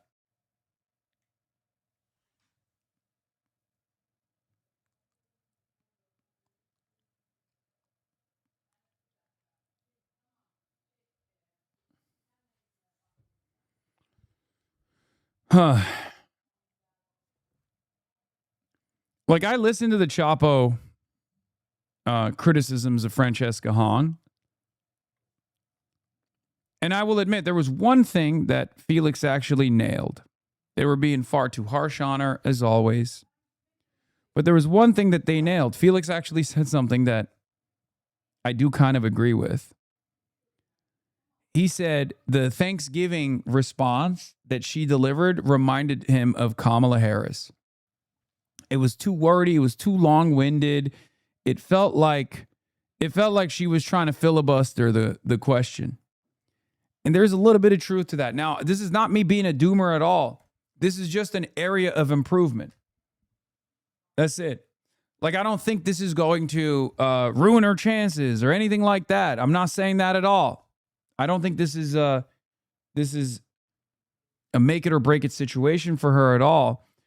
But I do think that feedback is important because she needs to be more cutting. She needs to be more biting. And she needs to, in every single instance, flip the narrative back to a policy in the same way that Zoran did, in the same way that all of our left flank candidates have done.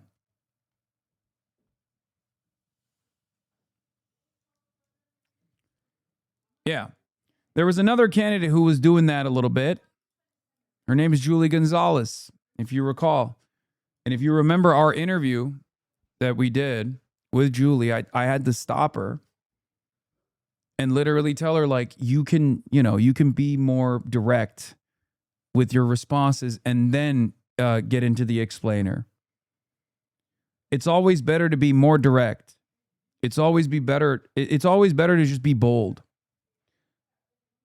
So, yeah, because it's vibes. It's all vibes. And you can't come across as like you're defensive. You just answer the question. Like, I would go so far as say it'd be better if she was straight up like, look, I tweeted that. I don't really like Thanksgiving. I know many others do. As governor, I'm not going to cancel Thanksgiving. That's ridiculous. Like, even if she leaned into her previous position, that would probably be better than just like, and project confidence. That would probably be better vibes based overall than to take a long winded approach like she did.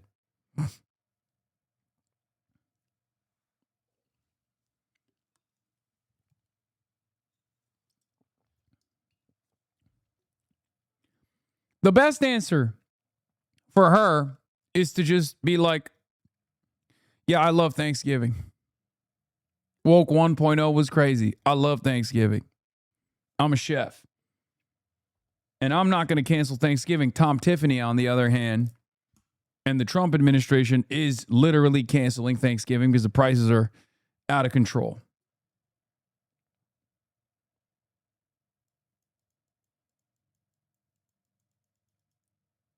What is this? Your own Democratic Party is not supporting you in the current that you have to fight against to win a Senate or governor seat is unimaginable. Your own party is not owning your position to maintain status quo party elite structure, and Republicans are preying on that division and hoping on it or preying on it to get more out of hand before midterms so they can cash in on that. Yes, that's exactly what's going on. That's why I said don't fall into this fucking trap. Do not fall into this fucking trap.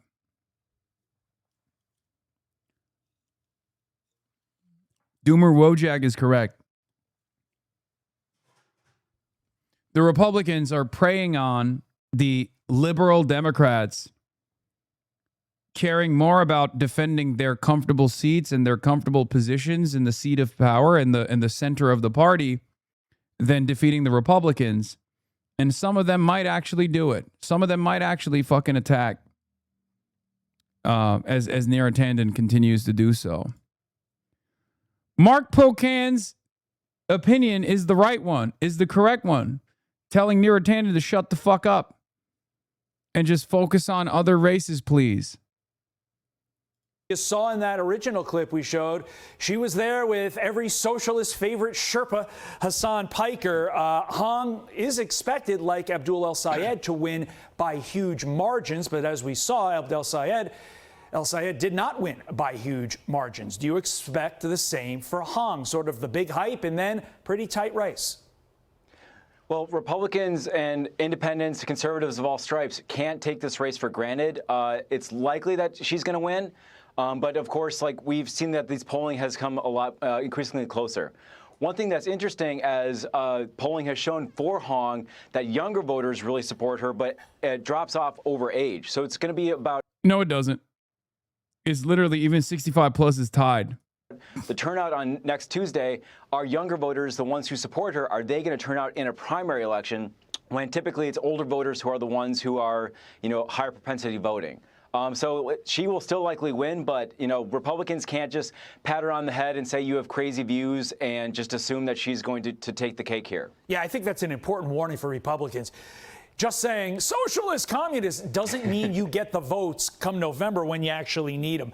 One thing that I think is her most controversial take is what her take is on Thanksgiving. You can't talk Hong without talking turkey. Watch this flip-flop on Turkey Day. Thanksgiving is also a time that's incredibly painful for me. Like this stuff is not make it or break it anyway. And you have to remember something. Again, 1, Trump is president. 2, cost of living crisis is getting worse and worse every single day. These guys are silly.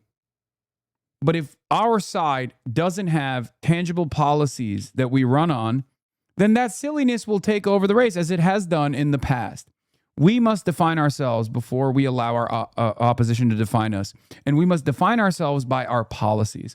And Francesca has done a great job doing that so far, which is part of the reason why I don't think these sorts of media hits are going to actually fucking work. Okay? That's it. This is woke 1.0. I mean, she is a little bit woke 1.0 in some respects, but it doesn't matter. In our communities. My favorite holiday is Thanksgiving. I mean, you can't make that up. To be clear, Election Day is November 3rd. Not talking primary. I'm fast forwarding. I don't get it. She's trolling. Like, God, they're doing to her what they do to me all the fucking time. Jesus Christ, I hate this shit so much. These guys are so nasty. They're such nasty little freaks. I hate it.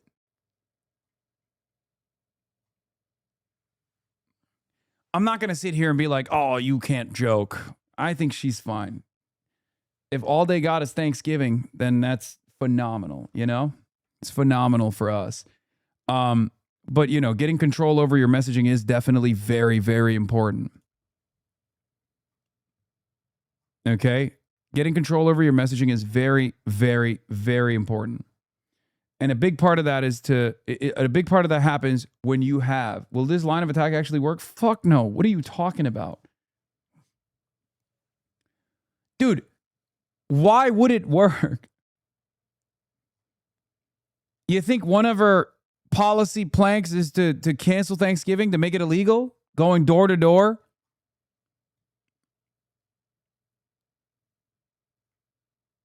It's ridiculous. Now, I'll give you a message that actually is toxic, actually poisonous, actually is a million times worse than running on the Thanksgiving cancellation platform. I present to you David Crowley, who dropped out at 6% to consolidate support behind Sarah Rodriguez, who then had to drop out because her campaign exploded. Now David Crowley's back in the race. Outbound Governor Tony Evers is showing support to David Crowley. But David Crowley has said a bunch of insane things. This is one of them.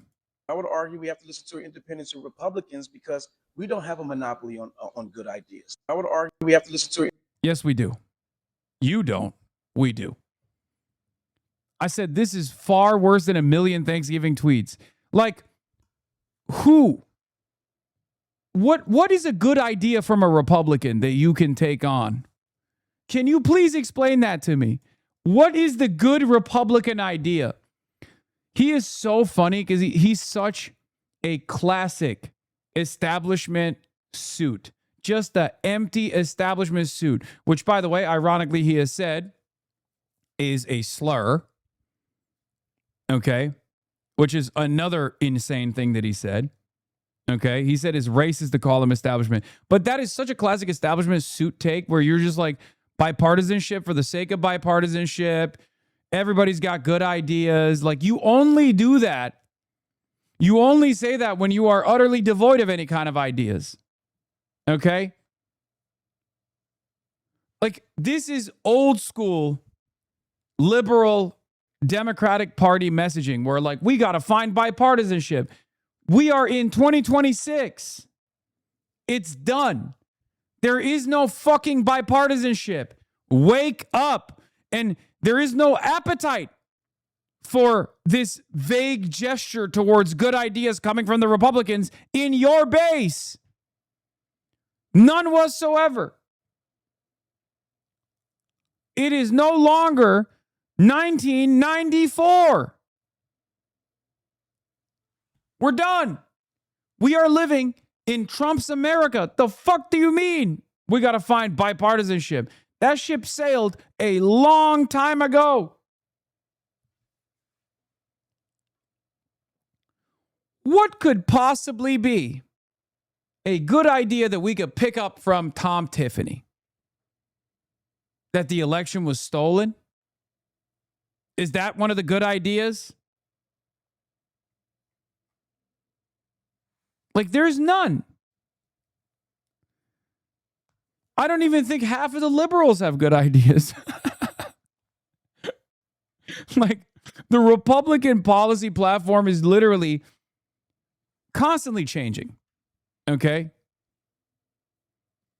It's constantly changing. Why is it constantly changing? Because it is at the mercy of Donald Trump. So 1 week, the Republican policy platform is whatever Donald Trump is feeling that day. The next week is whatever Donald Trump is feeling that way. Last week, it was med beds. What do you think? Why do you think this is going to be a good message anyway? To win even the fucking the Democratic primary? It just doesn't make any sense.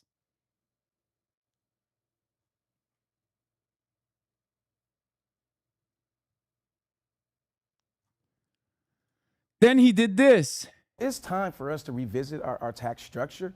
But, you know, it's about bringing people to the table. We have to look at this system holistically and not just saying tax the rich. And the reason why I say that is tax. Because you don't want to win elections. That's the reason why you say that. I mean, dude, I'd much prefer a guy like this running against candidates that I like. A guy who's just like so oblivious to the things that are going on in the ground. A guy who is so out of step with the needs of the base and the demands of the base. It's awesome. Super out of touch. I love it. Isn't the rich going to give us everything that we need? Are there other revenue opportunities outside of the income tax that we should be looking at to make sure the resources are available? Do you worry that a higher tax rate on wealthy Wisconsinites could cause them to potentially move to another state where the tax rate is lower then, or? I think that's always a possibility. Bro, Francesca, you can go on Caitlin Collins and be like, I am making Halloween illegal, okay? Francesca should go on Caitlin Collins and do a victory lap and just flex. This is poison, okay? This is electoral poison. This is just a poisonous idea anyway. Francesca Hong could go on Caitlin Collins' show and be like, I will literally arrest children for doing trick-or-treating.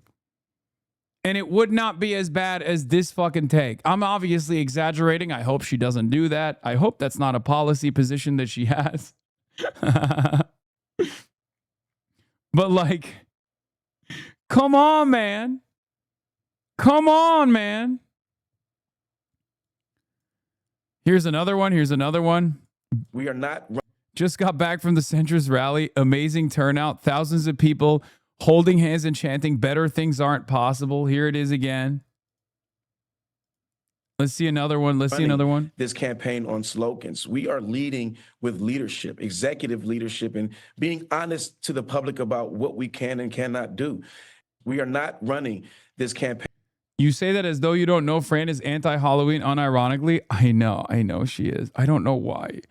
I don't understand it, but it's fine. She's anti-holiday.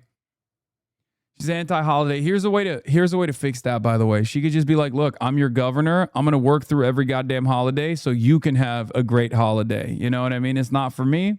It's for you. I respect it. Maybe that's why.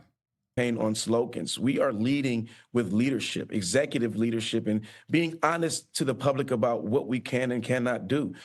We are not running this campaign on slogans. We are leading with leadership, executive leadership, and being honest to the public about what we can and cannot do. It's beautiful. Thank you. We just simply can't do things.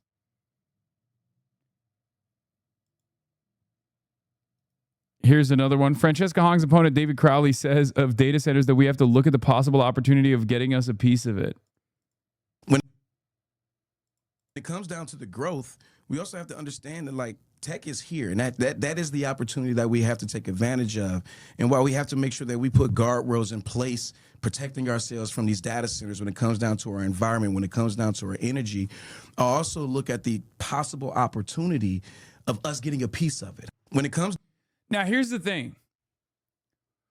Mainstream media will never run these quotes because mainstream media agrees with David Crowley's position.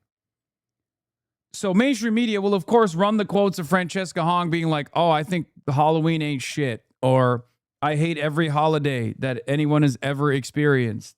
Like, they'll run those quotes nonstop, but this is what is actually electoral poison.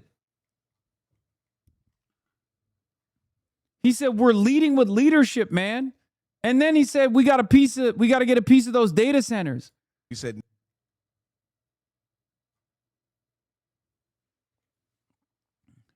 I think Crowley, the reason why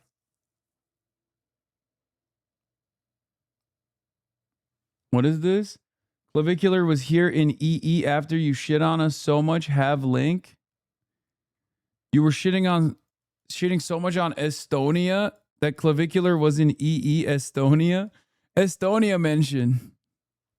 Okay, great, man. I don't think he went to Estonia because I've been joking about Estonia. Plus, I would never shit on Estonia. Estonia comes to me in my dreams, chatter. No, we're not doing it. I get a phone call Wednesday night. And they say, well, just sleep on it.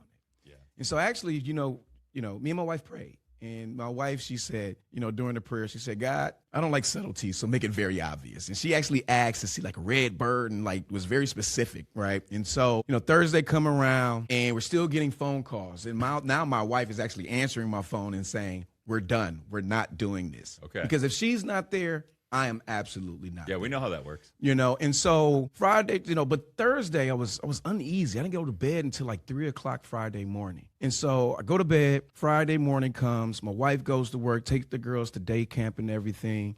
And I'm getting all these phone calls, but I am knocked out sleep, because I had a late night. And so my wife. Because you Milwaukee County executives can just sleep in on a Friday? Man, that's the first time I done slept in a long time. I will tell you that. But my wife, she does outreach. She actually works for an organization called Community Advocates, helping people find rapid rehousing, find homes, working with the homelessness. And so she was actually setting up her outreach table. And as she's setting up her outreach table, what does she see? She sees the red bird that she had prayed. And not even thinking about it, not even 2 minutes later, she gets a phone call that is informing her about the lieutenant governor dropping out.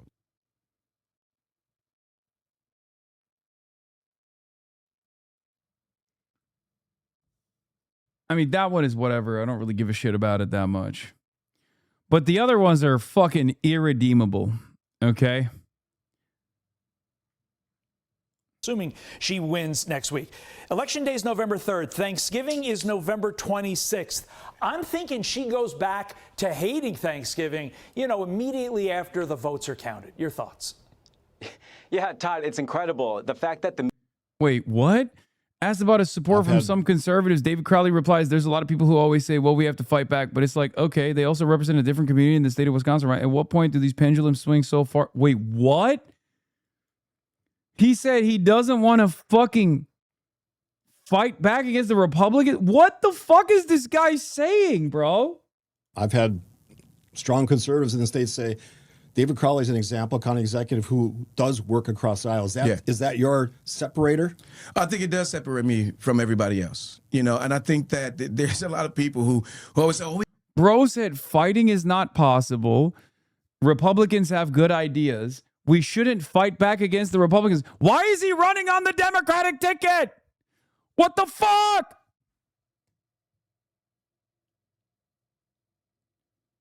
Bro's just a Republican? What is this? We have to fight back. But it's like, okay, they also represent a different community in the state of Wisconsin, right? We may have 72 counties. We may have 99 assembly districts, 33 Senate districts, but we're still one Wisconsin. And so let's figure out how we can create that balance because I think, right? Bro, what is happening? Bro. What is this talent? What is this talent pool? Oh my God. Every time I hear David Crowley speak, I understand why Francesca has like 20 plus, 30 plus points. Bro, if this is the option for Wisconsin Democrats, there's nothing, like, it's not even a question. Like, what are you talking about? This guy is too woke. Yeah, I feel like he just spun that around. He just looped back around to being like far too open-minded to the Republicans. Like, what the fuck? Now we're in this place where the pendulum is always going to swing. But at what point do these pendulums swing so much to the far left and the far right to where we can't create any stability? That's what I'm afraid of. I've had strong conservatives in the state say, David Crowley is an example county executive who does work across aisles. Is that your separator?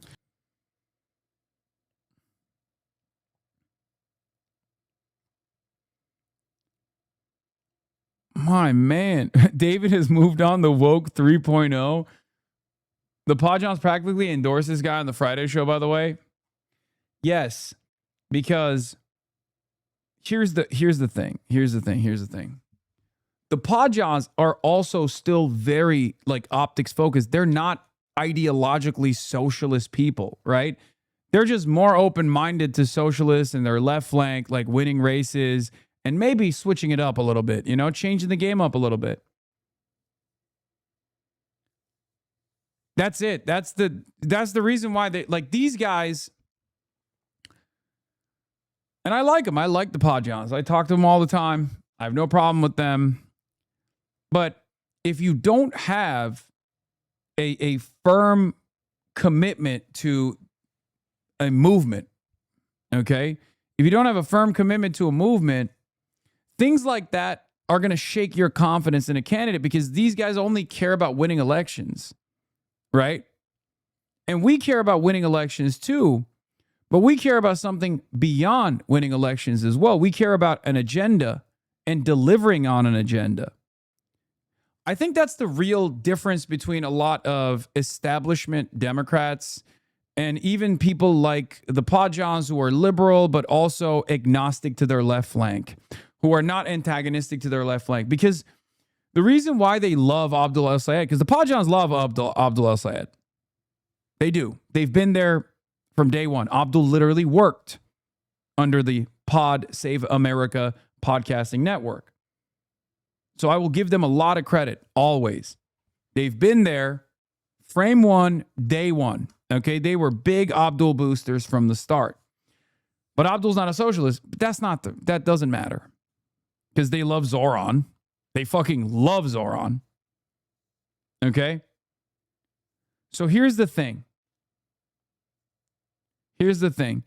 I think the reason why they love Abdul but are, worried about Francesca is because they care a lot about, they care almost entirely about like winning elections and defeating Republicans, which is fine. I care about that too, but they don't have any many of them don't have any additional interest in like following this agenda of Medicare for all and stuff like that. They're not antagonistic to it, which is why I respect them.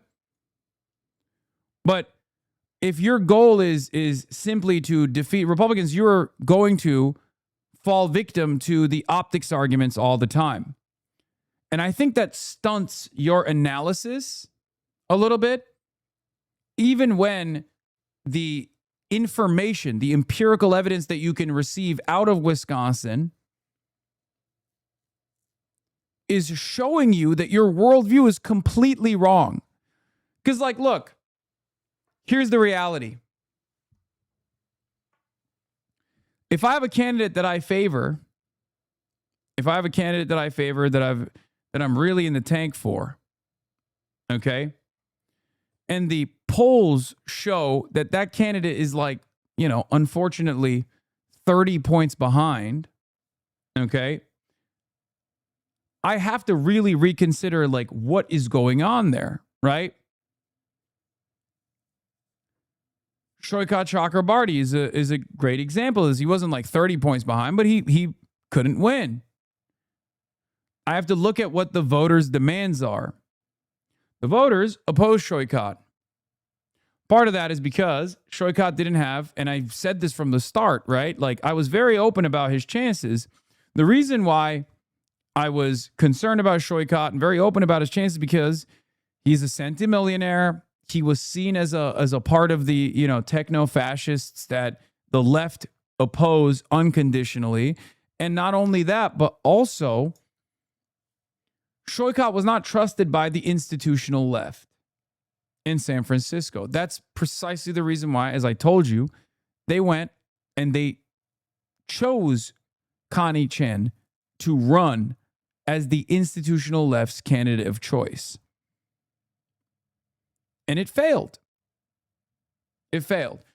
He didn't receive any of the big national endorsements, and unfortunately, he failed. Now, if he was running currently with all of the other exciting candidates that he had endorsed that had come and, stumped for him and rallied for him, maybe we'd be in a very different media environment. Who knows? But the reality of the matter is, I understood why people were opposing him. It wasn't just, I wasn't just delivering an optics argument. You know what I'm saying? I was aware of what his chances look like.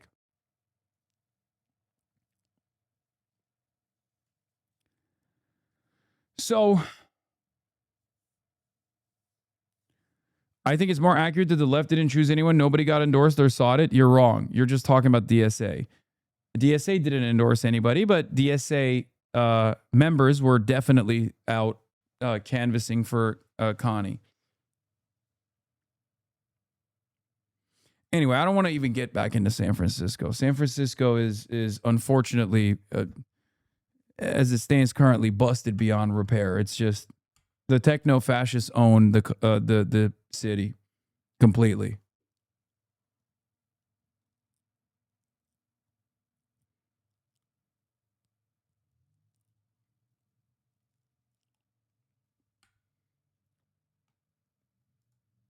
Media, they're kind of bubble wrapping these questions to allow her to kind of do a do-over.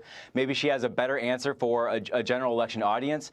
But even still, she looks so uncomfortable. She looks like she's in a hostage video. And Todd, what's even more important that your viewers need to know about Thanksgiving in Wisconsin is that this is also the time for deer hunting. So this is when hundreds of thousands of deer hunters take their blaze orange. They go out, they plan their whole Thanksgiving holiday around the opportunity to deer hunt. So this is not just about her wanting to dismantle a single day or she feels uncomfortable with a lot of family around. It's much broader than that. This is about dismantling important days to us as a state, but also to us as a country. And as we get closer to Election Day, this is really important, Todd, because in 2024, Wisconsin, they turned out at the highest rate, at least of this century. 76.6% of voters, eligible voters, turned out to vote. And when the chips were on the table, President Trump... Dog, what the fuck? How is this your takeaway? As far as I understand, Francesca Hong has no statements about deer hunting. Okay? I do not know where that came from. I don't know why he just like slapped that onto the convo for no reason. Where did that come from? Is she anti-deer hunting too?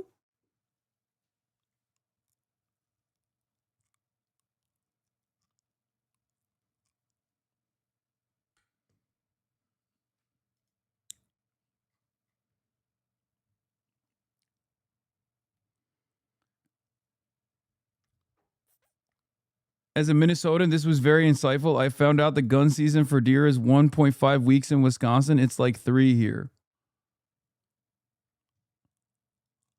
Delivered, just like he did in every swing state. However, what that should tell everybody is that Democrats, they're going to show up. Right now, they are more jazzed, they are more energized to go out to vote. So even if she has these crazy views and untenable towards any general election audience, Democrats are still going to show up. So the job is on Tom Tiffany and Republicans, Trump voters of all sorts, to actually get out and vote. Turn out, turn out, turn out. One thing that happened in 2024 is... Oh, he's saying by proxy of her wanting to stop Thanksgiving, she could ruin deer hunting because those guys won't get time off to hunt deer. That's so funny. That is fucking hilarious, dude. Like, Francesca Hong is running on a platform of canceling Thanksgiving and therefore deer hunting. It's awesome. People did turn out for Trump, and he faced Kamala Harris. But a new Washington Post op-ed is declaring this is Kamala Harris's moment, arguing America needs the former vice president now more than ever. But how they get there is pretty interesting. Quote, this is from this article. Harris's empty platitudes can be enjoyed by all, so vacuous that they can be savored with no danger of compromising one's political leanings. If you support Medicare for all or a private insurance model, Harris does too. If you want to frack, baby, frack, or push through the Green New Deal, Harris does too. No need to compromise your beliefs. Harris does it for you. I mean, look, that's a pretty spot-on recitation of her flip-flopping, but what about the overall takeaway? Is this her moment?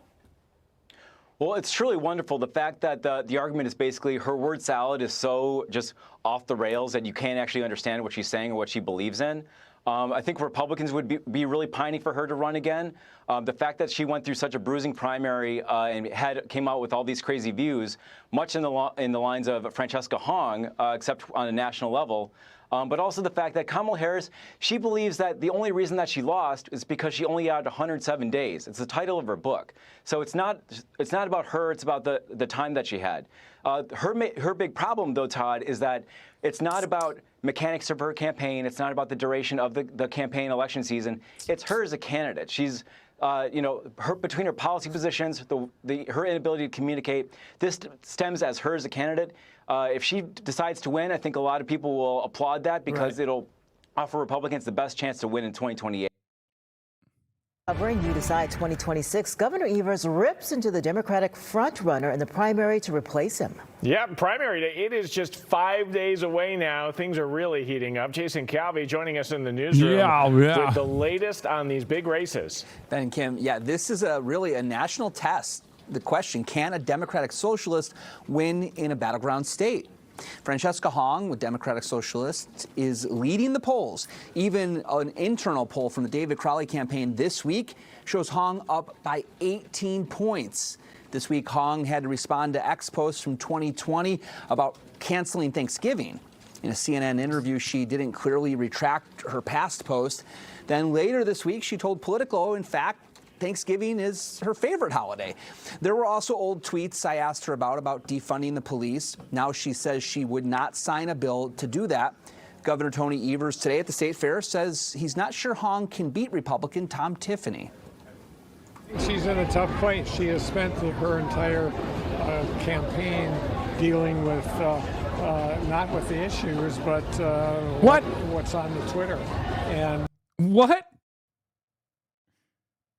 Bro, that's literally the opposite. Up until this past week. There was no Thanksgiving gate or anything like that.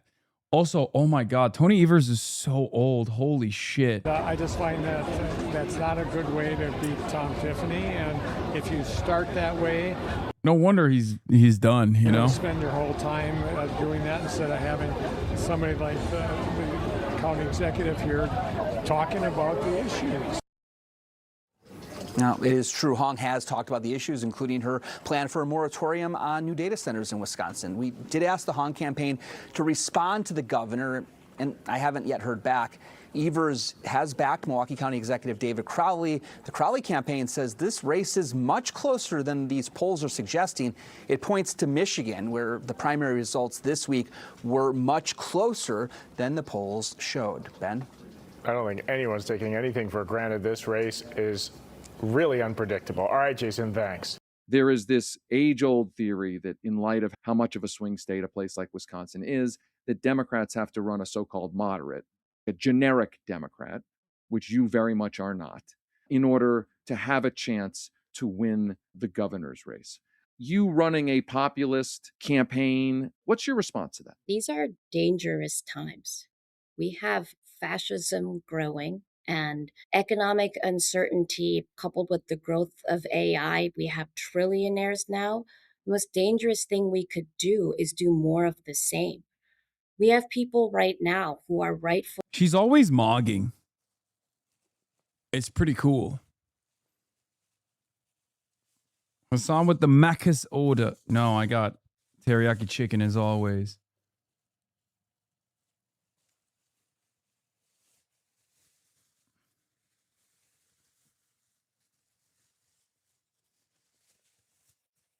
Democratic Socialist Francesca Hong is a former child star OnlyFans model senior campaign.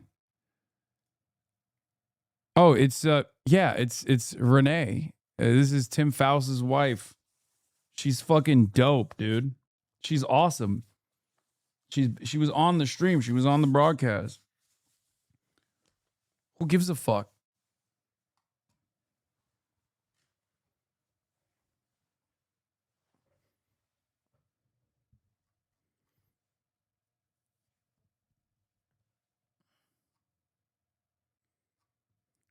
David Sirota looks like Adam Friedland went to the beach that makes you old is so funny. Really angry and frustrated in feeling that and recognizing that a system is very rigged against us. And we would be grossly out of touch and irresponsible to not grow a coalition of voters, of supporters who are going to continue to vote for Democrats because we've done the bold and courageous thing of actually standing up for working class people. I think that we are showing through our campaign that is multi-generational, that has broad support from Gen Z and younger voters who are tired not just of the status quo, but of a two-party system altogether. Yet we are bringing them in, and I'm running, yes, as a Democratic Socialist on the Democratic ticket as a Democrat, that we're building the big coalition and the big tent party that we say we are. But just to challenge you a little bit, Yeah. the fascism question, like I always hear that whipped around as like, okay, yes, you're right. Like the stakes are so big now. The Republicans are authoritarians. They're so dangerous. We're moving into such dangerous times that the only thing we should be thinking about is this notion of electability. In this theory, past electability is prelude. Like we know how we ran in the past. We've run these kinds of campaigns in the past that are very different from your campaign. And what's dangerous is to run a very different campaign. And we should run the same campaigns that we've run in the past that have at times eked out victories. By the way, this is the same argument that's happening nearby in Michigan, right? Against Abdul El Sayed, right? A Democratic senator in Michigan in the last election ran as a very corporate friendly, a quote unquote moderate Democrat and eked out a win. And I asked Abdul El Sayed, hey, listen, what about the argument you just, instead of that Michigan is most easily won in that Senate race by just running that back? And so what about the idea that your kind of politics are a threat to the kind of electability that's necessary to win the general election? The most electable person is the person who wins the most votes. And we have been winning since we started this campaign in the polls, in growing numbers of supporters. I think that what is dangerous is to miscalculate where voters are at right now. Who is in touch with the voters and what are they saying? And who is vocal about it? Who is willing to fight to elect their candidate? And our fighters, our supporters, are people who haven't engaged in politics before. We fought the disillusionment and apathy that the Dems keep losing to and not being able to grow a broader coalition. There hasn't. Real Sirota heads know what the fuck? Kush got me feeling like I was born November 2nd, New Haven, Connecticut. And that feeling is excellent. I'm in the Lotus. I'm feeling like David Sirota. I'm puffing on Yoda. I'm feeling like David Sirota. Don't look up was legit. I might run up with the stick. Well, it depends. I'm in the Benz, mask off, Taylor Lorenz. I might fuck around and be up next from DC Nova. David Brooks, David from David Shore. Move over, Matt Iglesias. Can't pay for this, that Substack cash outrageous. But don't look up what's so for real. Sirota's budget 70 mil. Jake Tapper 03. Gang banging Media Land was my favorite rap. Like Lorenz, I got the jab. Chop it up with Tom Friedman, then we split the cab. Before I had a sub, I was incognito tab. Weigel left a post, now the haters mad. Puts him a 4 on the map. Cook with Sirota in lab. Follow on exits to everything at. I'm in the Lotus. I'm feeling like David Sirota. I'm puffing on Yoda. Gas. I'm feeling like David Sirota. Don't look up was legit. I might run up with the stick. Well, it depends. I'm in the Benz, mask off, Taylor Lorenz. I might chase a check. I'm in the Benz, mask off, Taylor Lorenz. In the Toyota, got me feeling like David Sirota. Might pour a cup, like Sirota when he co-wrote "Don't Look Up." Somewhere he did co-write "Don't Look Up." That's so funny. I wonder how David probably did not like this.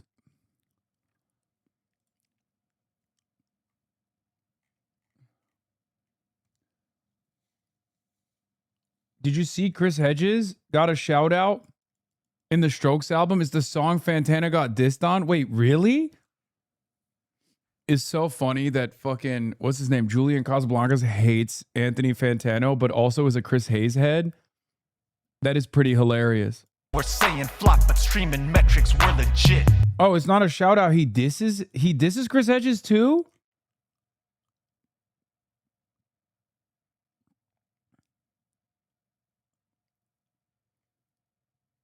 Wait, what?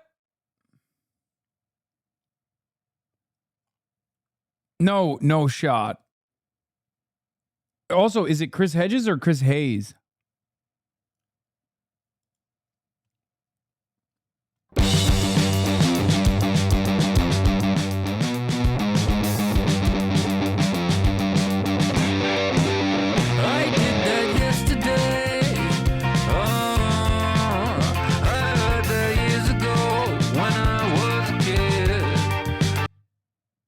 Wait, what's the line?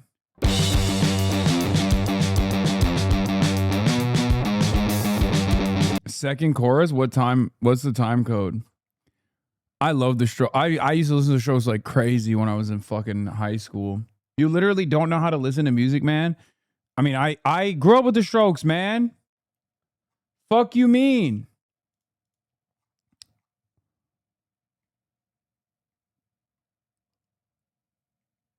Where is it? Oh my God. Amongst this verse of criticism towards modern media, Julian Casablancas directly refers to American journalist and socialist thinker Chris Hedges. Julian interviewed Hedges as a part of his SOS Earth is a Mess series for Rolling Stone in 2020. Oh, he's shitting on the rest of the media and saying, I hope that they're like Chris Hedges instead, which, okay, that's goated. Where's the Anthony Fantano line? Oh, I heard that 20 fucking years ago, I did Fantano word for word when I was a kid. Stick to technical because that's great, but you would not recognize art in any age. No! Oh my God! He cooked Fantano!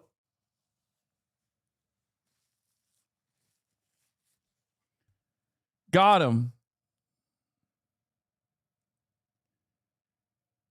I know the drama. It's because Fantano was like a big fan of the Strokes and still is, but he was like confused about why he used like AI art, right?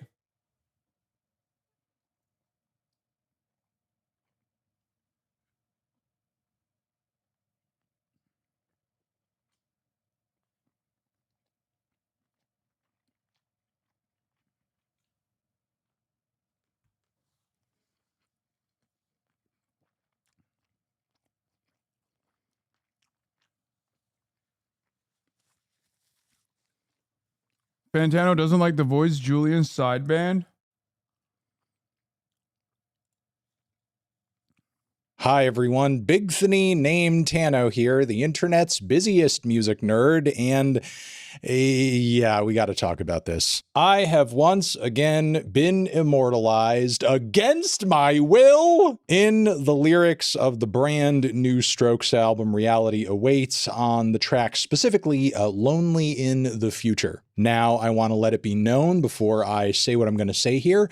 I have not heard this song yet. I have not heard the Strokes album outside of the singles. I don't need to because this video is not a review of the song or me assessing the quality of this record and its music in any way. This is more me talking about the lyric Where I Come Up, which is posted on platforms like Genius, and the mention of me is actually confirmed by Rolling Stone in their coverage of this record too, so it is real, it is a thing. So let's start getting into this by reading the lyric itself. Julian says, I heard that 20 effing years ago I did, Fantano word for word when I was a kid, stick to the technical, cause that's great, but you would not recognize art in any age. Okay, so essentially Julian's insult or assessment of me is that I lack the ability to Hey, not so great when the shoe's on the other foot, is it, critic boy? When the artist turns into the critic against the music critic, all of a sudden, shoes on the other foot. Recognize art, and describing art only in sort of like a technical fashion is the only thing I'm really good for as a critic and commentator. Now, for greater context here, just in case you are not really in the know, these sentiments and opinions, Julian has more or less expressed before, not too long ago, on a recent podcast hosted by none other than Joe Talbot of Idols fame, where, again, he said exactly that. Austin, I'm sure, will present the clip here. Anthony Fantanos. Oh my God, how dare you? How dare I what? Are you being protective of your brother? Oh, hell no. He's not my fucking brother. He should stick to, you know what he should stick to? He should stick to like analysis when he's like methodically and scientifically describing things. He does a good like job of like, they used this studio and did this. And so he's good at that. When it comes to like art taste, he's like trash and knows nothing and wouldn't know. And he like reviews old albums to sound like he knows what he's talking about, which is like, wow, or like, yeah, like review an old Lou Reed record and say it's cool. That'll give you cred. And look, at the time I addressed Julian saying this on this YouTube channel, and being offhandedly mentioned by somebody in a long podcast interview is whatever, it happens, but literally being mentioned by name on your new album, which is... Isn't this the guy that wants you off the Democratic Party? Yes, this is James Carville, internet's busiest music nerd. Yes. Yes, James Carville contains multitudes. Why are you guys laughing? It's literally James Carville. Being printed physically to CD and vinyl and being released into the world, and people are going to pay money for this media and stream it on Spotify and Apple Music and so on and so forth. That's a little bit different. Now, of course, this is not the first time I have been mentioned on an artist's song. It has happened in the past. Yeah, James Carville is this is James Carville when he got rehydrated, okay? Like a raisin. When he was on CNN the other day, he was dried down. They let him out. They left him out in the sun for too long. This is him rehydrated. They put him back on creatine and hydrated the fuck out of him, and this is what he looks like normally. Be it on records from Brockhampton or even Post Malone, who had a funny moment mentioning my name at the end of Beer Bongs and Bentleys. But this is quite a bit different. Not even funny or silly or tongue-in-cheek in any way whatsoever. Really just a bitter diss. And one that I find very funny because it's one of the few beefs I have going on in the music industry, though I really don't. This is not a beef. If anything, it's one-sided at best. It's so funny that Julian has mentioned me in numerous contexts on social media and in conversation in a public fashion, but almost every time. Okay, you know what's crazy about this? This is literally like me getting dissed by a political figure.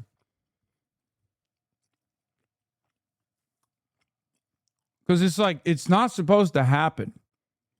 You're breaking the fourth wall. You know what I mean? Now, I like Julian, and I grew up listening to the Strokes, and I'm certain that Fantano, probably back in the day, was probably a fan as well. I suspect their older records. I suspect that he is. Yeah, the Halsey thing was crazy. Actually, oh my god.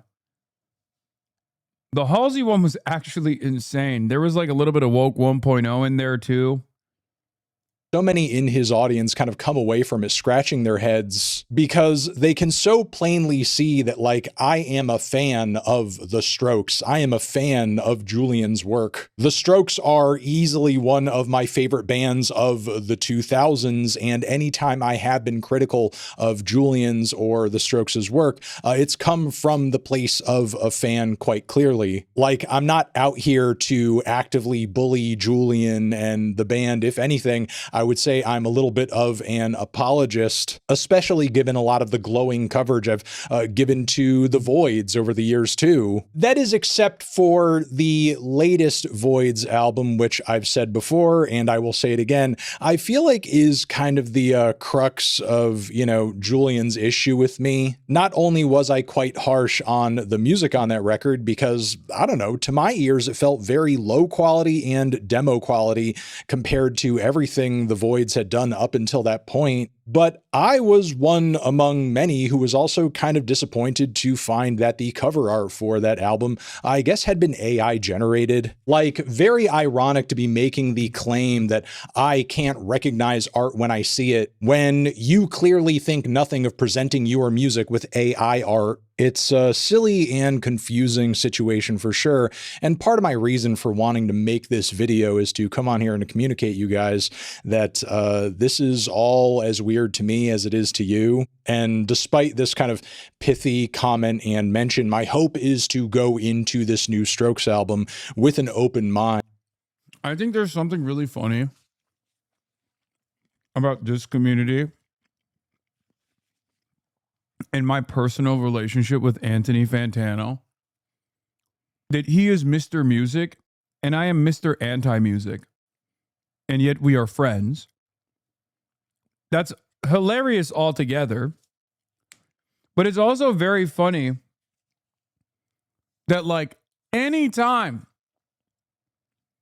he reviews an album or has anything to say about any artist, oh my God, this community that coalesces around an objectively anti-music guy loses their fucking minds. Like, his take on AI art, I agree with unconditionally. Okay? But because there are so many dick eaters of artists, no matter what happens, there are always motherfuckers in here who go, dude, no, I fucking hate him for this one. Oh, his critique that the latest Voids album was like low quality is such vapid critique. It's bullshit.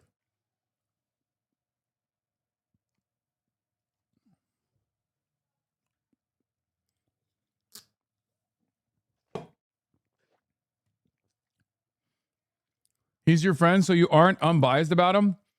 No, the only reason why I'm not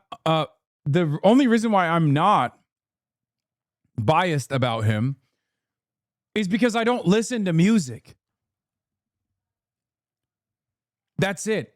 So he can never hit me in my soul, because music is so like music brings out this thing, this feeling in people where you feel a sense of closeness in ways that you can't with any other form of art almost. So when you feel a sense of closeness to a particular artist because of your personal opinion about that artist, about the art, and how it touched you, when a music critic delivers a scathing review to an artist that you love, an artist that you admire, an album that you actually really appreciated, people lose their chill.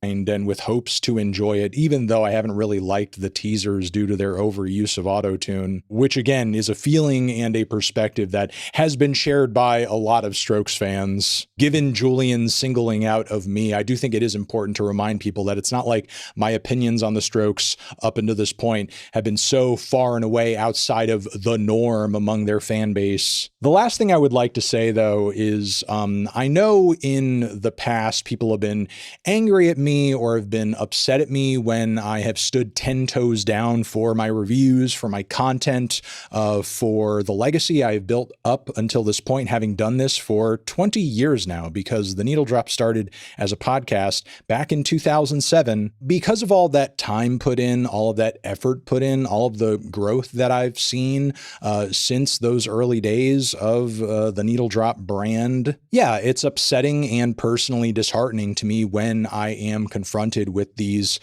frankly, bunk assessments of me and what I do. And I'm sorry, but in this case, while everyone is free to disagree with my opinions and think I'm wrong or that I am, completely clueless when it comes to certain records or certain genres, the claim that I completely lack the ability to assess or recognize art is just patently untrue, especially from somebody of Julian's position, because what was I doing with every positive review I've given to you or the Strokes over the years? What was I doing when I was giving bands like Geese positive coverage long before most people even knew about them, before even Julian knew about them? Now we know where Geese came from. It was botted. It was Anthony Bottano that botted Geese.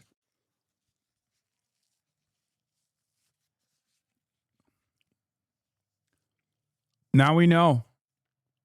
Which also has a very, strangely enough, a very weird magazine about communism. I don't even understand what they were doing over there when they decided to. They just wanted to be, multimedia, I guess, multi-platform media. Yeah. Classic Geese psyop. It's also a commie psyop.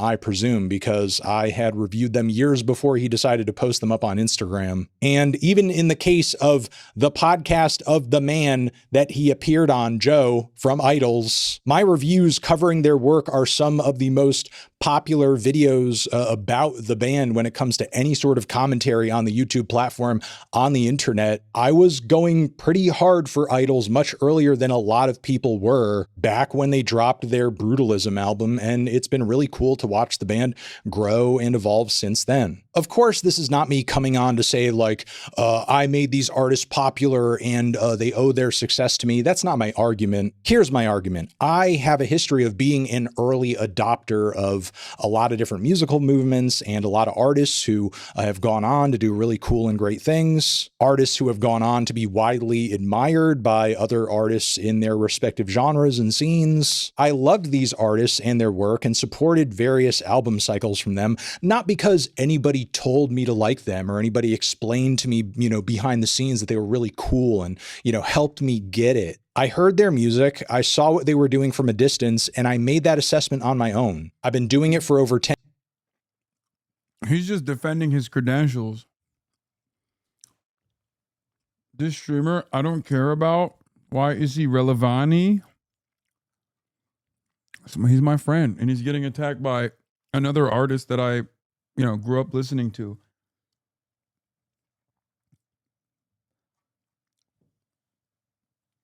I'm supporting Melon in this, but I also do like I do like the Strokes as well, so I'm actually a little bit conflicted.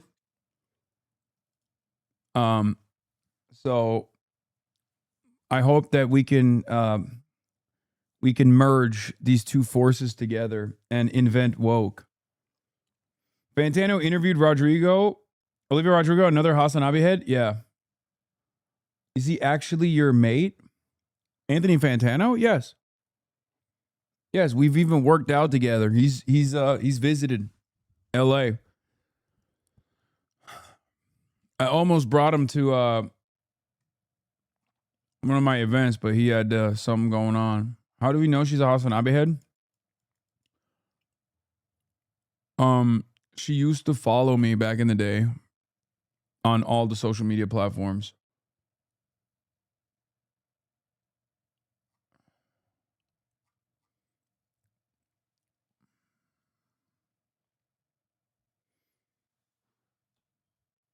She used to follow me on all the social media platforms, and there's still like old Instagram posts that she liked way back when.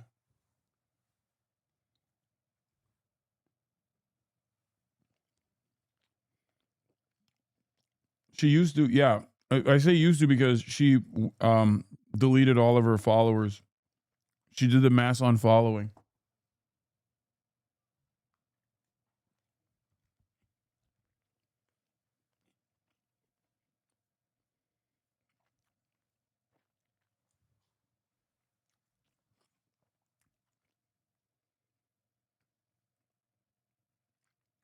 Yep, dog shock, lever smash. No, that's not true. Why are you guys fucking making shit up? No, this was many, many years prior.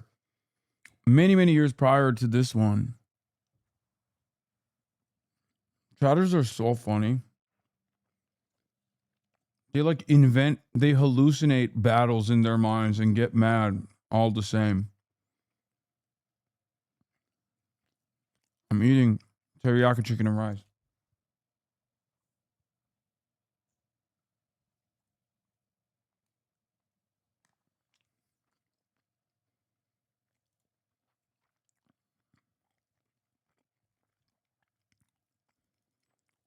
Yeah. Very different time. Willing to bet this person was a big fan back then, probably hates me now. Not Olivia Rodrigo. I mean like dude,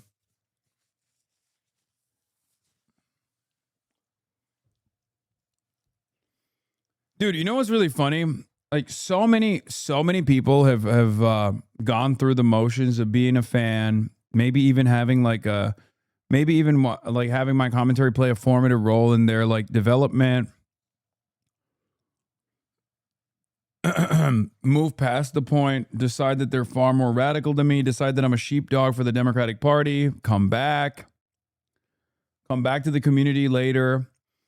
And it's really funny because like I'm jealous, get her on your end. Olivia Rodrigo in this day and age is not coming anywhere near me publicly. Don't be fucking ridiculous. She is literally a media behemoth.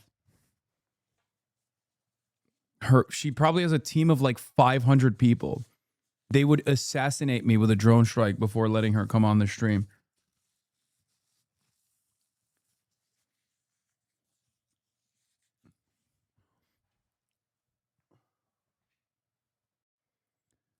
We're talking about a person who is like worth as a media product maybe like hundreds of millions of dollars. Like their ceiling is even larger than that. And the industry, like the company that basically controls her, is worth billions. So there's no shot that that's going to happen. You're out of your dang mind.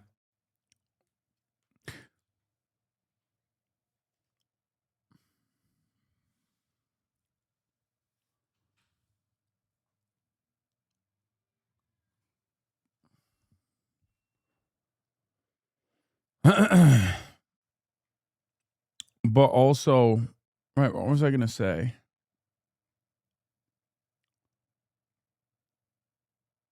Oh, one thing that I wanted to mention is like a lot of people don't realize that a lot of people don't fucking realize that when you are the most like prominent socialist figure in American media for almost a decade at this point, everyone is going to want to kill you. Everyone is going to find things that they hate about your commentary, especially when your commentary is not only pro-socialist, but also anti-imperialist.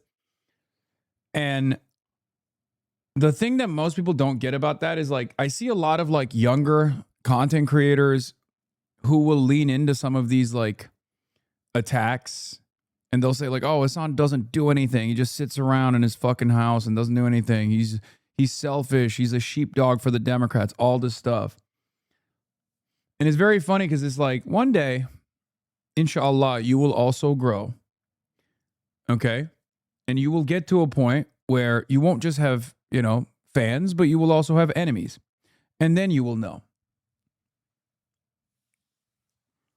I hope when you get there, they don't also attack you in the same vicious ways that they've attacked me.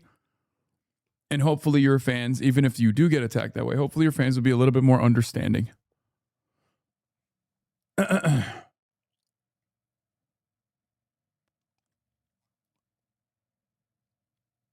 I guess that's the price of getting old. you start thinking like that. Been a campaign like ours or a candidate like me before. But the voters that are supporting us are the voters that haven't voted for Democrats before. These are voters who have voted for Trump in the past, in a time where no other Democrat, I think, has, last I checked, been able to raise the money that Tiffany did. We've gotten the 7-figure checks from 3 different billionaires who are backing his campaign.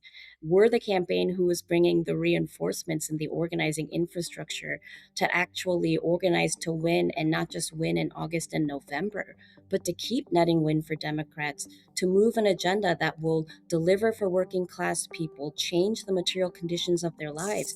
And when folks see that when Dems are in power and things are getting a little bit better, they're likely going to keep voting for us. And the folks who are learning from our Dem volunteers who have been with the county parties for years and years, knocking doors and building relationships, we're bringing the next generation of voters and volunteers and organizers who are going to keep building onto that power. We're the campaign who's talking about not just winning, but building power to make sure that working class people have not only what they need, but Wisconsin can be a place that's actually affordable for everyone. This is the year of the many and not just the money. And we're bringing the money and the many now. Right. That's what got us here.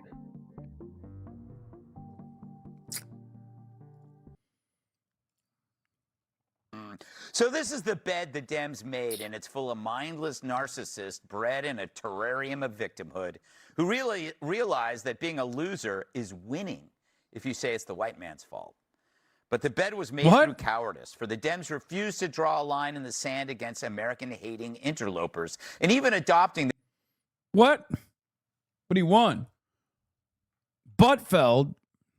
Hey guys, put some respect on it. This is the most popular name in late night comedy, okay? Their divisive, incendiary rhetoric, turning every institution from churches to museums to borders into a means to achieve power, which now leaves the party dependent on the very faction that it wants to contain. Spoiler alert, they can't. By courting the abolish ICE, trans mafia, and police defunding crowd, they created a vacuum that this more extreme faction, full of energy and moral certainty, now occupy. And like all vacuums, it sucks harder than Supergirl.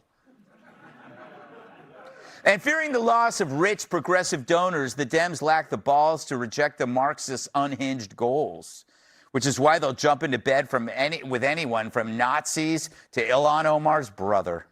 Oh. The DSA now have cultural, youthful leverage. And all the old guard has is lizards, vampires, and Andre the Giant. To break free from this extremism, the Dems would have to publicly disagree with them on the border, trans, and crime, but their fear makes it impossible. Because instead of seeing the DSA as a rival ideology, they treat it like a protege, and now they're screwed like a home invader at Grand... It's so strange because it's like, dog, this is what the voters want. You're just mad that the voters want something different than you. And you're also finally recognizing that the establishment, the centrist Democrats, were actually advocating for things not that dissimilar from what you're advocating for. But it took the DSA's success for you to come to that recognition. It's so funny. They said every Democrat is a communist. And then I guess some Democrats were like, honestly, we are. And then they started electing socialists. And now Greg's like, hold on, where's the old Democratic Party? Plattner's house. Oh. Oh. Too much for Michael. Too much. Which is why the rest of us must walk away from this car crash. Mainly because it's not up to us to debate socialism. We know what it is. History tells us millions die through starvation and murder. Also, it's just too easy for us. If you want to destroy a socialist, simply ask one question. What's the downside to your demands? They never give you one. And that instantly removes them from the world of reality, where every single action has a trade-off. Socialists are like an expert who tells you there's a way where you'll never... I love that his argument is socialism is too good. Everyone knows in the real world there's a downside. Yeah, I mean, the downside is you can't hoard wealth, right?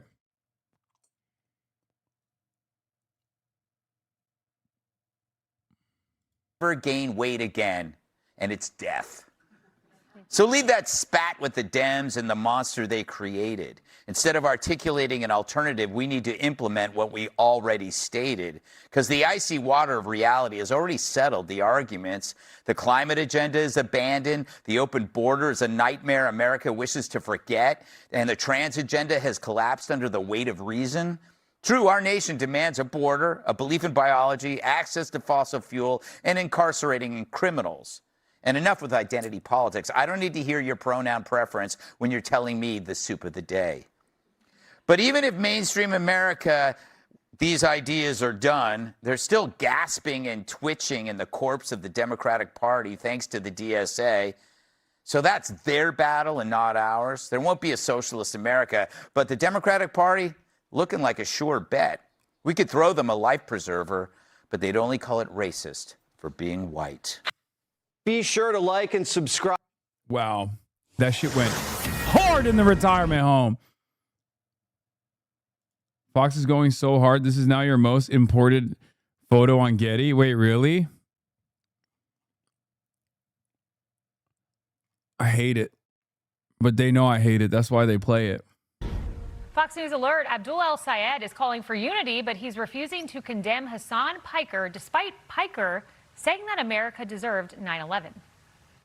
He said that you need to renounce people like the left-wing streamer Hasan Piker, who was campaigning with you, who was out there in Michigan on Monday night, I believe last night as well.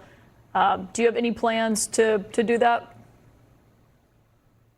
Look, I'll tell you this. I'm less focused on folks who are campaigning with me, more focused on the folks I'm campaigning to.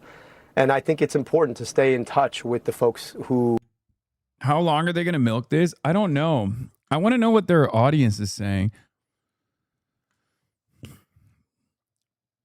When people are more focused on power than morals, I always laugh when Rush Limbaugh referred Carville as old serpent head. Carville's notion, oh my God, all the boomers that watch this fucking hate James Carville, so they're accidentally getting polarized. They're accidentally getting polarized in my direction. Who you want to elect you. I think that's clearly what's gone wrong with Senator Fetterman.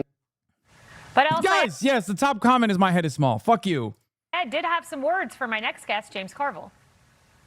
Now James Carville's talking about leaving the party. We got John Fetterman, James Carville, fantasizing about leaving the party. I'm like, you're sweetening the deal. It's also, I mean, it's just so, part of me is like, why does anybody still listen to James Carville? He said one smart thing once, which he seems to have forgotten, which is, it's the economy stupid.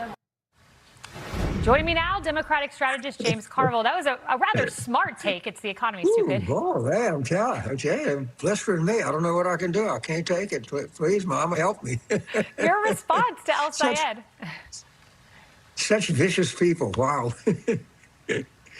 So, look, at the end of the day, I think the guy's going to win anyway. I mean, Trump's probably 30 points underwater in Michigan. His opponent is a lackey of Big Pharma, an election denier. He can't help himself. He gotta still toe the line. Look at him. Look at him. I'd say bend the knee, Carville, but you can't. I don't want you to genuflect too hard now. I don't want you to bust a hip on the way down. Yeah, I like that we went from Anthony Fantano to back to dehydrated Anthony Fantano. Totally in on a losing war. And so he's got some slack. He'd probably use every bit of it, but I still think he's going to win. And, you know, Mike Rogers, of course, would take issue with that. We'll see. I personally don't think Michigan will he wouldn't embrace. take issue with the fact that he's a Big Pharma So lobby. you think Michigan's there, but you think Michigan is there with this really socialist demeanor? Well, look, I think there's some things that were said that maybe people don't agree with, but what they really don't agree with, they're getting slaughtered in this economy, getting slaughtered with these. Oh, James, brother. Look. McEnany's like, we brought you on to shit on Hasan Piker. What the fuck are you doing? Now you're talking about socialists are going to defeat the Republicans? Look at her face. Look at her face. Okay, James. Okay, James. Hey, yo. Hey, yo. I don't like this guy, Hasan. But let me tell you, you know what I don't like? Cost of living crisis. The economy. People are getting slaughtered. Terrorists are getting slaughtered in this stupid war that we've already lost. We don't even know how to surrender. They're getting slaughtered in an economy that would, when Trump took it over, was called by the economists and Jamie Dimon. Bro, look at her face. Look at her face. Oh my God. Oh my God. She's literally shocked. Oh my God. I think they brought him on because they thought he was going to unload on me and Abdul. And he just flipped it so fast. She's like pissed. Oh my God. Mouth agape, dude. James Carville, welcome to the resistance. James Carville remembered, maybe you can't criticize Israel in the party. I said what I said earlier. Ehud Barak worked on his campaign back in 99. Let me tell you something, okay? What I was trying to do was dismantle the Zionist entity. Piece by piece, I came in as an insider. Thought I could do an inside-outside job.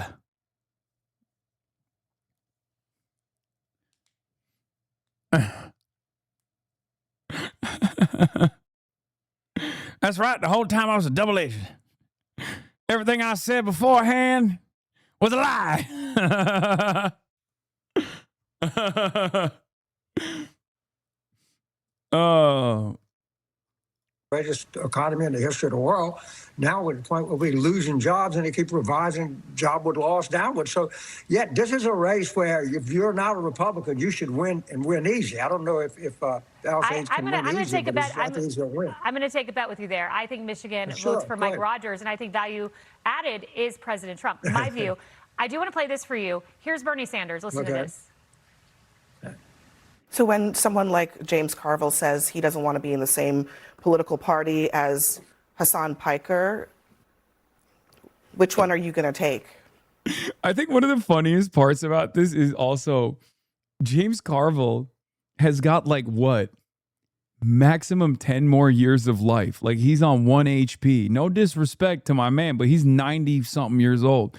So like how many more years does he have in the party or at least on God's green earth to begin with? You know what I mean? Like I'm just saying, like, he's like, oh yeah, I got me, my way or the highway. It's only me or Hasan Piker. And it's like, okay. Well, that's not much of a choice. If Mr. Carville doesn't want to be in my party, the party that I belong to, that Piker, that Sayed belongs to, he can start his own party. These socialists spend a lot of time on you.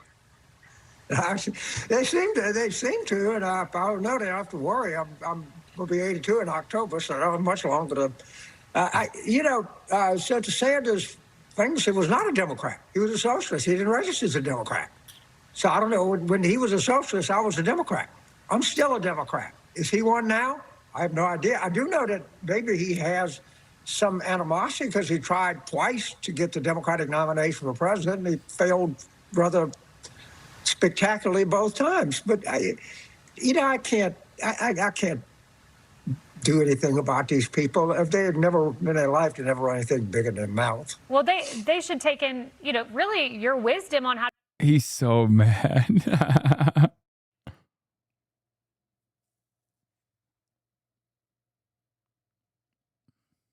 to win in Democratic politics. You did get Bill Clinton across the finish line after all. On that note, you say you're a political animal. You just want to win races. There is a race Tuesday. Right. Francesca Hong has a huge lead. Here's Francesca Hong. Thanksgiving is also a time that's incredibly... Are they trying to give this man a stroke? What's happening? Like, don't even show Francesca Hong's Thanksgiving tweets to James Carville, man. Now I feel bad. Again, 82 years old, man. Just let him Let him rest, you know? Painful for many people in our communities. And so I think there I wanted to make sure that people understood that there are multiple views, but views can evolve. I mean, James, she says Thanksgiving's now her favorite holiday, but I imagine you don't like that as a political operative, that quote. Look, I think that the progressive left, they're very tech people. I think they've come up with an AI random stupid idea generator. And I think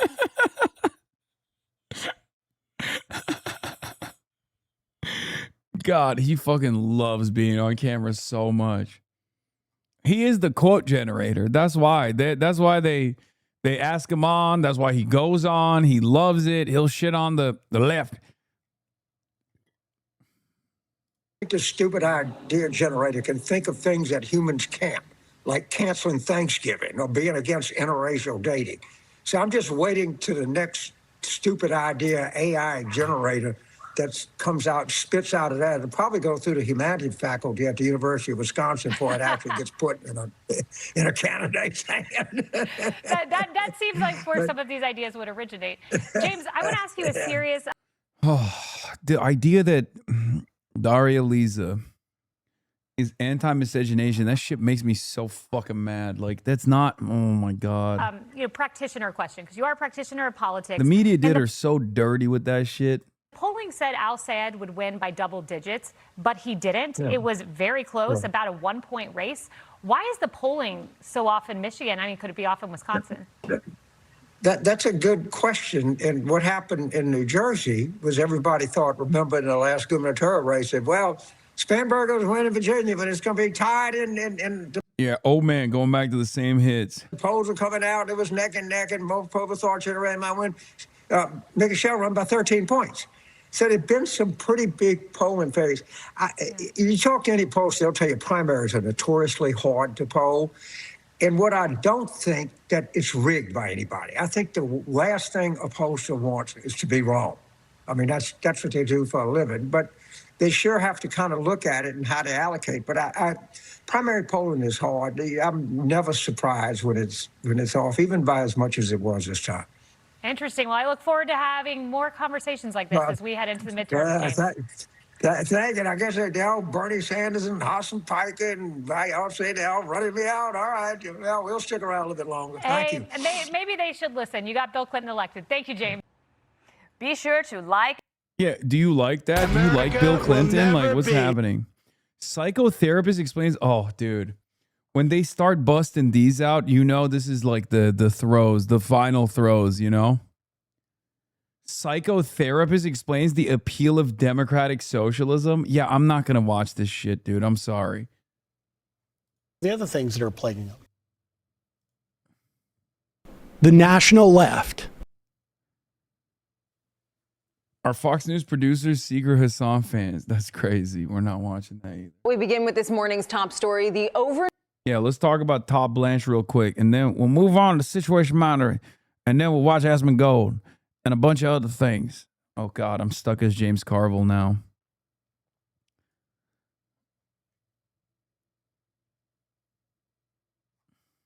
Overnight confirmation vote for President Trump's pick to lead the Department of Justice. I'm talking about Todd Blanche. Now, the president's former personal defense attorney was confirmed early this morning in a 50-49 vote. Blanche had been acting attorney general since April, but his nomination faced uncertainty. 2 Republican senators broke with their party to join Democrats in opposing him. But ultimately, President Trump gathered enough support to get his nominee over the finish line. Torian Small is in Bridgewater, New Jersey, near Bedminster, where the president is staying this weekend. Torian, good morning. Kelly, good morning. Blanche reacting to the news this morning, thanking the president and the Senate for staying late and saying he's deeply honored by this confirmation. A tense 2-week Senate solo session ended in a nail-biter. In a 50-49 vote, Todd Blanche received the narrowest Senate confirmation margin for an attorney general in modern history, but not without a fight. I think my greater concern was not necessarily with the anti-weaponization fund, but with the broad audit immunity that the president and his family had been granted. For those reasons, Republican Alaska Senator Lisa Murkowski said she and Susan Collins of Maine were out, further fueling her feud with the president. He had harsh words for Murkowski in an interview with Punch Bowl. I'm against Murkowski. I think I do more for Alaska than any president in history. No president's done for Alaska what I've done. She's not good. But it was Louisiana Senator Bill Cassidy's endorsement that pushed Blanche across the finish line. Asshole. All considered. Fucking asshole, dude. This guy can't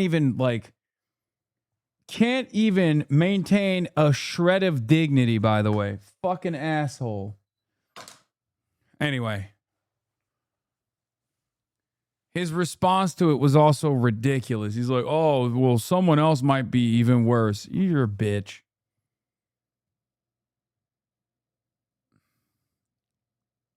Yeah, cuck till the end, dude. None of these guys, you have no reason to do this, okay? You have no reason to give Trump a layup. He outcast you. He fucking outcast you, and now you're letting Trump's defense attorney replace the previous Trump defense attorney who happened to be the attorney general. This is why you will never catch me in a million years defending any Republican, not even Mitt Romney. Motherfuckers will be like, oh, Mitt Romney is woke now. Fuck that. Once a Republican, always a Republican, okay? Your apology has to be louder than the offense. Your restitution has to be more robust than what you have done in the past. It's bullshit. Yeah, master of Epstein cover-up gets to be the head of the Department of Justice. He's the architect of the Epstein cover-up. It's madness. I know. It's fucking bullshit. Toyota, guys, Toyota has been doing the damn thing for years now as a Democrat. And not just any kind of Democrat, but straightforwardly a very progressive, very left Democrat. Yeah, the apology must be louder than the disrespect. This motherfucker still very much a goddamn Republican. I will vote for Mr. Blanche. I'll be criticized for this vote. What's new? But another potential battle awaits lawmakers' return from their August recess. A federal appeals court ordered a halt to construction on Trump's $400 million White House ballroom, ruling it needed congressional approval first. A bill to do just that has been sitting on the Hill since April, untouched. Trump responded within hours, saying he will immediately appeal to the United States Supreme Court and calling it an unjust ruling and arguing it's needed for national security. President Trump is also resuming efforts to fire Federal Reserve Governor Lisa Cook over allegations. Dude, yeah. Republicans love getting cucked so much. I mean, this is a humiliation ritual, bro. It's crazy. He had the opportunity to just, deliver one last fuck you to Donald Trump.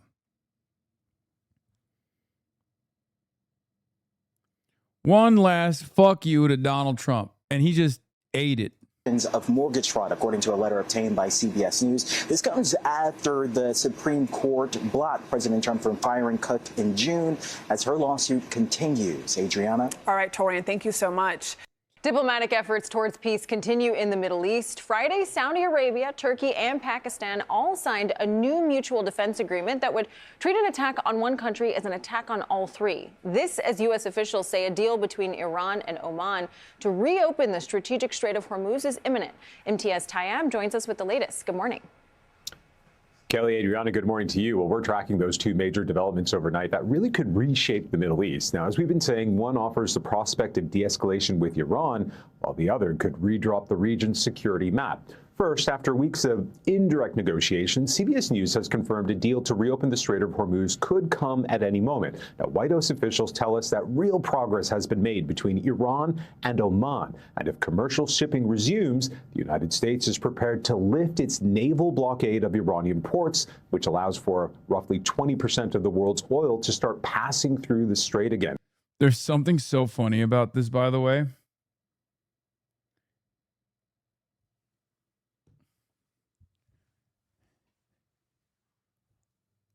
They've already started talking about alternatives. And there's a likelihood that this Turkey, Pakistan, Saudi Arabia commitment is more so than a security commitment, but instead one that will hopefully, from their perspective, find new routes to transit oil through underground pipelines. And the reason why they have to do that is because they've just given up on the strait. They literally... Scott Bessent straight up was like, we're done. The strait is cooked. Now, in the interim, there's not really much you can do about it. They can't really, there's a total realignment happening here. Very different security commitments taking shape right now. Largely because of America's incompetence, largely because America decided to lean into what Israel wanted, right? And everyone is pissed off. Everyone's frustrated. Everyone's angry. Here's the problem. Oil pipelines are oil pipelines can still blow up. Okay, that's number one. Two, it will take a decade to build these pipelines and start rerouting oil through said pipelines. So what are we going to do for a decade? What's the rest of the world going to do for a decade? So even if their goal is to render the strait to basically something inconsequential, there is not enough time to be able to accomplish this.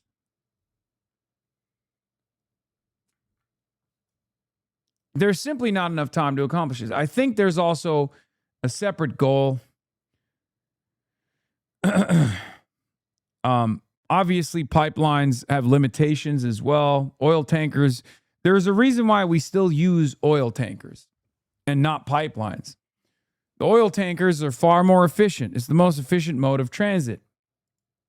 You can put far more barrels on tankers and keep feeding them through the strait, as opposed to the finite amount that can transit through these pipelines.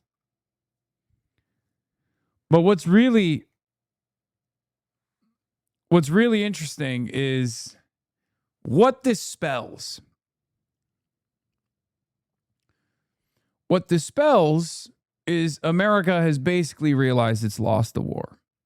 They haven't admitted it yet. I don't know what stage of grief we're at now, because we were in denial, and I think now we're bargaining, but we are certainly far from acceptance. We're in the bargaining phase where basically, Dan Cain has come out and openly revealed that we have to put an end to this. I mean, as you guys know, Dan Cain and many of the other generals in Trump's orbit were obviously never a fan of this action, but they followed through on it. There's also the military as an institution. I've talked about this before, where remember when I said no general wants to put their name next to a spectacular failure of a military campaign when they know it's most likely going to fail. Dan Cain was Trump's most loyal general. He was the highest ranking guy who was willing to do his bidding. And now, given the operational constraints, given the lack of tools that we have at our disposal to continue waging this war without tremendous cost, and by that I don't mean dollar signs. When I say tremendous cost, I'm talking about casualties. I'm talking about additional assets that we will lose. Because, like I said, the only way to escalate going forward is when you've already depleted your Tomahawk missiles, your standoff munitions. You just have to throw pilots and fighter jets in the direction of Iranian anti-air defenses. It's not going to happen. It's too costly. It would be a heavy price, one that I don't think Trump is interested in paying.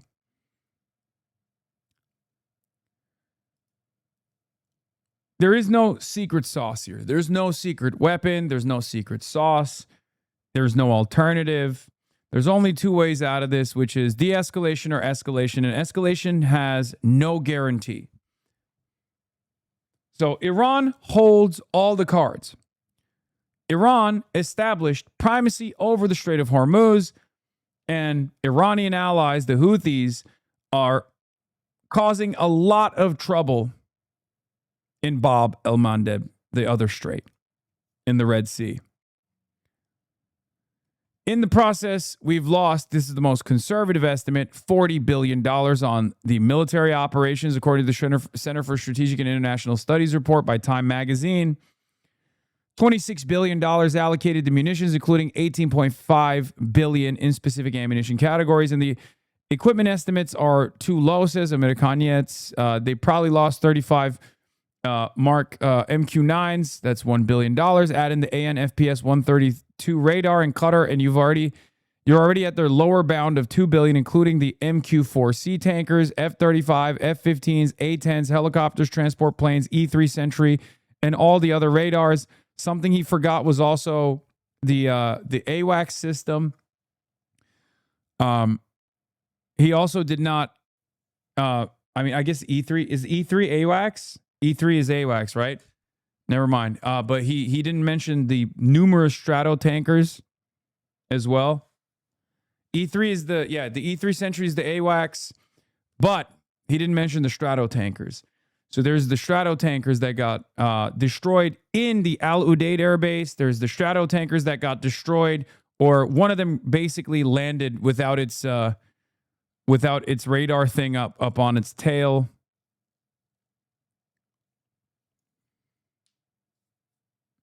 Yeah, the one E3 is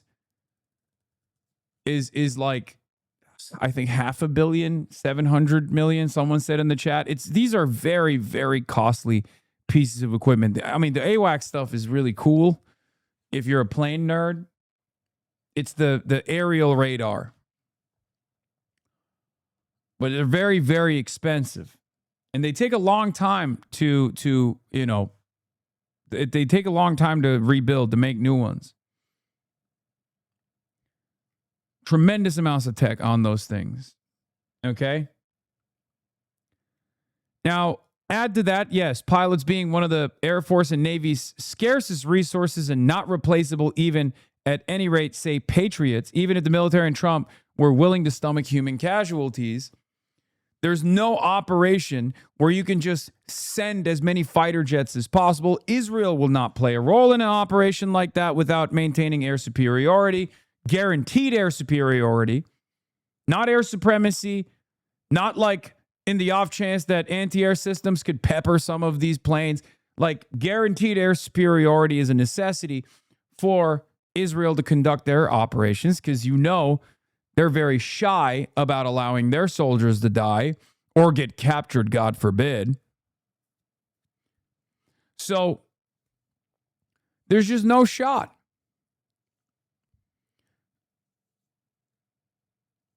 Or sorry, air superiority is the lower version of supremacy. I apologize. I fucked up the terms.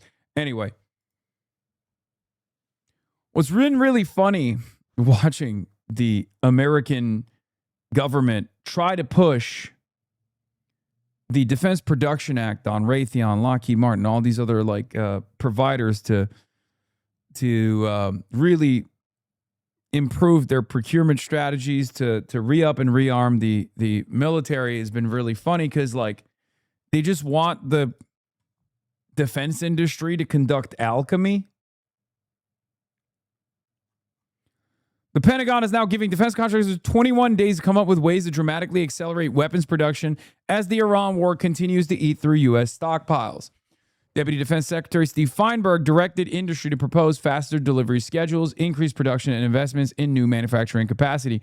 The scale of the depletion is significant. Now, what's funny about this also is that this isn't even for Iran. You might think this is for Iran. This is not for Iran.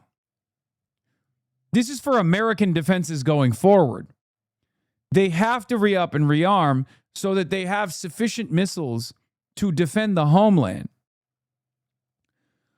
I think things are going to get very interesting as time continues, because the military is an organized unit in and of itself. And as you recall, I've talked about how, as I mentioned earlier, generals don't want to put their name on certain missions, certain campaigns, because they care about that. But it's a bureaucratic process in and of itself. And I would go so far as to say the American military is probably the last remaining institution that kind of works in this fucking country. And unfortunately for them, let's be real, capitalism and shitification has also taken root within the American military, specifically because so much of the military relies on private enterprise, whether it be defense contractors, whether it be the entire backbone of the ammo, everything comes from private industry. And private industry within the military industrial complex is filled to the brim with defense bloat. This is part of the reason why it's unbelievably costly, unbelievably slow. And if we're fighting an enemy, a foreign adversary if we're fighting a foreign adversary that's fighting a war of survival, it's very clear that we don't have the capacity to dominate them militarily.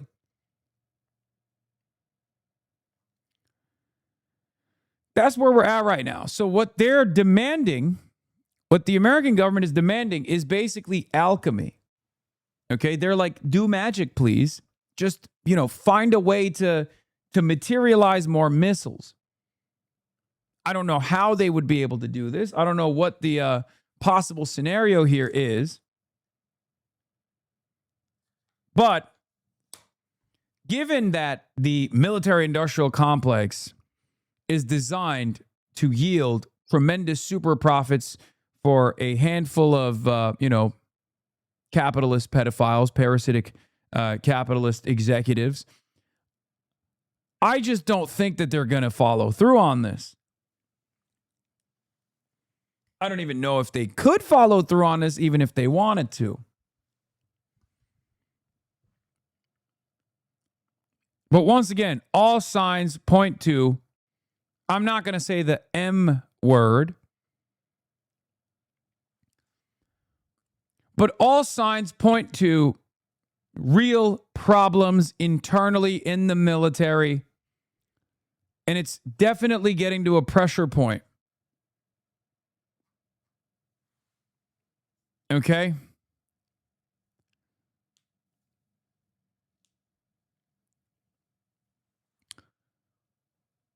I just mean, I don't see this. I don't see them getting out of this situation at all. And once we move past the bargaining phase to the acceptance phase, once we get there, there's going to be a lot of shit slinging. Okay? There's going to be a lot of shit slinging because I don't think Dan Kane wants to carry the cost and the burden and the blame for Trump and Israel's war against Iran. Now, of course, you still got New York Post saying Trump's best option on Iran's nuclear program is to bomb the tunnel entrance of Pickaxe. In other words, a symbolic W. Pickaxe even deeper than the other facilities.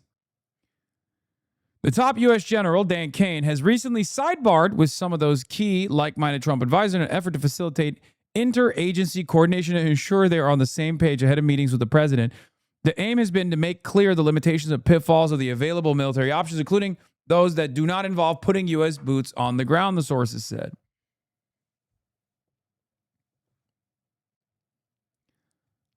Kane is coaching other people around Trump on how to properly explain to him that destroying Iran's energy infrastructure is a bad idea. All the while, Iran is obviously cutting side deals with Oman. And Iran has successfully dealt with Oman, basically de facto control over the Strait of Hormuz. Iran controls the entry and exit. Iran will not allow Israel or American ships or Israel or America connected ships to transit through the Strait of Hormuz unless they pay Iran, not a toll necessarily, which they are going to charge. I believe it's around 7%. That's the number that they arrived at for, an environmental fee, security fee, that kind of thing. But 7% of the cargo is the number that they arrived at. A processing fee, whatever you want to call it, doesn't really matter. You can call it a toll if you want. Yeah, Ticketmaster Iran, Ayatollah, Payatollah, that sort of situation. So Iran is not going to allow U.S. and Israeli ships to transit through the Strait of Hormuz, and everyone else is going to pay 7%. Now, of course, the initial Iranian toll before the Memorandum of Understanding or during the Memorandum of Understanding, ironically enough, was 2%. So every time they gain more leverage, they understandably increase their demands because that's how it works. This is precisely the reason why I kept saying it's time to pull out. And before we went in, I said, do not go in. And then after we went in, I said, pull out now. And yet everybody said, we got contingencies, little bro. It turns out we don't. Here are some of the other Iranian demands. The Strait of Hormuz will not be open until the United States corrects its behavior. Correcting behavior means never threatening Iran or insulting the sacred values of this nation in any language. That's funny, in any language. Ending, once and for all, any war and aggression against Iran and its allies in Lebanon, Palestine, Yemen, and Iraq. Lifting the naval blockade and withdrawing its... See, they added Palestine. Before it was it was Lebanon. Now it's Lebanon, Palestine, Yemen, and Iraq. Lifting the naval blockade and withdrawing its military forces, naval and air, from the vicinity of Iran, pulling out from the bases, which they, by the way, de facto have pulled out to a great degree because Iran just, blew up a lot of these bases. So Americans were forced to retreat anyway. A lot of their assets were panic shipped into Jordan, which then they started blowing up there as well. The rest will probably go to Israel. Sit in a hangar there, fully compensating Iran for the damages caused by the too aggressive and imposed wars, lifting the unjust and illegal sanctions against the Iranian people, unconditionally releasing the assets that have been blocked and stolen from the Iran people. So this is pretty easy to understand. These were the demands. Ironically enough, these were also, I guess these demands were more reasonable during the negotiations process before America decided to decapitate Iranian leadership and execute IRGC high command. And then if you notice the trend, this is Iran's terms of surrender for America. Okay? These are the demands of the Iranian people, they say, who have voiced them for 160 days in the streets and squares. The Supreme National Security Council will never compromise, whether in war or negotiations.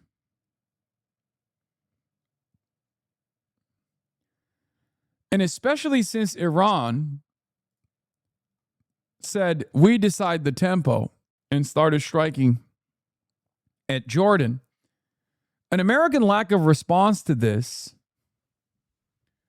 an American lack of response to these demands could cause Iran to start peppering Jordan again.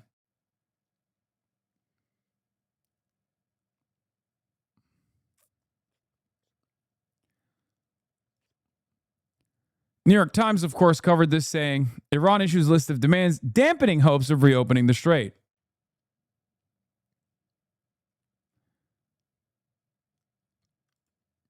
This was, of course, Scott Bessent.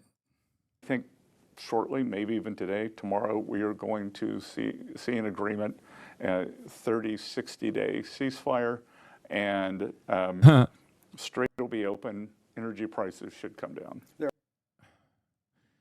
That was on August 7th. Here he is on August 4th, 3 days prior to August 7th. There is a chance we may have a deal today or tomorrow to open the Strait, and I think there is a chance we may have a deal today or tomorrow to open the Strait. Yeah.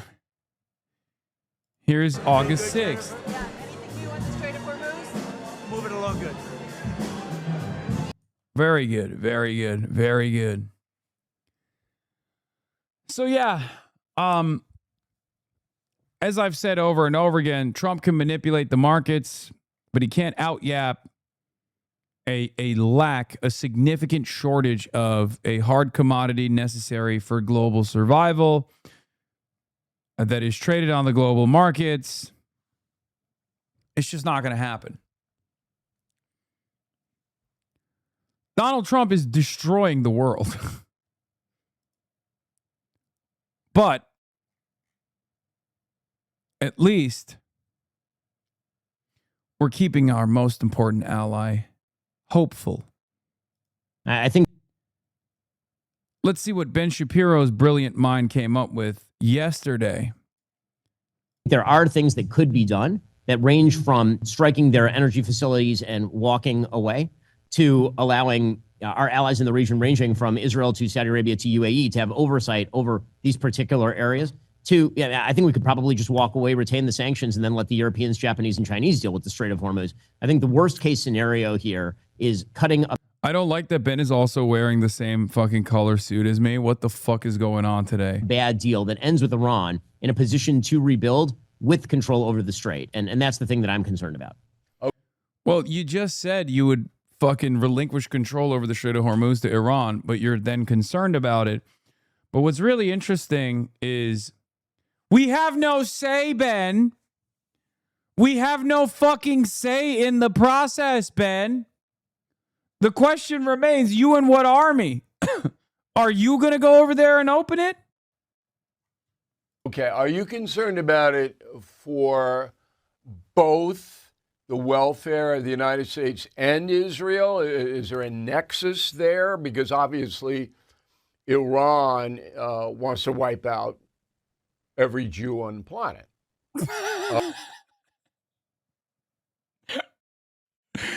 Oh, God. Yeah, obviously. I mean, definitely.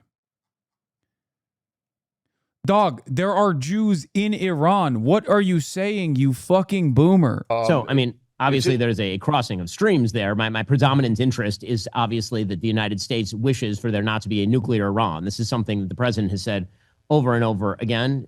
Obviously, there are other allies in the region that are threatened by Iran, including Saudi Arabia, Bahrain, UAE, Kuwait, all of which have been active in this conflict. And so I think there sometimes is an attempt to say that the only interest in the region is the Israeli interest, and that if you are in favor of the president ending the conflict victoriously, it must only be on Israel's behalf. A strange contention, given the fact that I'm sure that if you asked Prime Minister Netanyahu what he would want, and you just, what would he want in a utopian world? The answer presumably would be the toppling of the Iranian regime using whatever possible force is necessary, which is not something that I've actually called for. So again. Yeah. In my opinion, this is the best the Israelis are hoping for now. Blow another huge chunk of the remaining TLAMs and JSSMs on a blatant war crime. Watch Iran destroy all the oil infrastructure in the region in response and have the U.S. force retreat. The stupidest possible outcome for everyone but them. It would accomplish absolutely nothing towards the return of the previous status quo with Hormuz, but it sure would make Iranians suffer, which is what they're looking for.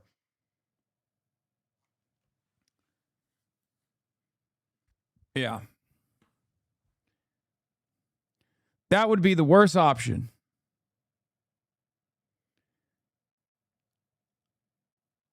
Peak military right here. Is this winning? Oh, yeah. Iran is also, or The Guardian has said that Iran hopes to deal Trump a blow in the midterms. Iran has set out a protracted negotiation timetable designed to keep Donald Trump embroiled in Iran conflict until the midterm elections in the hope of inflicting the same ruinous blow on his presidency as Jimmy Carter suffered over the 1979-1981 U.S. embassy hostage crisis.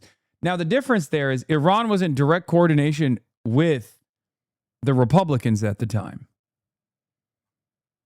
Okay? That was direct coordination with the foreign adversary. But of course, that was the Republicans. They get to do that. Can you imagine a world where the Democratic Party was through back channels coordinating with the IRGC? Just think about that world. What would the GOP would literally murder every Democrat in the country. They would just literally line up every Democrat and murder them.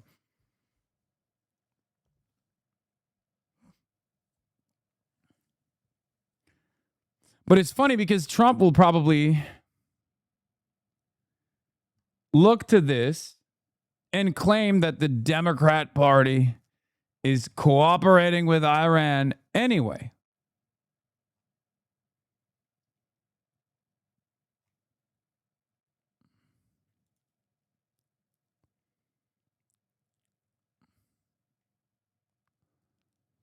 Right now, more than 5,000 sailors and Marines are stuck aboard the USS Abraham Lincoln in the 9th month of a deployment that was supposed to last 7, supporting military operations against Iran that Congress never authorized. Their families are begging someone to listen. Moldy showers, broken toilets, no hot water for weeks, meals that came down to half a cup of rice and 2 tortillas, a ship's store out of soap, deodorant, and toothpaste. Sailors so worn down that according to one family member, the ship's own doctor warned they need to reach port soon or people are going to start losing their minds.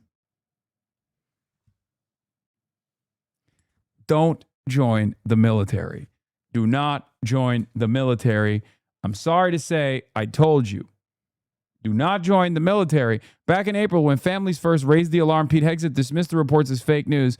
These are the people we asked to serve in one of the most dangerous workplaces on earth, the flight deck of a nuclear-powered aircraft carrier. They and their families deserve answers.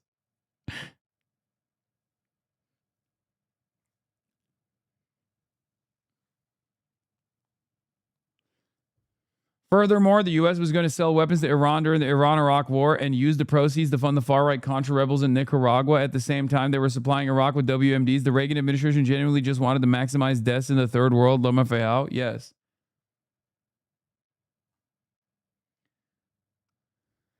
Oh.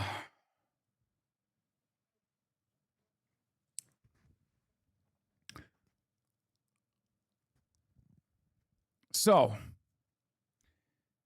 things are going really well.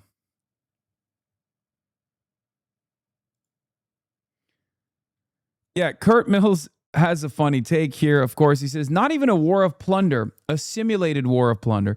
Big Oil told the president days after the Maduro raid that the country was nigh useless in the short term, aka Trump's term. The math here is a total fabrication and a fraction of the Iran war's cost, for what is worth, as any sort of offset.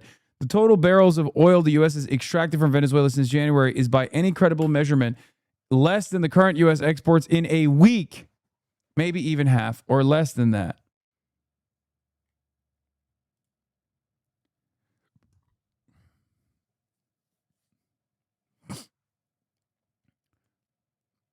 So we don't even steal right. We took their gold anyway. I guess that was the real plunder. Who doesn't want to join the U.S. military for free tortillas? Yeah, free tortilla night every night on the USS Lincoln. So, a lot of Americans are not really paying attention to this shit. We obviously are. And it has been perhaps the most spectacular blunder that I have ever experienced in the last 13 years of my professional political commentary media career. I've never seen anything like it. It's actually it's unbelievable. I was in the military and tortilla night wasn't even every night. Well, now it is, but it's just rice and tortilla. A CSIS estimate cited by the Washington Post puts global Patriot inventories under 827, down from roughly 2,200 before the war, while THAAD inventories have fallen from 452 to fewer than 278. Now, we know for a fact, was this worse than Putin invading? Yes. Putin invading Ukraine was also a massive fuck up because there were other means of achieving said goals. But are you fucking kidding me? Yes, this is worse. You say no because like a lot more people have died. A lot more people have died. A lot more Russians have died. If you're thinking about it from the perspective of like Russian casualties, yes, it's horrible.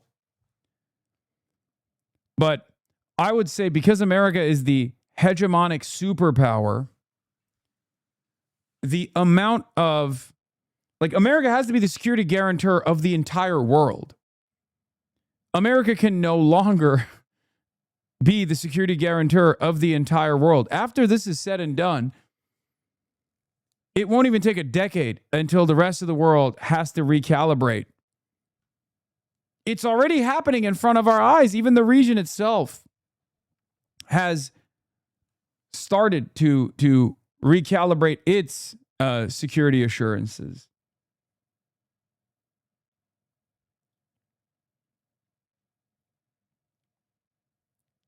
The Russian invasion was more of a tactical failure. Far more Russians died, whereas the American war in Iran was more of a strategic failure. Strategic aims were not met. It was a strategic failure, but also on top of that, I think that the American failure here is far more costly and far more severe in the long term because regardless of the casualties on the Russian side, from the Russian calculation, Vladimir Putin doesn't give a shit about his own people. And what he cares about is maintaining additional territory, which they were able to maintain, at least for the time being. Who knows how long they will be able to hold it. But Donald Trump didn't have to blow up Iran at all. And the Strait of Hormuz, like, here, I'll give you an example. You know what this would look like? If Russia was like, oh, we're invading Ukraine, and then they pushed all the way into Kyiv, and then Ukraine pushed back so hard that they actually did the Kursk offensive, and then they started establishing forward operating bases inside of Russian territory. Okay? Like Donald Trump went in with this unnecessary blunder and literally fucked everything up in the process and lost tens of billions of dollars of assets in the region. Like the equivalence of this would be if Russia was like, oh, we're invading Ukraine. We're going to take Kyiv in 2 days, special military operation. And then boom, Crimea is back in Ukrainian hands. You know what I mean? And they annexed it back. They took it back. They brought it back into the fucking national boundaries. Like that's what it would be like. And then also simultaneously we found out that like Russia's entire defense production is depleted. You know what I mean?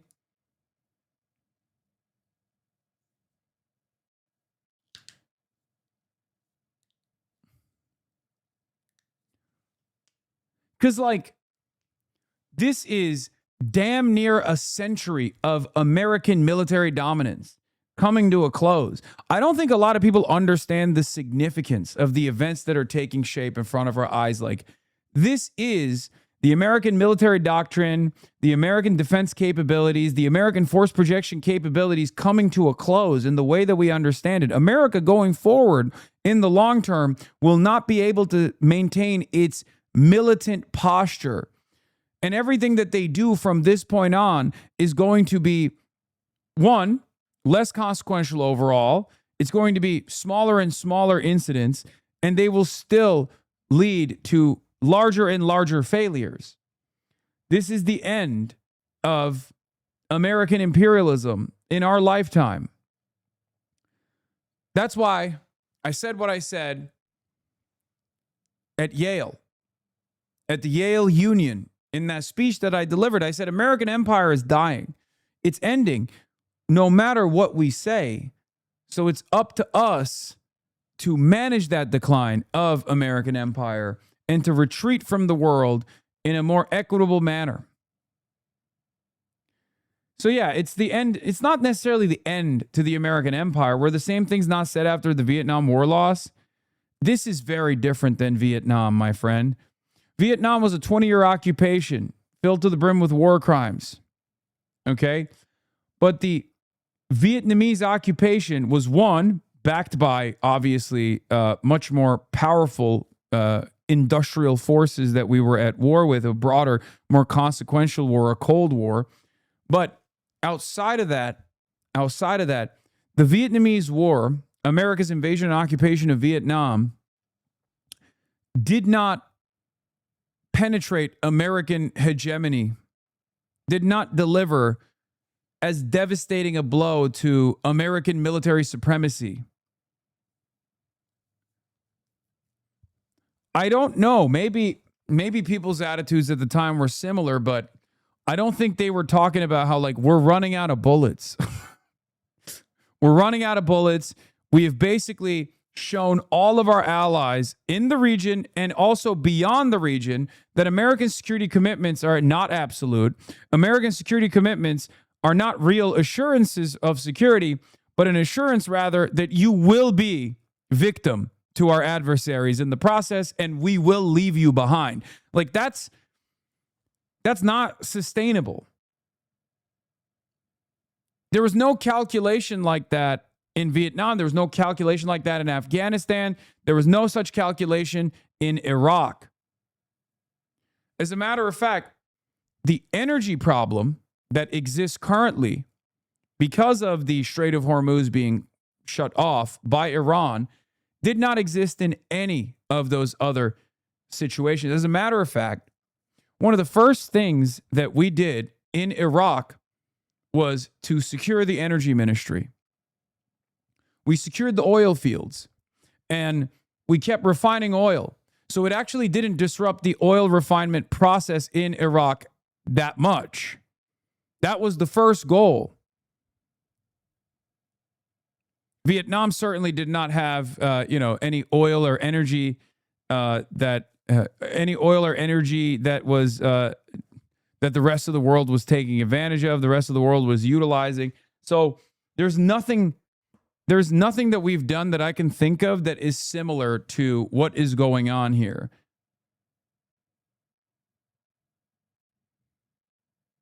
You're saying palm trees, palm oil. Okay, palm oil is not the same, though.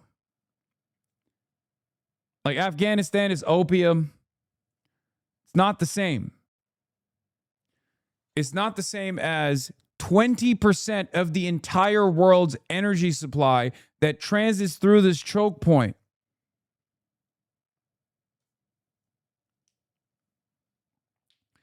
Iran, in many respects, in retaliation to the American war of choice, turned this into a war of global consequence. We look at it from over here, especially due to our distance from the battle, and we think about it as not a world war, but the consequences are global. The consequences have been global.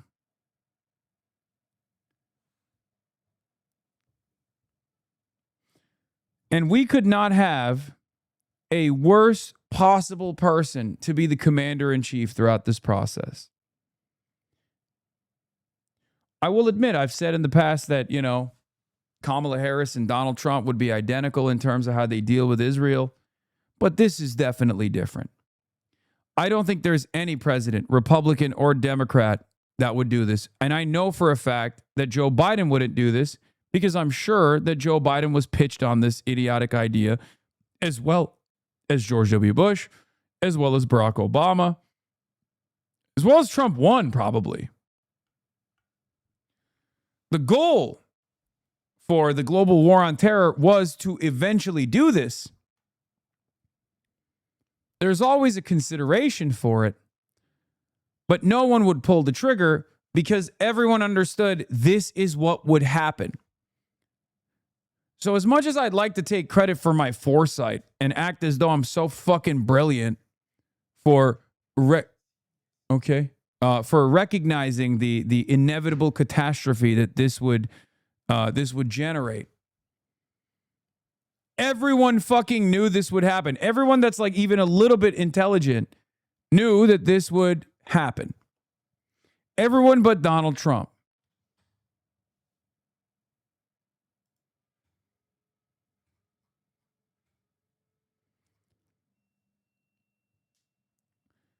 So yeah, there's no way out of this. Mark Ames says, math problem. Russia produced ballistic missiles faster than the West can make the interceptors. So far this year, Russia's fired 650 ballistic missiles at Ukraine. That is more than the number of PAC-3 interceptors delivered worldwide all of last year. The only thing we know about Iran missiles and missile production is that DC and the media, relying on DC for figures, has wildly underestimated IRI missile numbers and capabilities, deliberately underestimated while also having no fucking clue. The perfect combo to encourage Trump.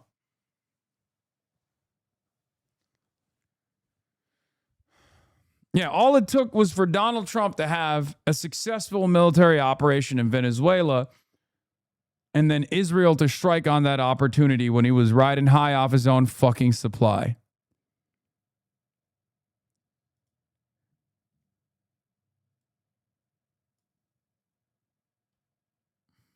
That's where we're at.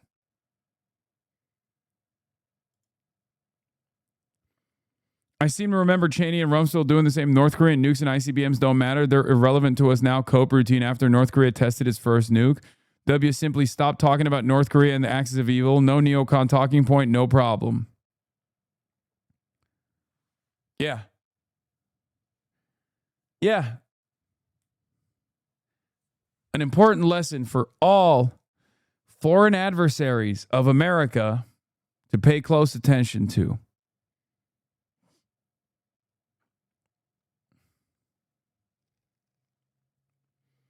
You want sovereignty? You got to get nukes. That's it. HasanAbi Doctrine for Nation Building. The Israeli military has directly informed CENTCOM Commander Admiral Brad Cooper that Israel does not need approval or support from the U.S. to wage war against Iran. Brother, you and what army? This is so funny. Good luck, man. That would be the funniest outcome. Israel decides we're going to do this on our own. Israel decides we're going to go our own way here. We're going to go the distance. We're going to start blowing up.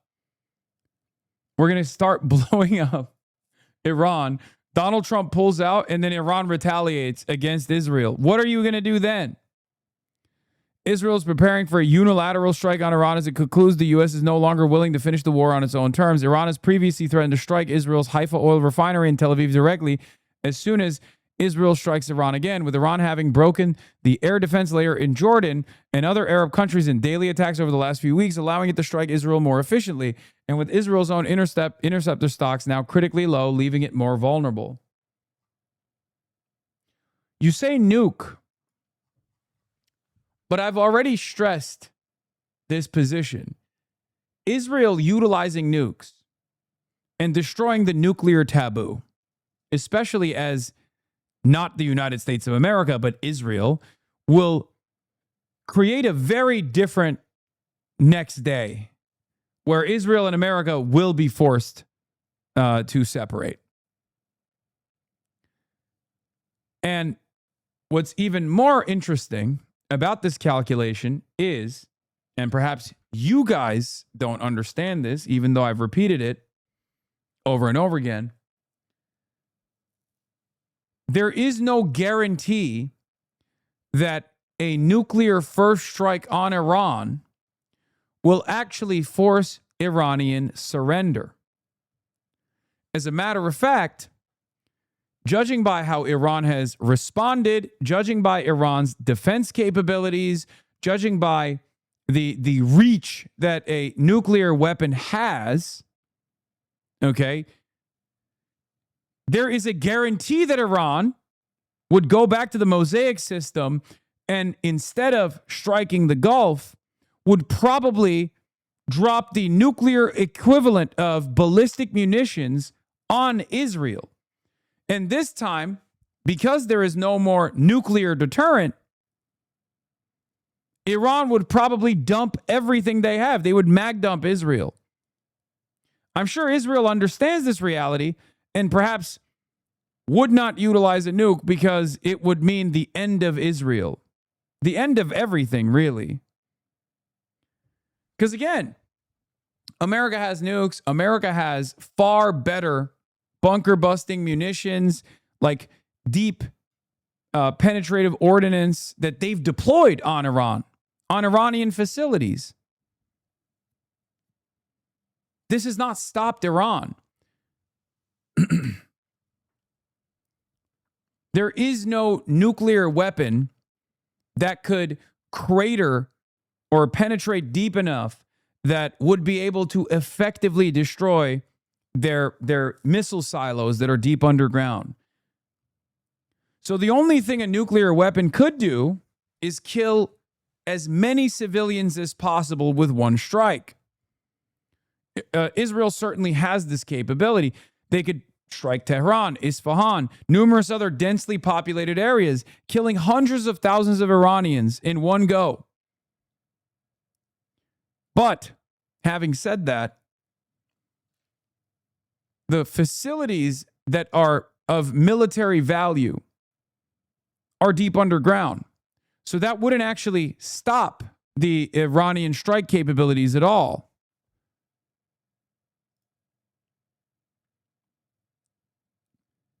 Iran's also a massive country. It just wouldn't.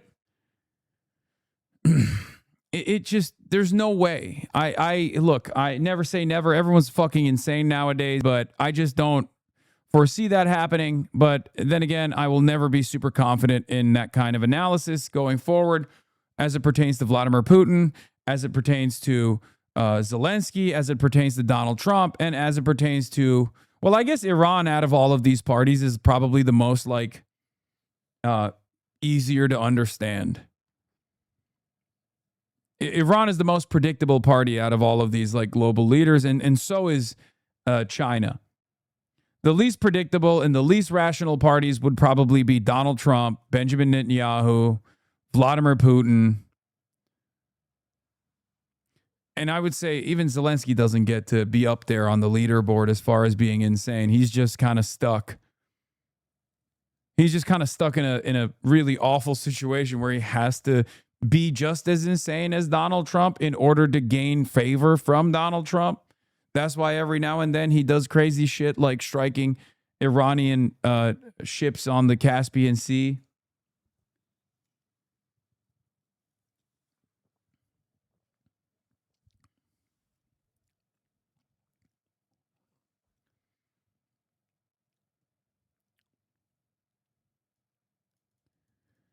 But yeah,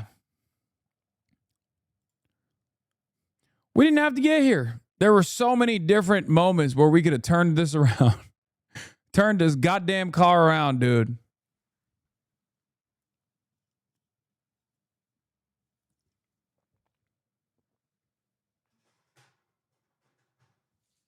And we chose not to.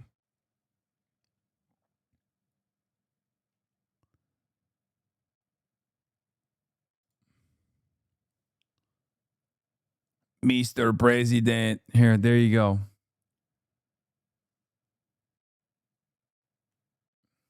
What happened? What did Miss say? Oh, guys, I officially have more airtime than Austin. Oh, yeah, Myth went flying with Murat. I know. Yeah. Murat flew Myth around.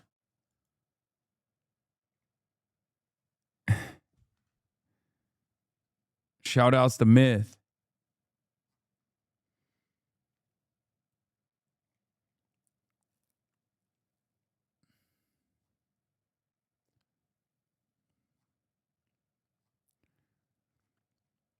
Austin is here and mad. What? Question mark. Okay, 92 beautiful months. God damn, bro. 92 month subscriber Austin show. That's fucking crazy.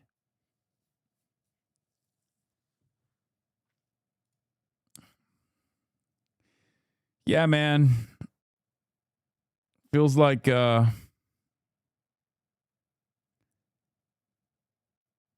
still won't get in a simulator. Yeah, he's too busy flying real planes.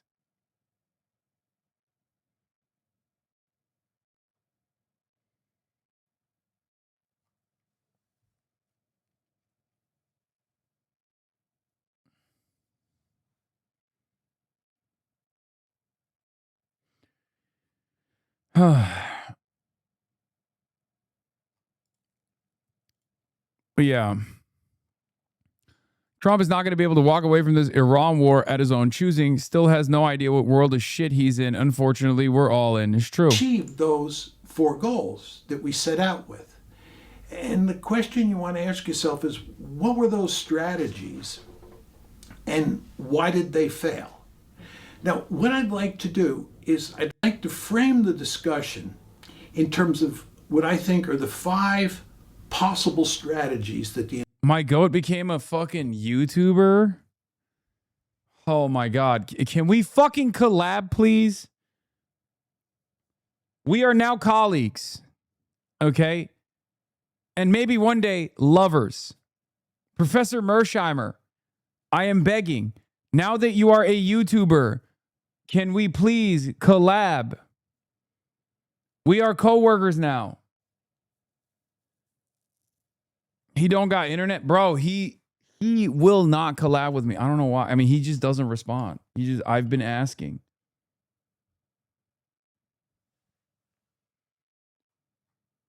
I love his suits.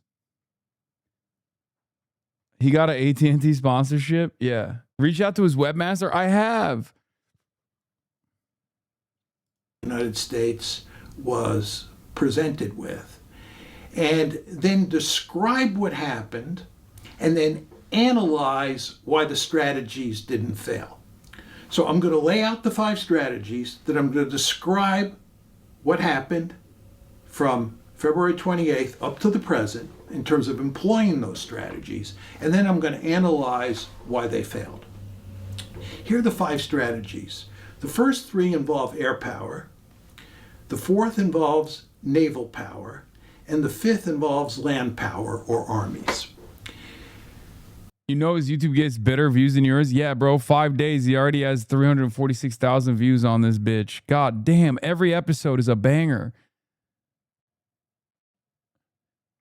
I will subscribe to offensive realism, sir. I will believe your belief system, okay? Yes. I too believe it's a great power competition. I am no longer an anti-imperialist. Please. Sir. It's because he does gaming? Oh, really?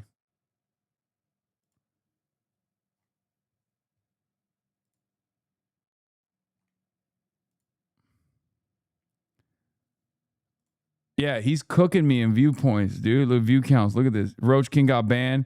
Fetterman leaves Jon Stewart in shock. 200K, 61K. This guy's a psychopath. Trump is losing his mind right now. Oh my God. We really got to do more like fucking boomer slop. This is crazy. Boomers, YouTube audiences love Trump is losing his mind type shit.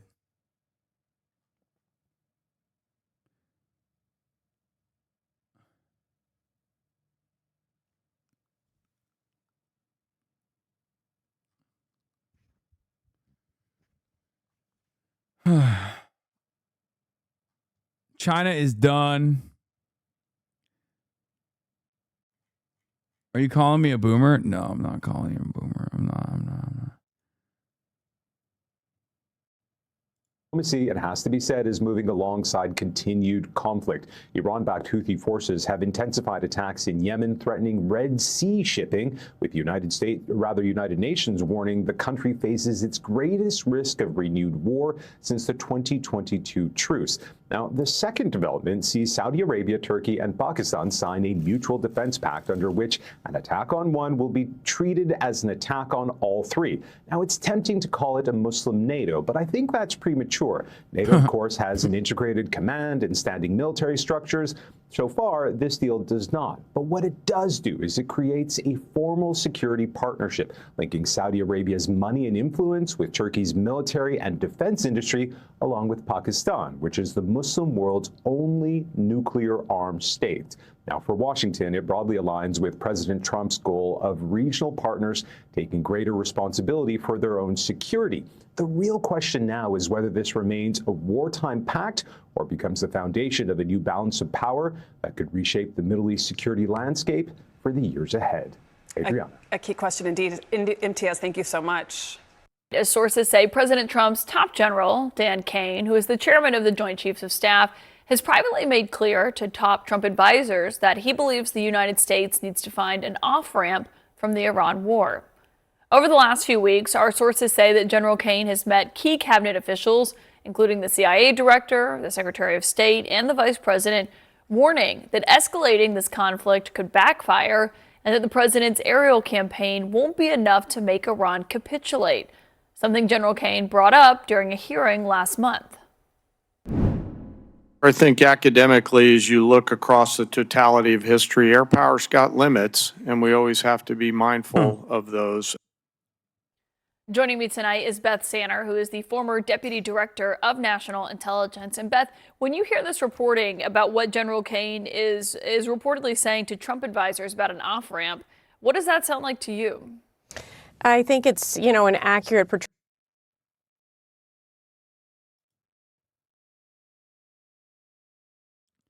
What is this? A Democratic strategist debates Will Cain defending Hasan Piker, saying Democrats should not disavow him, and says Nick Fuentes is much worse. She even defended Hasan Piker's America Deserved comment, saying it was clickbait. Yeah, the new meta from the Groypers is how jealous they are that like Democrats are coalescing around me, whereas the Republicans won't even coalesce around Nick Fuentes.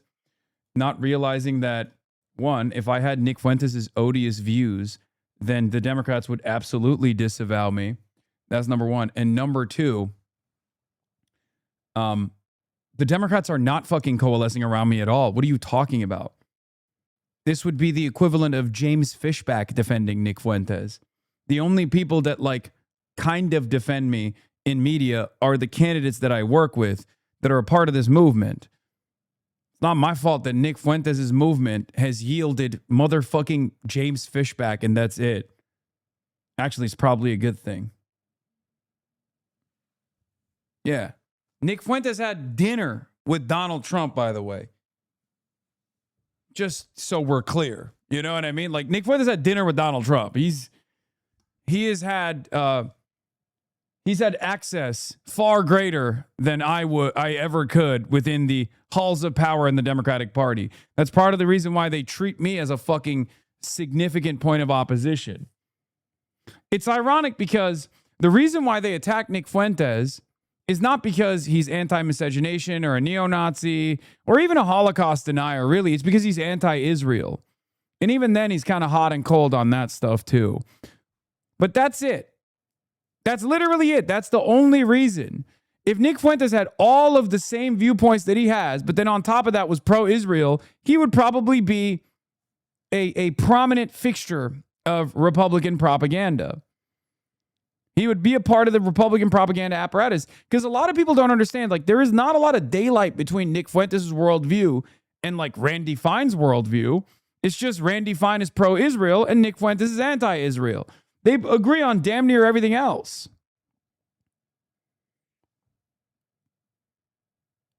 Joining me now, Democrat strategist Madeline Somerville. Madeline, thanks for being with us here today. Is it your strategic advice that, yes, indeed, they should walk away from, disavow Hasan Piker? I don't think they should completely disavow him. I think they should keep him at an arm's length. Here's why. The group of young men, the disaffected young men that are following along with Nick Fuentes, currently have no balancing on the other side, right? Nick Fuentes is much worse than Hasan Piker is, but he's been able to galvanize this group of young disaffected men who are angry. And the left needed that too. We need those folks to come out and vote. He's not saying anything that has been so terribly dramatic against Jewish people. Is it your strategic advice that, yes, indeed, they should walk away from, disavow Hasan Piker? I see you doing research. I am. I just saw a very long effort post. This week, for the second time in my media career, I let my emotions get the best of me. I said something on TV that I didn't actually believe. On Will Cain's show, I was asked if I thought the Dems should denounce Hasan Piker and stop campaigning with him. I should have said yes. Instead, I defended Piker, which he didn't deserve. I did it because I was angry about the Islamophobia I was seeing everywhere, the false accusations and characterizations about Islam and Muslims in politics. I was thinking about how I would feel if someone I thought should have run for office because of my beliefs, and it made me defend al-Sayed, having Piker with him on the campaign trail. I didn't want to endorse the Sharia law propaganda. I was just tired of the narrative. So I was wishy-washy and said, don't get rid of Piker, just keep him at an arm's length. And he has said good things too. I said we needed someone like Piker to bring millions of young disaffected men back into the party. What I should have said is, Piker is not a good representative for the Democratic Party and has said heinous things I could never support. Of course, America didn't deserve 9/11. How could I even gloss over that? I'm deeply ashamed of that. I did, honestly. Just because the media is painting all Muslims in politics as dangerous doesn't mean I get to pretend that this particular person who happens to be Muslim didn't say some awful shit. I could have said, maybe young folks Piker brings in could learn something from Dr. al-Sayed, because the truth is that Dr. al-Sayed believes in human dignity, respect, and safety for every human being. Despite what folks may have heard, this is crazy. It's okay. I think she got a boss call. Please let me take this opportunity to be clear. I do not believe in compromising your values for the sake of winning. Nothing worded as compromising your values under any circumstance. I could have offered a nuanced explanation, but instead I allowed my anger and frustration to take over. I watch the people who watch me to be able to trust me. Wait, what? Why is she doing I'll do better? I mean, this is going to paint it in a very different light, but that's funny. I don't think they should completely disavow him. I think they should keep him at an arm's length. Here's why. The group of young men, the disaffected young men that are following along with Nick Fuentes currently have... Wait, what? I'm not actually concerned with what any side thinks of my opinion. I'm just clarifying how I feel now that I thought through it clearly, and I offered Hasan plenty of grace publicly on TV, but I needed to be clear. Innocent Americans should not have died in a terrorist attack on 9/11. There's no justification for it. I'm sorry. You guys shouldn't be mean to this person, by the way. Be kind and be gracious. Okay, it doesn't matter. What's done is done. She already defended me on Fox News.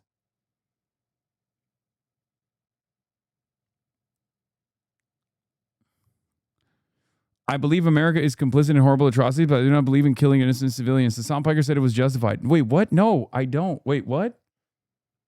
What the fuck? No, I literally have the same take that she does. What the fuck? Folks watching right-leaning news to know what Democrats still recognize the horror 9/11 was, and I sincerely disagree that any killing of innocents is justified for my for my conscience, I needed to make that clear. I'm not caving to anyone. I'm acting in accordance with my own beliefs. What the fuck?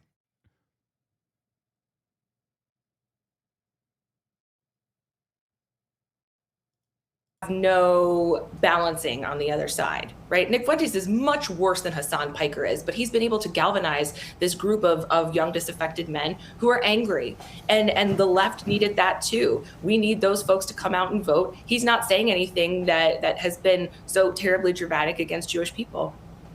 I'm confused. I'm incredibly What the fuck? Confused, Madeline. I am too. So, your comparison of Hasan Piker to Nick Fuentes, would you please tell me which Republican candidates are currently campaigning with Nick Fuentes and which campaign stages he has appeared on with which? James Fishback. But again, it doesn't really matter because I'm not Nick Fuentes. You know? That's the whole point. Also, Trump had fucking dinner with Nick Fuentes. The idea of Meta evolving to defending you on TV, then disavow effort posts on social media would be hilarious. Yeah, I love that. Candidates on the Republican Party? Sure, that would be Tucker Carlson and Marjorie Taylor Greene. What office, I'm sorry, Madeline, what office is Tucker Carlson running for? Probably president or Marjorie Taylor Greene. Yes. This type of game is not going to work. Wait, what do you mean? What do you mean, Will Kane? Will Kane in the membrane. Have me on the fucking stream, big dog. Come on. It's been weeks now. I would love to go on the Will Kane show, okay? Throw the gauntlet down. Will is my favorite Fox News guy because I always say he's secretly a communist because he just keeps having people on that unironically defend socialism pretty well. And not only that, but also he will just like put the platform, like the DSA platform on there and shit. And it's really funny because like the takeaway from that is supposed to be like, oh, I hate this. But the way Will does it, I don't know how. The way Will does it makes it feel like it's good. Like the platform is good. He's DSA's strongest soldier.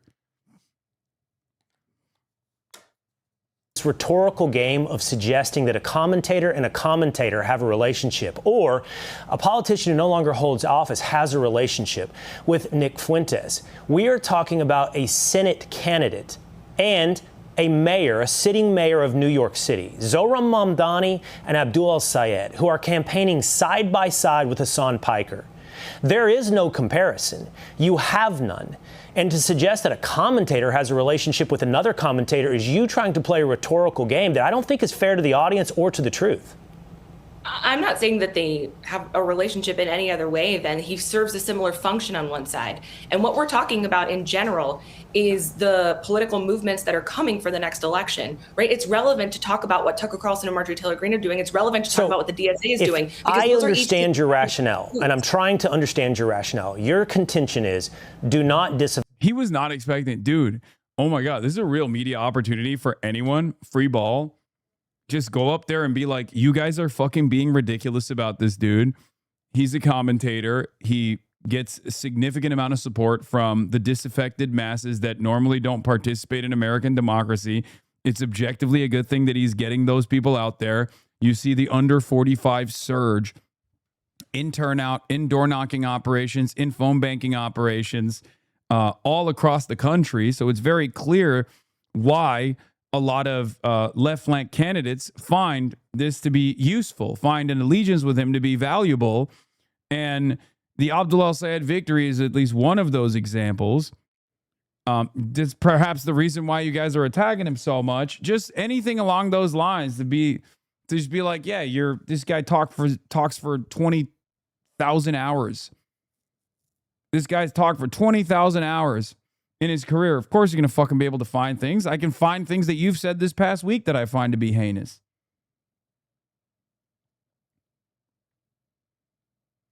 I saw this clip last week of this person lying to her face about Abdul. Oh, it's Batya, right? Yeah, I saw this as well. She was defending Abdul El-Sayed, and then Batya was like, well, don't you feel Abdul El-Sayed has said that no Jew should ever hold office or something. I saw this clip and she was like, what? That's an insane thing to say. I feel so embarrassed that I defended Abdul El-Sayed. Like, Batya straight up lied to her face.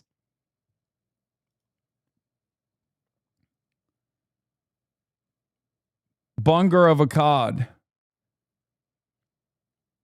Straight up was just like, well, don't you think it's really fucked up that you're defending Abdul El-Sayed when Abdul El-Sayed said no Jew should ever hold elected office? That's like, I'm paraphrasing a little bit, but it's not that off base as to what she said. Bungar of Akkad. Thou Hasan Piker. Why? Because there are voices on the right reaching young men. There are voices on the right reaching sections perhaps of the voting base saying things that you, I would presume, consider particularly radical. And your response to that is find a radical antithesis, find a radical response. And no matter who that is, and in this case, it is Hasan Piker. And that suggests that you have no moral mooring. You have no anchor, no nothing. If the opponent in your mind is reaching some audience, your response is find something equally as radical to reach that audience. My response. It's not. There's no equivalence between myself and Nick Fuentes. This is what the problem is. Like, in some respects, I would say that the broader the broader movement of like the Republican Party is somewhat closer to Nick Fuentes in ideology than the Democrats are broadly to my ideology, right? Socialism. Because there is this friction. There's this permanent friction, antagonism between liberal capitalism and socialists, right? I guess social democracy is the closest you can arrive at managing that friction, which is part of the reason why most of the socialists, if not all of the socialist electeds, actually run on a platform of social democracy, higher degrees of socialization, with an idea of like, you know, moving in the direction of socialism later down the line. However, there's definitely less ideological friction between Nick Fuentes' odious worldview and Donald Trump's. It's just Donald Trump is not going hard enough as far as what Nick Fuentes wants. He wants to, you know, create a white-only white Christian nationalist country. And Donald Trump is not going to do that, obviously. No American president is going to do that because it actually harms the interests of capital if you were to deport that many people that fast. However, there is also one thing that Nick Fuentes has done his entire career, which is openly lean into Holocaust denial, openly lean into being a neo-Nazi, defending Adolf Hitler. There is no moral equivalence on the left to doing so, no matter how hard liberals try. Liberals could turn around and say, no, what are you talking about? Mao Zedong, Stalin, all of these people, they're exactly the same as Adolf Hitler, if not worse. But the reality of the matter is there's no academic response. Like, anyone who is well-read enough understands that there is no comparison between the two, okay? You can disagree with communism. You can disagree with socialism. There's many different ways of doing socialism. There's many different ways of doing communism. But at the end of the day, fascism is something entirely different.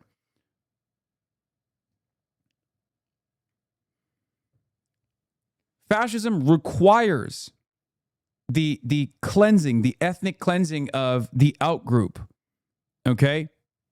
Whereas under different socialist formations, different degrees of socialization, and certainly with democratic socialists, like their goal is to abide by a process of reforms in the direction of achieving socialism. I don't know if it'll be successful, but that's what democratic socialists are trying broadly.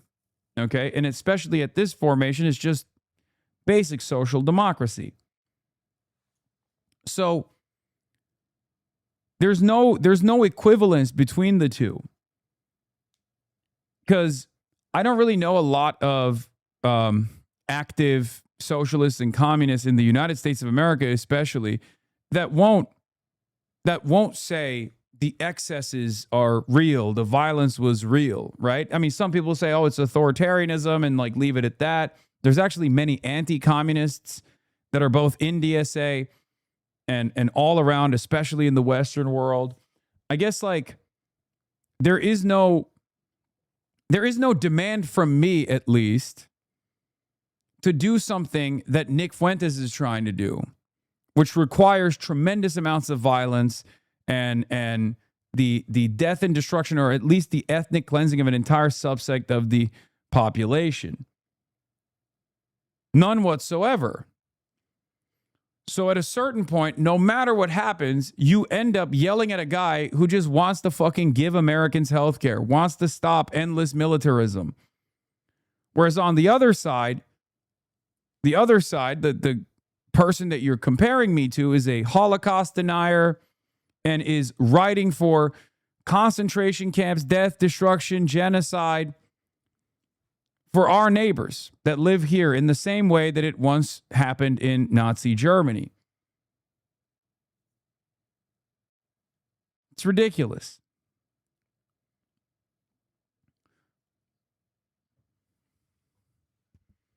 That's the reason why, yeah, guy who said your body, my choice on Trump's election night.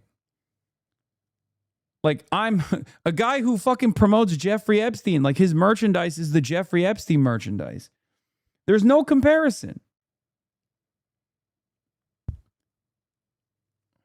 That's why the comparison I use is, to Charlie Kirk. And even then, there's significant differences between myself and Charlie Kirk, because Charlie Kirk worked within the confines of the Republican Party. I work outside of the Democratic Party.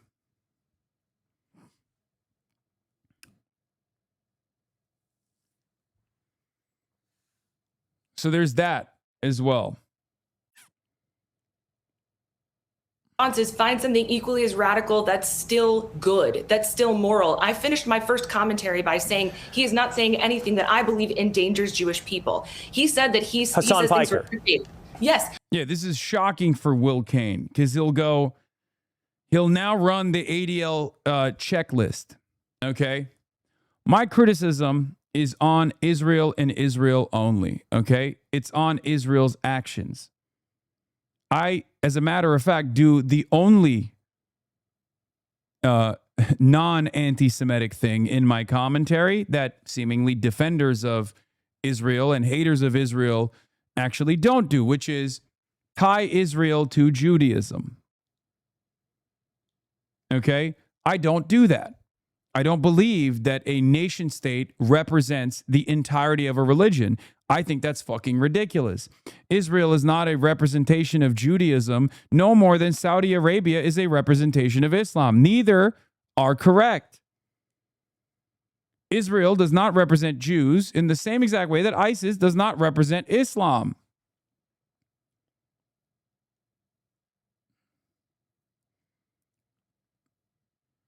I have heard him say many times that he believes in the dignity of the Jewish people. I'm Jewish myself, right? And I've heard yesterday or a couple of days ago. What do you say to the fact that he says America deserved 9/11? What the fuck does that have to do with Judaism, Will Kane? Like, he went from Hasan doesn't endanger Jews to like, well, what do you say about America deserved 9/11? Fucking boomer.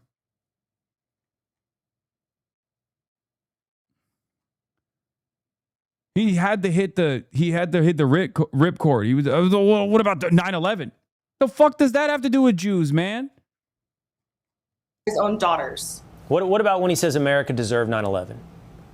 I think that was clickbait. In the same way that Donald Trump had dinner with Nick Fuentes, right? He knows that it's clickbait. It's BS. It's not the real policy. It's not what's actually happening.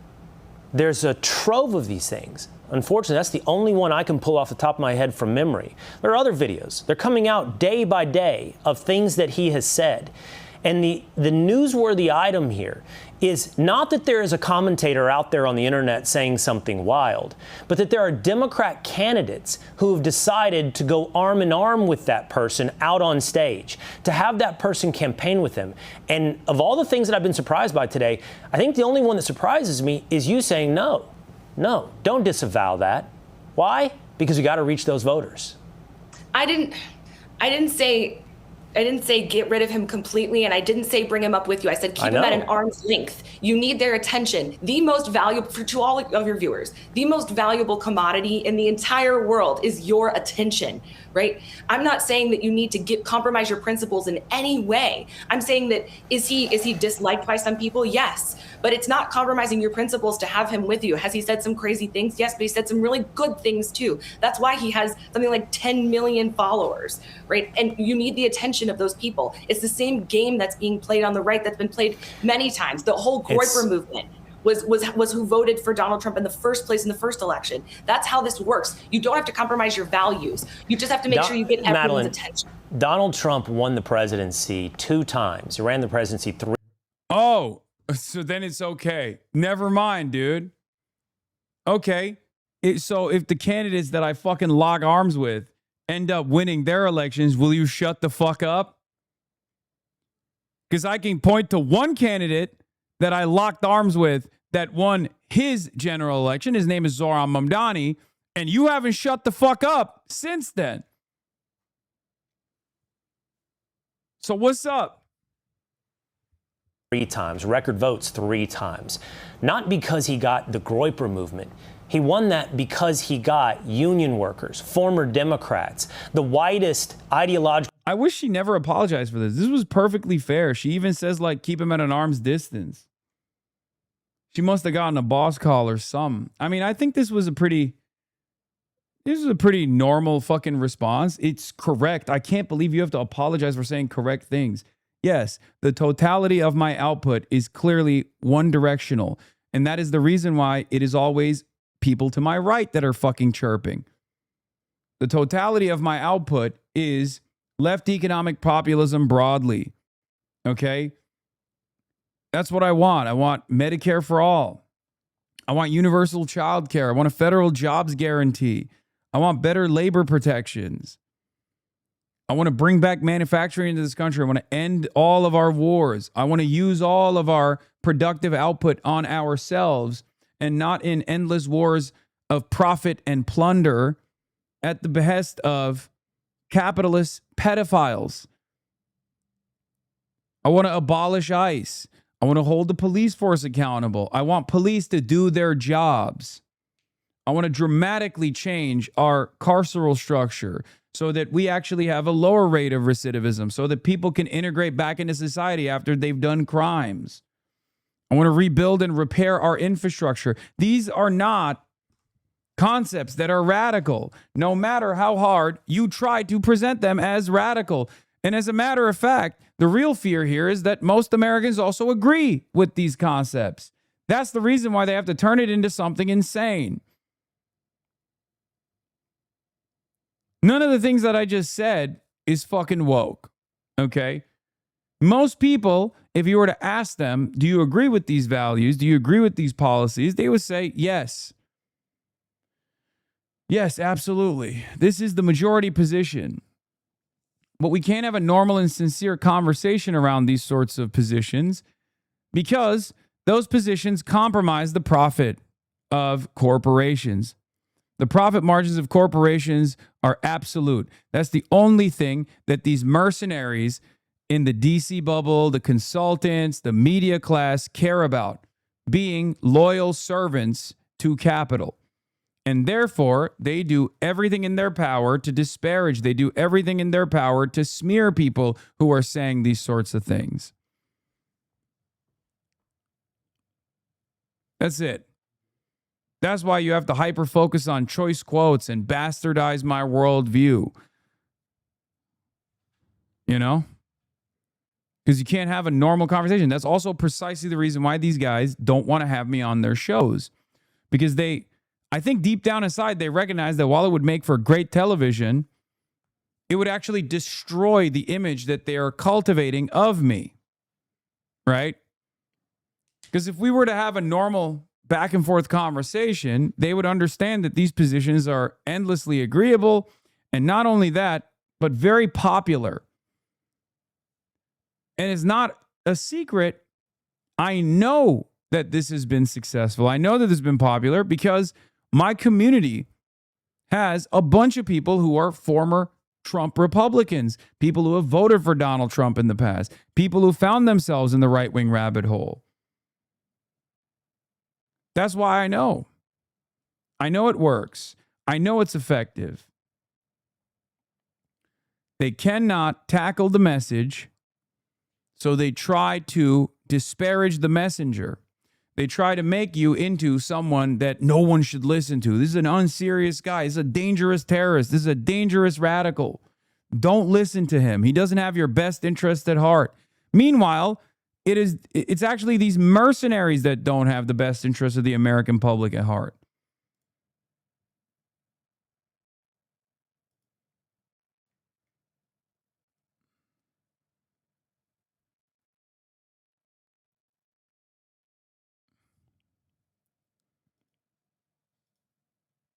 Totally ridiculous stuff. Spectrum of voters in a generation. Exactly. That's why he won the presidency. You keep dismissing it because he somehow gathered some radical online fringe that you're now cultivating. You said one true thing today that I do think is sad, that the modern American currency is attention. Yes. It's even sadder. Dog, you're a Fox News host. You know that. You live it every day of your life. Yeah, it's sad. You made it this way. You know what I mean? This motherfucker is staring at a house fire with a Molotov cocktail in his hand going, oh man, what a sad state of affairs this has been, huh? Who's burning down the house? That your antidote to that is to say, yeah, whatever it takes. Let's get everyone's attention on our way to the Senate. I do not believe that you should do whatever it takes. I do not believe that you should compromise yourself. And I think that the only thing that gets people elected these days is courage, period. So let me be clear. Well, I am not saying courage would be saying Hasan Piker should be disavowed. Not the problem. That's what I'm saying. Courage, I would hope, from Democrats, and I think that some other Democrats feel the same way, according to this reporting from Puck, is disavowing anyone that says America deserved 9/11. Listen, Madeline, this was a sincere conversation. It wasn't my attempt at cable news gotcha. Surprised by some of your answers, and I appreciate you having the conversation. Thanks, Will. Appreciate it. All right, coming up.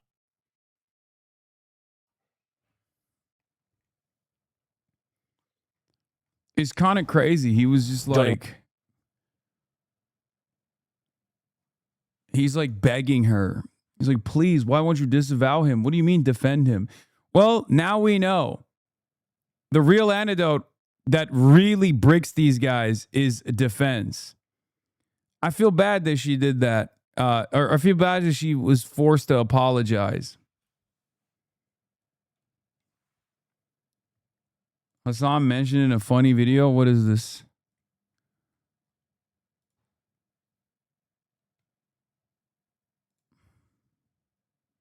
Has gone socialist. They've gone commie cuckoo.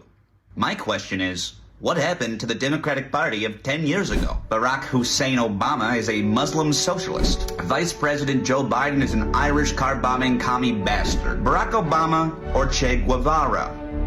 Both sound ethnic in a way I don't like. Hillary Clinton is a socialist. Hussein. Joe Manchin is a communist. Obamacare? More like commie care.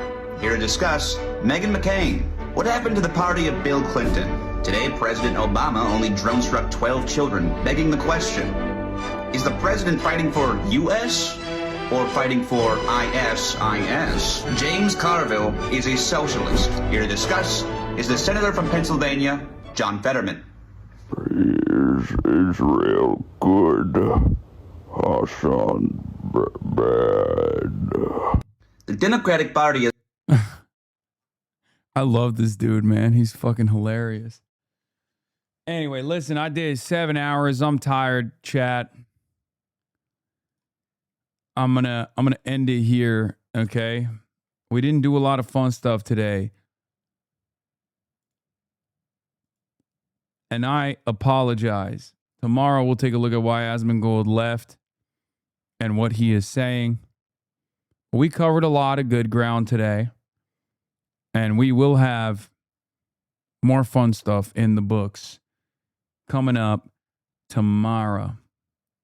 Half Day Hossie is back, you know, just a 7-hour broadcast. Gaming frogs are so hungry. They got gaming out of their system earlier, and now they're demanding more of it. It is crazy. Anyway, love you guys. And I will see you tomorrow. Promises made, promises kept yesterday. And y'all want more. It's crazy. The hunger. Not W hunger, but L thirst. Anyway, peace, everybody. Love you all. Bye-bye. All the chatter's trickling in. Hostile people hate. Sunny Los Angeles, California, says Hasan. Stun lock to the stun lock to the topics just begun. 'Cause there he is again. Hasan is streaming. Hasan is streaming. There he is again. Hasan is streaming. Hasan is streaming. Reviewing a Chinese train, telling Kaya place. Sun and Asmin chatter loves, giving Greening's grace. Zoran winning NYC, woke two back with the force. The Rogan of the left, to me a dumb himbo still on course. The Charlie Kirk assassination, the Fear and Online show. 8 full fucking years of this, and plenty more to go. Doing fun stuff tomorrow, throw PBS up on the screen. A man-made horror reaction brought to you by this live stream. 'Cause there he is again. Hasan is streaming. Hasan is streaming. There he is again. Hasan is streaming. Hasan is streaming. Kicked out of the DNC, IRL we march the goat. Combating the propaganda that shoved down people's throats. CBS Israeli news, a coup, a regime falls. A full-blown fascist takeover, and still the duty calls. Total radicalization coming out to sea. The system will always fail, it's up to you and me. On these daily streets, whether short or whether long, have helped millions of people keep it moving right along. 'Cause there he is again, Hasan is streaming, Hasan is streaming. There he is again, Hasan is streaming, Hasan is streaming. But hey, what can you say? That's PBS for you. But he'll play games real soon, just you wait. Say, hey, what can you say? That's PBS for you. But he'll move on real soon, just you wait. Ba-da-da, ba-da-da, ba-da-da-da-da-da. Hey, what can you say? That's PBS for you. But he'll pull your lungs real soon, just you wait. Sha-da-da, sha-da-da, sha-da-da-da-da-da. Hey, what can you say? That's PBS for you. But he'll do your advice real soon, just you wait. But hey, what can you say? That's PBS for you. Brought on by viewers like you, just you wait. Just you wait.